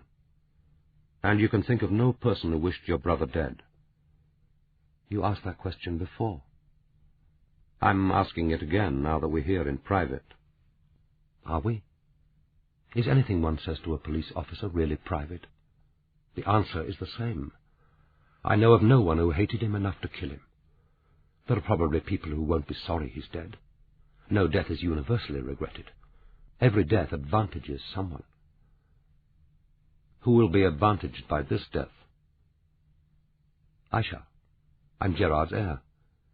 That would, of course, have changed once he was married. As it is, I inherit his shares in the firm, his Barbican flat, the proceeds of his life insurance. I didn't know him very well. We weren't brought up to be loving siblings. We went to different schools, different universities, had different lives.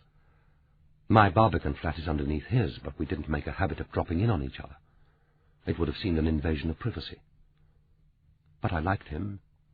I respected him. I was on his side. If he was murdered, I hope that his killer rots in prison for the rest of his life. He won't, of course. We're so quick to forget the dead and forgive the living. Perhaps we need to show mercy because we're uncomfortably aware that one day we may need it. Incidentally, here are his keys. You asked for a set. I've taken off his car keys and the keys to his flat. Thank you, said Dalgliesh, taking them. I don't need to assure you that they will stay in my possession, or be held by one of my team. Has your father been told that his son is dead? Not yet. I'm going to drive down to Bradwell-on-Sea late this afternoon. He lives as a recluse and doesn't take incoming calls. In any case, I would prefer to break it to him personally. Do you want to see him? It's important, I do. I'd be grateful if you would ask him if I could see him tomorrow at any time convenient for him. I'll ask, but I'm not sure whether he'll agree. He has a strong dislike of visitors. He lives with an elderly Frenchwoman who looks after him. Her son is his chauffeur. He's married to a local girl, and I imagine they'll take over when Estelle dies. She certainly won't retire. She regards it as a privilege to devote her life to a hero of France. Father, as always, has his life well organized. I tell you this so that you'll know what to expect. I don't think you will be welcome. Is that all? I need, too, to see the next of kin of Sonia Clements. Sonia Clements? What possible connection can there be between her suicide and Gerard's death? None, as far as I know at present. Does she have next of kin? Or was there someone she lived with? Only her sister. They didn't live together for the last 3 years of her life. She's a nun, a member of a community at Kemp Town outside Brighton. They run a hospital for the dying. I think it's called St. Anne's Convent. I'm sure the Reverend Mother will allow you to see her. After all, the police are like the VAT inspectors, aren't they? However disagreeable or inconvenient their presence, when they call on you, you have to let them in. Is there anything else you want from me? The little archives room will be sealed, and I should also like to lock the archives room itself. For how long? For as long as necessary. Will that be very inconvenient? Of course it will be inconvenient. Gabriel Dauncey is working on the old records. The job is already well behind schedule. I realize that it will be inconvenient. I asked if it will be very inconvenient. The work of the firm can continue without access to those 2 rooms. Obviously, if you think it important, we shall have to manage. Thank you. He ended by asking her about the practical joker at Innocent House, and the means taken to discover the culprit. The investigation seemed on the whole to have been as superficial as it was unsuccessful. She said, Gerard more or less left it to me, but I didn't get very far. All I could do was to list the incidents as they happened, and the number of people who were on the premises at the time, or could have been responsible. That meant practically everyone, except staff who were off sick or on holiday. It was almost as if the joker deliberately chose times when all the partners and most of the staff were here and could have been responsible. Gabriel Dauncey has an alibi for the last incident, the fax that was sent yesterday from this office to Better Books in Cambridge. He was on his way at the time to lunch with one of our authors at the Ivy, but the other partners and the senior staff were here. Gerard and I took the launch to Greenwich and had a pub lunch at the Trafalgar Tavern, but we didn't leave here until 1:20. The fax was sent at 12:30. Carling was due to begin signing at 1 o'clock. The most recent incident, of course, is the stealing of my brother's diary. That could have been taken from his desk drawer any time on the Wednesday. He missed it first thing yesterday morning. Dalgliesh said, "Tell me about the snake." Hissing Sid. Goodness knows when that first appeared here. About 5 years ago, I think. Someone left it after a staff Christmas party. It used to be used by Miss Blackett to prop open the door between her room and Henry Peverell's. It's become something of an office mascot. Blackie's attached to it for some reason. And yesterday your brother told her to get rid of it. Mrs. Demery told you that, I suppose? Yes, he did. He wasn't in a particularly good mood after the partners' meeting, and for some reason the sight of the thing irritated him. She put it in the desk drawer. You saw her do that? Yes. Myself, Gabriel Dauncey, and our temporary shorthand typist, Mandy Price. I imagine that the news got round the office pretty fast. Dalgliesh said, "Your brother came out of the meeting in a bad temper." I didn't say that. I said he wasn't in a particularly good mood. None of us were. It's no secret that the Peverell Press is in trouble. We have to face up to selling Innocent House if we're to have any hope of staying in business. That must be a distressing prospect for Miss Peverell. I don't think any of us welcomes it. The suggestion that any of us tried to prevent it by harming Gerard is ludicrous. Dalgliesh said, "It was not a suggestion that I have made." Then he let her go. She had just reached the door when Daniel put his head round. He opened it for her and waited to speak until she had left the room. "The gas engineer is ready to go, sir. It's what we expected. The flue is badly blocked. It looks like rubble from the chimney lining, but there's been a lot of falling grit over the years. He'll provide an official report, but he hasn't any doubt about what happened. With the flue in the state it is, that fire was lethal." Dalgliesh said, "Only in a room without adequate ventilation. We've been told that often enough. The lethal combination was the burning fire and the unopenable window." Daniel said, "There was one particularly large piece of rubble wedged against the flue. It could have fallen naturally from the lining of the chimney or been deliberately dislodged. There's really no way of telling. You'd only have to prod parts of that lining and chunks would fall away. Do you want to have a look, sir? Yes, I'll come now. And you want the fire as well as the rubble to go to forensics? Yes, Daniel, all of it. He had no need to add, and I want prints, photographs, the lot. He was, as always, working with experts in violent death. As they made their way upstairs, he asked, "Any news of the missing tape recorder or Etienne's diary?" "Not so far, sir.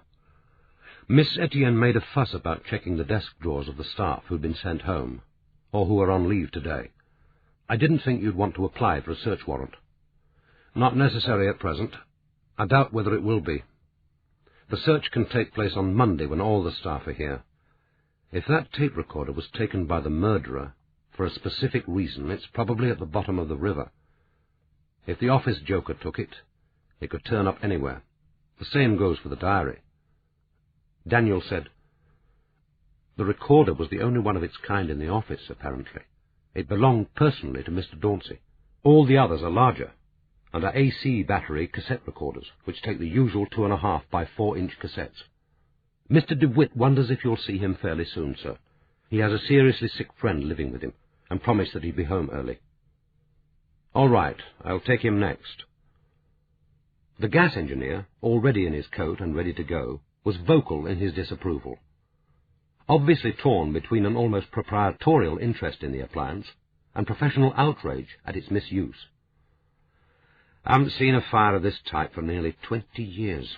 It should be in a museum. But there's nothing wrong with the functioning of the fire itself. It's well made, sturdy. It's the type they used to install in nurseries. The tap's removable, you see, so that the children couldn't accidentally turn it on. You can see plainly enough what happened here, Commander. The flue's totally blocked. This grip must have been coming down for years. God knows when this appliance was last serviced. This was a death waiting to happen. I've seen it before.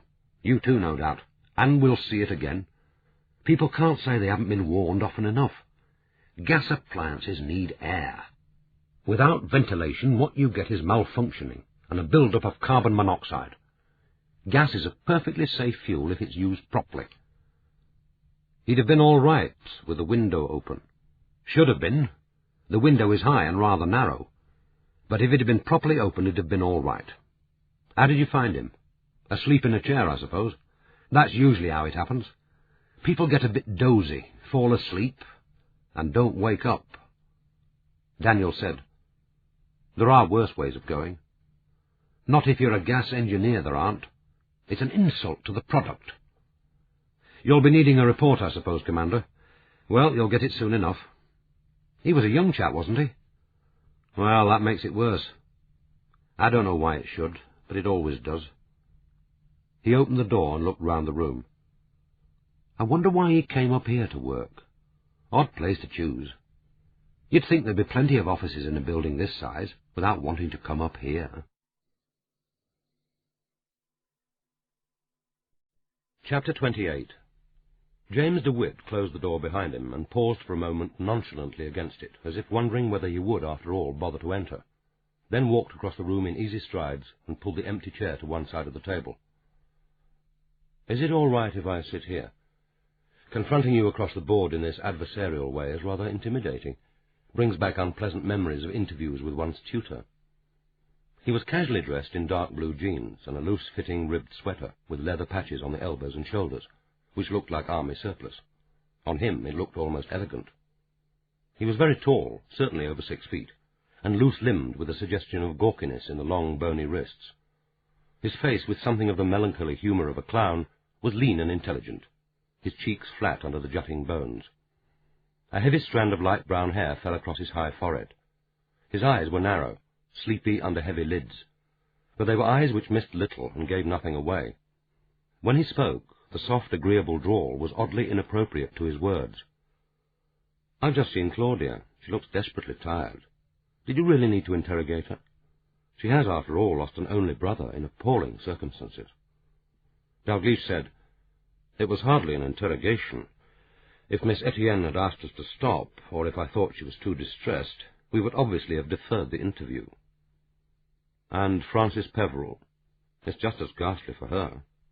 Can't her interview wait until tomorrow? Not unless she's too distressed to see me now. In this kind of investigation, we need to get as much information as possible, as soon as possible. Kate wondered whether his real concern had been for Frances Peverell rather than Claudia Etienne.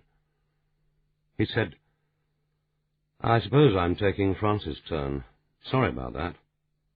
It's just that my arrangements have temporarily broken down, and my friend Rupert Farlow will be alone if I don't get back by 4:30. Actually, Rupert Farlow is my alibi. I'm assuming that the main purpose of this interview is for me to provide one. I went home yesterday by the launch at 5:30 and was at Hillgate Village by 6:30. I took the Circle line from Charing Cross to Notting Hill Gate. Rupert can confirm that I was at home with him for the whole evening. Nobody called, and, unusually, no one telephoned. It would be helpful if you could make an appointment before you check with him. He's seriously ill now, and some days are better for him than others." Dalgliesh asked him the usual question, whether he knew anyone who might wish Gerard Etienne dead. He asked, "Any political enemies, for example, using that word in the widest sense?" Good God, no. Gerard was impeccably liberal, in talk if not in actions. And after all, it's the talk that matters, all the correct liberal opinions. He knew what can't be spoken or published in Britain today, and he didn't speak it or publish it. He may have thought it, like the rest of us, but that's hardly a crime yet. Actually, I doubt whether he was much interested in political or social affairs, not even as they affected publishing. He'd pretend to a concern, if it were expedient, but I doubt whether he felt it. What did concern him? What did he feel deeply about? Fame? Success? Himself? The Peverell Press? He wanted to head one of the largest and most successful private publishing house in Britain. Music? Beethoven and Wagner in particular. He was a pianist and played rather well. It's a pity his touch with people wasn't as sensitive. His current woman, I suppose. He was engaged to Earl Norrington's sister. Claudia has telephoned the Dowager. I expect she's broken the news to her daughter by now. And there was no problem about the engagement. Not that I'm aware of. Claudia might know, but I doubt it. Gerard was reticent about Lady Lucinda. We've all met her, of course. Gerard gave a joint engagement and birthday party for her here on the 10th of July, instead of our usual summer bash. I believe he met her in Bayreuth last year, but I gained the impression, I could be wrong, that it wasn't Wagner who had taken her there. I think she and her mother were visiting some continental cousins. I really know little else about her. The engagement was surprising, of course. One didn't think of Gerard as socially ambitious, if that's what it was all about. It's not as if Lady Lucinda was bringing money into the firm. Lineage, but not lolly. Of course, when these people complain that they are poor, they only mean that there is a slight temporary difficulty about paying the heirs' fees at Eton. Still, Lady Lucinda certainly counts as one of Gerard's interests. And then there's mountaineering. If you had asked Gerard about his interests, he would probably have added mountaineering. To my knowledge, he only climbed one mountain in his life. Kate asked unexpectedly, "Which mountain?" DeWitt turned to her and smiled. The smile was unexpected and transformed his face. "The Matterhorn. That probably tells you as much about Gerard Etienne as you need to know." Dalgliesh said, "Presumably he intended to make changes here. They can't all have been popular." "That didn't mean they weren't necessary. Still are necessary, I suppose. Maintaining this house has been eating up the annual profit for decades. I suppose we could stay on if we halved the list, sacked 2/3 of the staff, took a 30% cut in our own pay, and contented ourselves with the backlist and being a very small cult publisher. That wouldn't have suited Gerard Etienne. Or the rest of you? Oh, we grumbled and kicked against the pricks at times, but I think we recognized that Gerard was right. It was expand or go under. A publishing house today can't survive on trade publishing. Gerard wanted to take over a firm with a strong legal list. There's one ripe for plucking, and to go into educational publishing. It was all going to take money, not to say energy and a certain amount of commercial aggression. I'm not sure that some of us had the stomach for it. God knows what will happen now. I imagine that we'll have a partners' meeting, confirm Claudia as chairman and MD, and defer all disagreeable decisions for at least 6 months. That would have amused Gerard. He would have seen it as typical. Dalgliesh, anxious not to detain him too long, ended by asking him briefly about the practical joker. I've no idea who's responsible. We've wasted a lot of time in the monthly partners' meetings talking about it, but we've got nowhere. It's odd, really. With a total staff of only 30, you'd imagine that we'd have got some clue by now, if only by a process of elimination. Of course, the great majority of the staff have been with the press for years, and I'd have said that all of them, old and new, were beyond suspicion. And the incidents have happened when practically everyone has been there. Perhaps that was the Joker's idea, to make elimination difficult. Most serious, of course, was the disappearance of the artwork for the non-fiction book on Guy Fawkes, and the alteration of Lord Stilgoe's proofs. Dalgliesh said, but neither, in fact, proved catastrophic. As it happens, no. This last business with Hissing Sid seems to be in a different category. The others were directed against the firm, but stuffing the head of that snake into Gerard's mouth was surely an act of malice against him personally. To save you asking, I may as well say that I knew where to find Hissing Sid. I imagine most of the office did by the time Mrs. Demery had finished her rounds. Dalgliesh thought that it was time to let him go. He said, how will you get to Hillgate Village? I've ordered a taxi. It'll be too slow by launch to Charing Cross. I'll be in at 9:30 tomorrow if there's anything else you want to know. Not that I think I can help.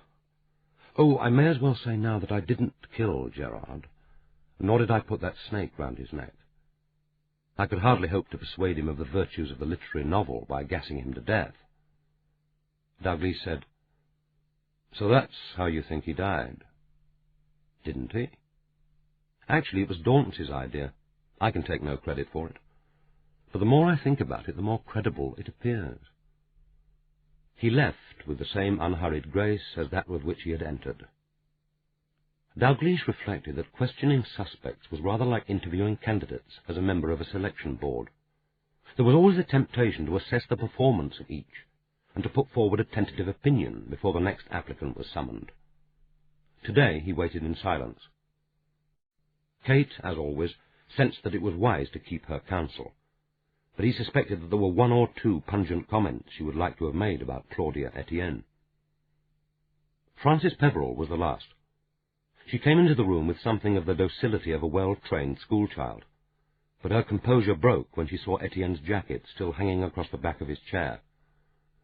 She said, I didn't think this was still here, and began to move towards it, her hand outstretched.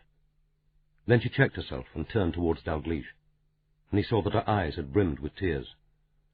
He said, I'm sorry, perhaps we should have taken it away. She said, Claudia might have removed it, perhaps, but she's had other things to think about. Poor Claudia. I suppose she'll have to cope with all his belongings, all his clothes. She sat down and looked at Dalgliesh like a patient, waiting for a consultant's opinion. Her face was gentle. The light brown hair with strands of gold was cut in a fringe above straight eyebrows and blue-green eyes. Dalgliesh suspected that the look of strained anxiety in them was more long-standing than a response to the present trauma, and he wondered what Henry Peverell had been like as a father. The woman before him had none of the petulant self-absorption of a spoiled only child. She looked like a woman who all her life had responded to the needs of others, more used to receiving implied criticism than praise. She had none of Claudia Etienne's self-possession, or De Witt's dégagé elegance. She was wearing a skirt in a soft blue and fawn tweed, with a blue jumper and matching cardigan, but without the usual string of pearls. She could, he thought, have worn exactly the same in the 1930s or 1950s, the unexceptional day clothes of the English gentlewoman, unexciting, conventional, expensive good taste, giving offence to no one. Dalgliesh said gently, I always think that's the worst job after someone dies. Watches, jewellery, books, pictures. These can be given to friends, and it seems right and appropriate. But clothes are too intimate to be given as gifts. Paradoxically, it seems that we can only bear to think of them being worn, not by people we know, but by strangers. She said with eagerness, as if grateful that he understood, "Yes, I felt that after Daddy died. In the end, I gave all his suits and shoes to the Salvation Army. I hope they found someone who needed them. But it was like clearing him out of the flat, clearing him out of my life." "Were you fond of Gerard Etienne?" She looked down at her folded hands and then straight into his eyes. "I was in love with him. I wanted to tell you myself because I'm sure you'll find out sooner or later, and it's better coming from me. We had an affair, but it ended a week before he became engaged." "By common consent?" "No, not by common consent." He didn't need to ask her what she had felt at this betrayal. What she had felt and was still feeling was written plainly on her face. He said, "I'm sorry, talking about his death can't be easy for you." "Not as painful as being unable to talk. Please tell me, Mr. Dalgliesh, do you think that Gerard was murdered?" "We can't be certain yet, but it is a probability rather than a possibility. That's why we have to question you now. I'd like you to explain exactly what happened last night." "I expect Gabriel, Mr. Dauncey, has explained about the mugging. I didn't go with him to his poetry reading because he was adamant he wanted to be alone. I think he felt I wouldn't enjoy it. But someone from Peverell Press should have gone with him. It was the first time he'd read for about 15 years, and it wasn't right that he should be alone. If I'd been with him, perhaps he wouldn't have been mugged. I received the telephone call from St. Thomas's at about 11:30, saying he was there and would have to wait for an X-ray, and asking if I would be with him if they sent him home. Apparently he was more or less demanding to come back, and they wanted to be sure he wouldn't be alone. I was watching out for him from my kitchen window, but I missed hearing the taxi. His front door is in Innocent Lane, but I think the driver must have turned at the bottom and left him there. He must have rung as soon as he got in. He said he was all right, that there was no fracture, and he was going to have a bath. After that he'd be glad if I'd come down. I don't think he really wanted me, but I knew he couldn't be happy if I hadn't made sure he was all right." Dalgliesh asked, "You haven't a key to his flat, then? You couldn't wait for him there?" "I do have a key, and he has a key to my flat. It's a sensible precaution, in case there's a fire or flood, and we need to gain access when the other is away. I wouldn't dream of using it unless Gabriel had asked me." Dalgliesh asked, "How long was it before you joined him?" The answer was, of course, of vital importance. It was possible for Gabriel Dauncey to have killed Etienne before he set off for the poetry reading at 7:45. The timing would have been tight, but it could have been done. But it seemed that the only chance he would have had to return to the scene was after 1 in the morning. He asked again, "How long was it before Mr. Dauncey rang to call you down? Can you be fairly precise?" "It can't have been long. I suppose about 8 or 10 minutes. Maybe a little shorter. About 8 minutes, I say. Just long enough for him to have a bath. His bathroom is under mine. I can't hear it when he runs his bath, but I do hear the water running away. Yesterday I was listening for that." "And it was about 8 minutes before you heard it?" "I wasn't watching the time. Why should I have been? But I'm sure it wasn't unduly long." She said, as if the possibility had suddenly struck her, "But you can't really mean that you suspect Gabriel? That you think he went back to Innocent House and killed Gerard?" "Mr. Etienne was dead long before midnight. What we are considering now is the possibility that the snake was put round his neck some hours after he died." "But that would mean that someone went up to the little archives office specially, knowing that he was dead, knowing that he was lying there. But the only person who knew that would be the murderer. You're saying you thought the murderer went back later to the little archives room?" "If there was a murderer. We can't be sure of that yet." "But Gabriel was ill. He'd been mugged, and he's old. He's over 70, and he's rheumatic. He usually walks with a stick. He couldn't possibly have done it in the time." "Are you absolutely sure of that, Miss Peverell?" "Yes, I'm sure. Besides, he did have a bath. I heard the water running away." Dalgliesh said gently, "But you couldn't tell if it was his bath water." "What else could it have been? He didn't just leave his tap running, if that's what you're suggesting. If he had, I should have heard it immediately. This water didn't begin running away until about 8 minutes after he rang and said he was ready for me. I went down at once. He was wearing his dressing gown. I could tell he'd had a bath. His hair and face were damp." "And after that?" "He'd already had some whiskey and didn't want anything else, so I insisted that he went to bed. I was determined to stay the night, so he told me where the clean sheets were for the spare bed. I don't think anyone had slept in that room for years, and I didn't make up the bed. He fell asleep very quickly, and I settled myself in the armchair in the sitting room in front of the electric fire. I left the door open so that I could hear him, but he didn't wake. I woke before him, shortly after 7, and made a cup of tea. I tried to be quiet, but I think he must have heard me moving around. It was about 8 o'clock when he woke. Neither of us was in a hurry. We knew that George would open Innocent House. We both had a boiled egg for breakfast and went across shortly after 9 o'clock. "And you didn't go up to see Mr. Etienne's body?" "Gabriel did. I didn't. I waited with the others at the bottom of the stairs. But when we heard that horrible high wailing, I think I knew that Gerard was dead." Dalgliesh could see that she was again becoming distressed. He had learned all he needed for the present. He thanked her gently and let her go.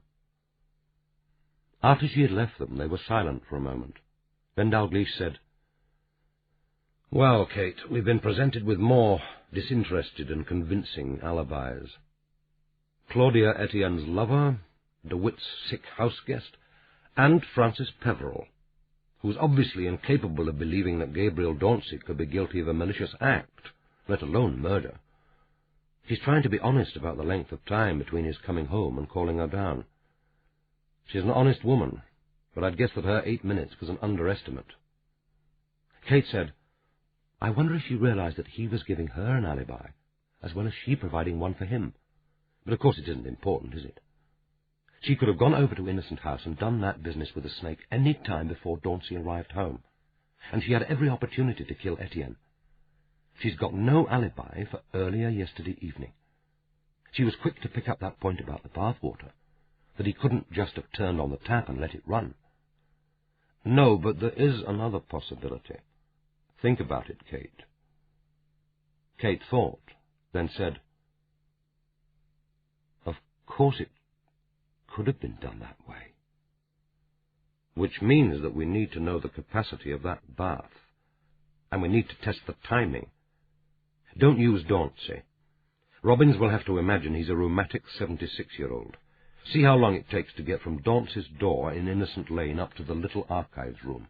Do what had to be done there, and get back. Using the stairs. Time it using both stairs and the lift. With that lift, the stairs are probably quicker."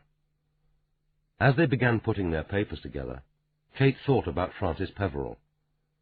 Dalgliesh had been gentle with her, but when was he ever brutal in interrogation?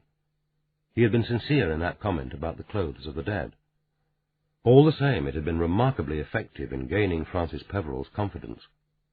He was probably sorry for the woman, possibly even rather liked her, but no personal feelings would influence him in his investigation. "And what about me?" Kate asked herself, not for the first time. Wouldn't he show a similar detachment, a comparable ruthlessness in all aspects of his professional life? She thought, "He respects me. He's glad to have me in the team. He trusts me. Sometimes I can believe that he likes me. But if I fell down badly on the job, how long would I last?" Dalgliesh said, "I need to go back to the yard now for a couple of hours. I'll meet you and Daniel at the mortuary for the PM, but I may not be able to stay until it's completed. I've a meeting with the Commissioner and the Minister in the House of Commons, 8 o'clock. I don't know when I'll get away from that, but I'll come on straight to Wapping and we'll review progress so far." It was going to be a long night.